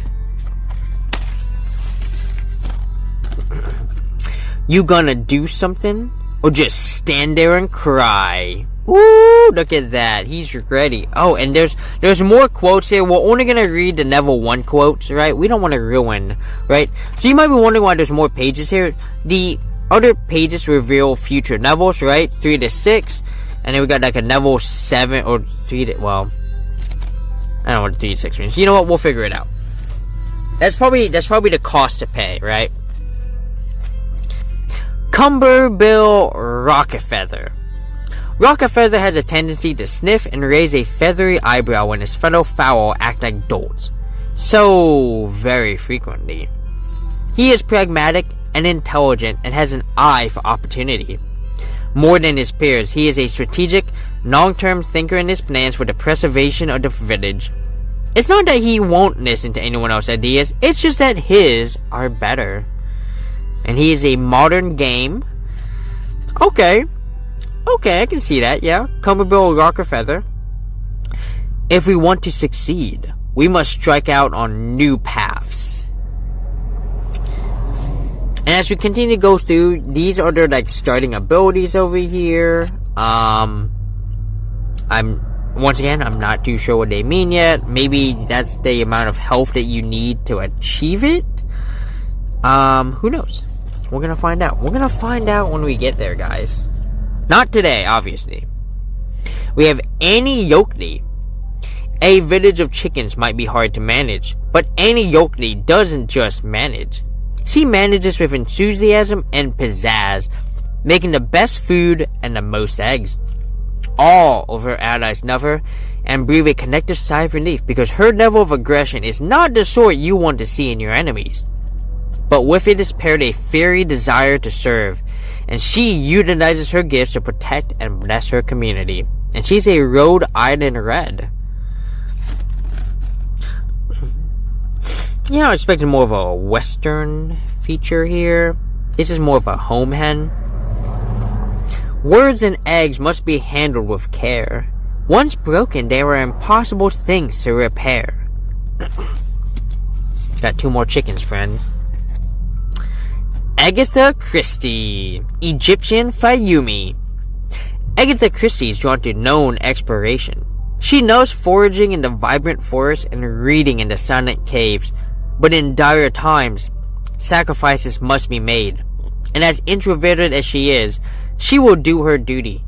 But the sooner the predators can be defeated,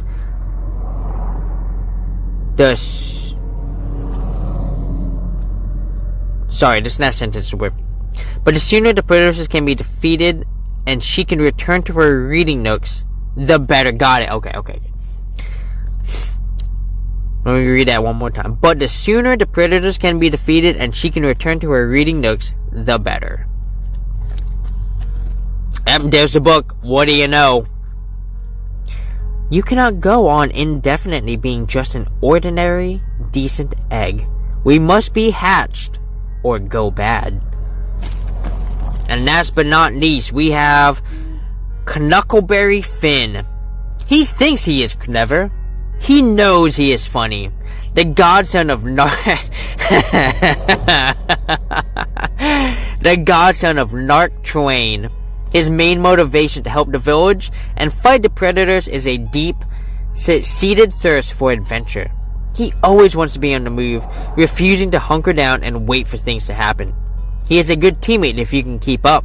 He's got the mind of master merchant and uses it well. And he is an Easter egger. You know, I expected more of a... Okay. I can see a bit of the adventure look here.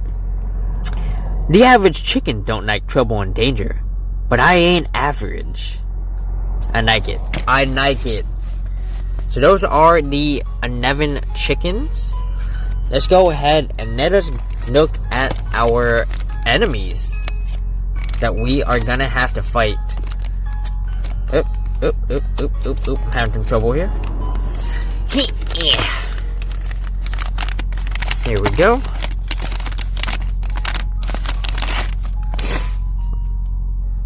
Alright, we have Esmeralda, a snake.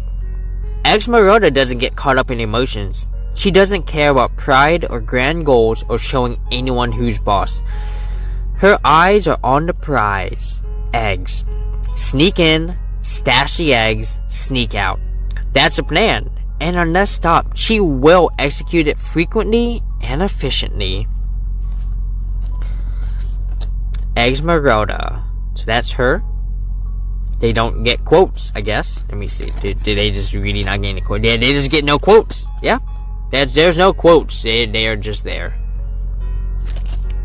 Alright. We have Chicksune, a fox. Chicksune is the most clever of the predators. She's addicted to trickery and deception and lives life like a game.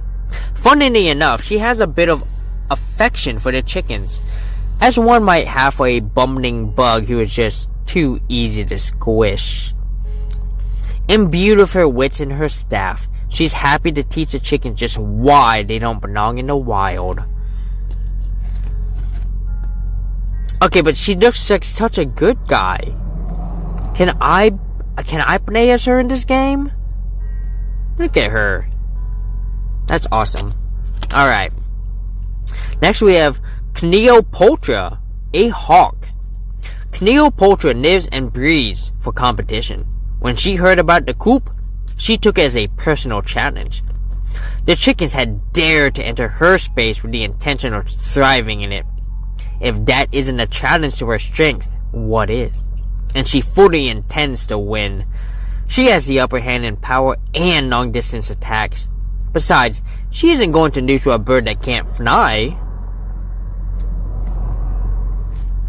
And that is Cleopatra. Next up, we have owl. Wait a minute. Are there two owls here? Oh, Cleopatra is a hawk. Owl Coupon is an owl. Reserved and calm and, most importantly, silent. Owl Coupon goes for the kill under the cover of darkness when he is at the advantage. He feels no camaraderie with fellow birds. He just divides them into the categories of tasty and not tasty. And then needs both because you shouldn't waste food. He uses a rather dashing eyepiece to aid his already impressive eyesight on the hunt. Oh, eyepiece, okay. There's Owl Coupon right there. We have the Gravekeeper Fowl. He is an opossum. Grouchiness hanging over him like a fog, Gravekeeper Fowl habitually makes himself out as a victim. He is offended by the fact that the chickens would want to stand between him and his next meal, no matter that his next meal is technically their eggs. Minor detail. He is a complete coward and likes to play dead, but don't underestimate him. He has an item, the Gravekeeper's Knight, that allows him to resurrect in the case that his death isn't pretend. I think he's supposed to represent Artemis Fowl, but he's not really, I don't know. So that's him right there. Does anyone recognize who they're trying to imitate here? Gravekeeper Fowl. I'm not recognizing the name he's supposed to be pretending to be. We have Hans Gruber, a raccoon. Resources in the forest are not limited, and there are many ways to get food, but there are none as fun as stealing. Hans Gruber is an impulsive rascal with a manic laugh who is always in constant pursuit of a full belly with a side of trouble. With his handy mask, his stealth makes him a difficult, not to mention annoying opponent. And there's Hans Gruber right there, looking like a freaking Ninja Turtle. Without the turtle, of course. Alright. We have Shercorn, Coyote. Swathed in his signature cloak with a frantic glint in his eye, Shercorn doesn't feel comfortable with the chickens' crusade to prove themselves. In the past, Shercorn was wronged a lot of chickens. They tend not to like being eaten. Because of this, he is terrified of the coop growing in strength and becoming a force in the forest. They might come for revenge. His plan to prevent the future is simple. Eat them all while they're still weak. And there's Shercorn right there. Giving you the eyebrow, the eyeball. Look at that.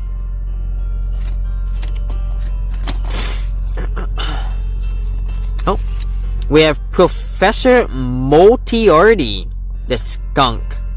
Professor Moriarty couldn't care less about the chicken's grand ideals, but he is quite pleased to find prey so unprotected. This rancid creature will take every chance he can to take advantage of the pioneering poultry. Once he has decided what he wants, he never lets go. Of course, If the chickens do manage to take him down, they can have his most prized possession, the useful and fashionable gas mask. Interesting that he would need a gas mask for himself. Alright. We have Ursula Bone, a bear. Ursula Bone is dramatic. She is impulsive. She is violent. And she knows food. Her main food is meat. Her favorite of which is none other than the new neighbors. Giving little thought to plans or strategies, Ursula arms herself with her brass knuckles, which she affectionately calls her second claws, and sets out to catch and kill a snack or two. Okay, she looks pretty cute. You know who she looks like? She looks like the person from Kung Fu Hustle. Like the old lady. Or the one who runs the inn or something. Like she's got like super secret powers or something. That's who she looks like right now. That's what I'm seeing. And last but not least, we have Salmonetta. If you can't, he's a rat. If he can't have it, no one can. A very introverted and bitter predator, Salmonetta always takes more food than he really needs, stashing it away in his sacks until it all goes green. Not only that, if he can't steal it, he finds satisfaction in ruining it for everyone. And that Salmonetta, I mean, he looks so cute. He looks so cute. He doesn't look like a bad guy at all. But I guess he is. That's why he's a Trixie. You found an unofficial FAQ for this game on Board Game Geek? Oh hell yeah, PDF form. Yeah, I'm sure I'm gonna have to like go through and find PDFs and stuff once we go to play this game. Unfortunately, this was not one of the games I got shown a demo. I just really liked what I saw and I bought it. So, I don't really know how to play this game yet. Unlike the other games, which I actually did see and go, okay, I will buy this. This is probably the most complicated game that I bought right here. By and far, not even close. Just probably will take the most work to learn how to play. But, once again, you can play this game solo, you can play it with friends. And, you know, I'm sure because it's a co-op game, I could play with multiple different, I play with multiple different if I want to. So, beep boo, beep boo. Just gonna get all these put here so we can get everything put away.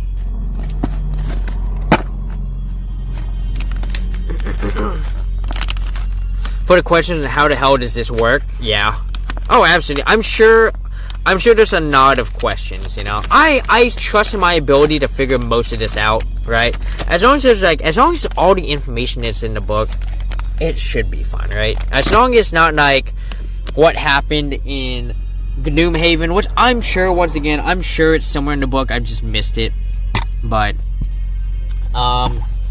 so yeah, so that is gonna be flocked together. No, once again, we're not gonna play it at all because there's just not enough room. There's just no, I can't even get the board to fit. My van is not big enough, so we're not gonna even try. But that is flocked together. I'm really excited to try this game out once I get the room, right? So once I settle into my new home, that'll probably be the time we do this. So I do need to get some furniture and buy some furniture. I mean, I'm just gonna build everything I need because I want it to be very breaking down. So, but hell yeah, no, it's super cool that you looked it up. It's awesome that it would make sense that there's like a whole FAQ on like, hey, here's the answer to everything that you need, right? Let's see, are we creating bagception again? Yeah, we're gonna create more bagception here. Bagception.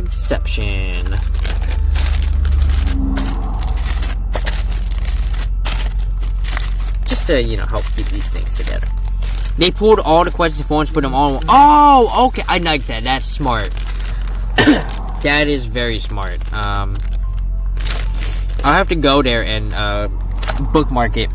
If you want to send me the link on Discord, I would much appreciate it, so that I can have those ready to go when it is go time.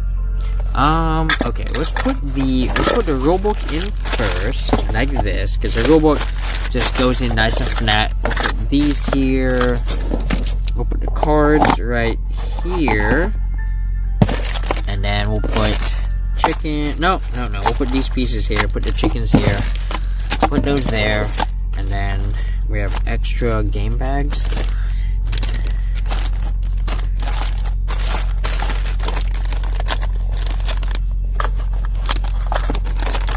Go.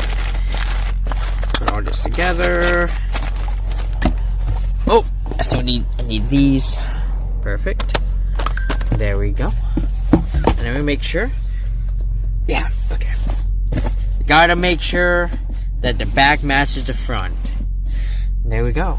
Knocked together, friends. This game is heavy too. This game probably weighs like a solid 10 to 15 pounds. This game is heavy as shit. Like, well, after I bought it, I walked around with it for a while because I didn't want to head back to my van. I was waiting for my buddy, and I just constantly had to stop and put it down because I was like, dude, this game is way too heavy. Fuck this. So, alright, let's go and get these in. It is 17:30. It's a little too late for me to eat. I can probably get a snack. Yeah, let's start finding someone to raid out to. Because I need to go ahead and start communicating with my friends in Baltimore, get that all figured out, because we are heading to Baltimore tomorrow. So let's see who was on here. We have... Ooh, the Dynamite Twins are on. Beard Princess doing some old school RuneScape. Potential Bliss is on. The Graceful Bard doing some music.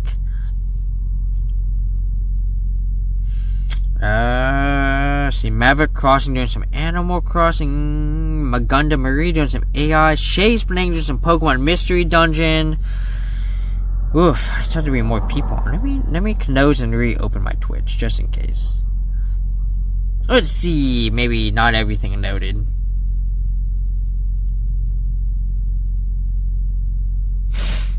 Nope. Yep. No, that's everyone. Okay.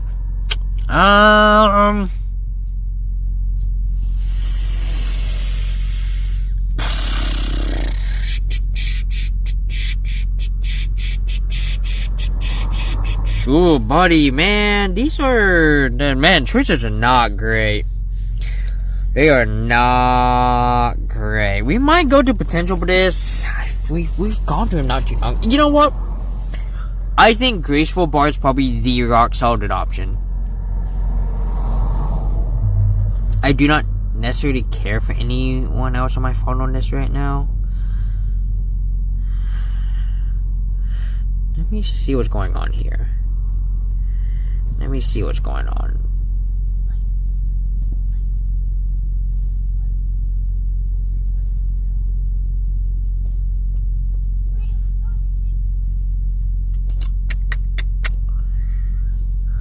Whoops.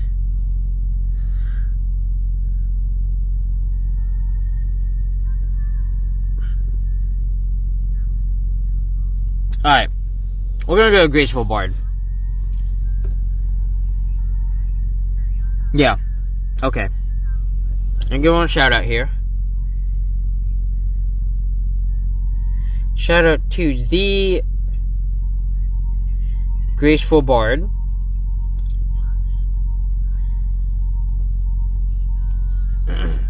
Assuming the shout out goes to. There we go. They're doing music. They're pretty cool. I've gone to see them at TwitchCon. Foxwalks actually introduced me to their channel.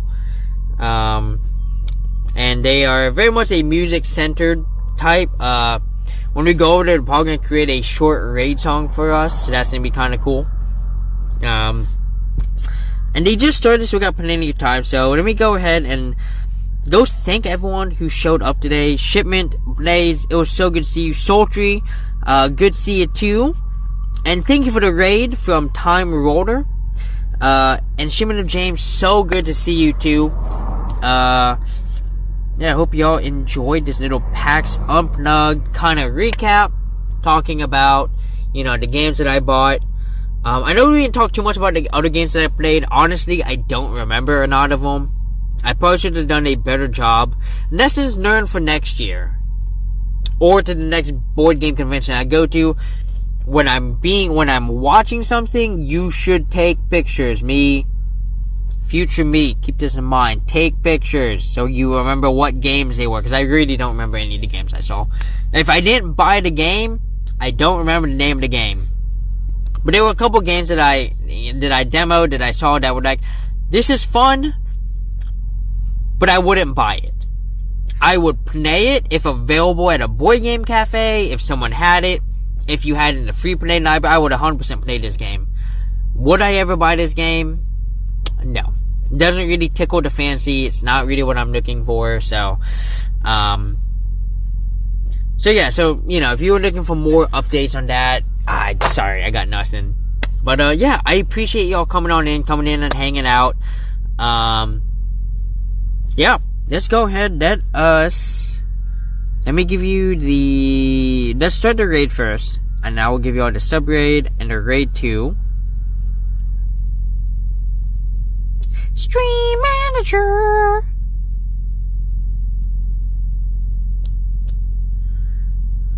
The graceful... Did I misspell it? There it is. Graceful Bard. We're going to start this raid. Let me go ahead and pop out of here. Head over to the Graceful Bar. So I'm in her channel. And then let me go ahead and give y'all the sub raid. And a raid 2. Alright, chat. Y'all know what to do.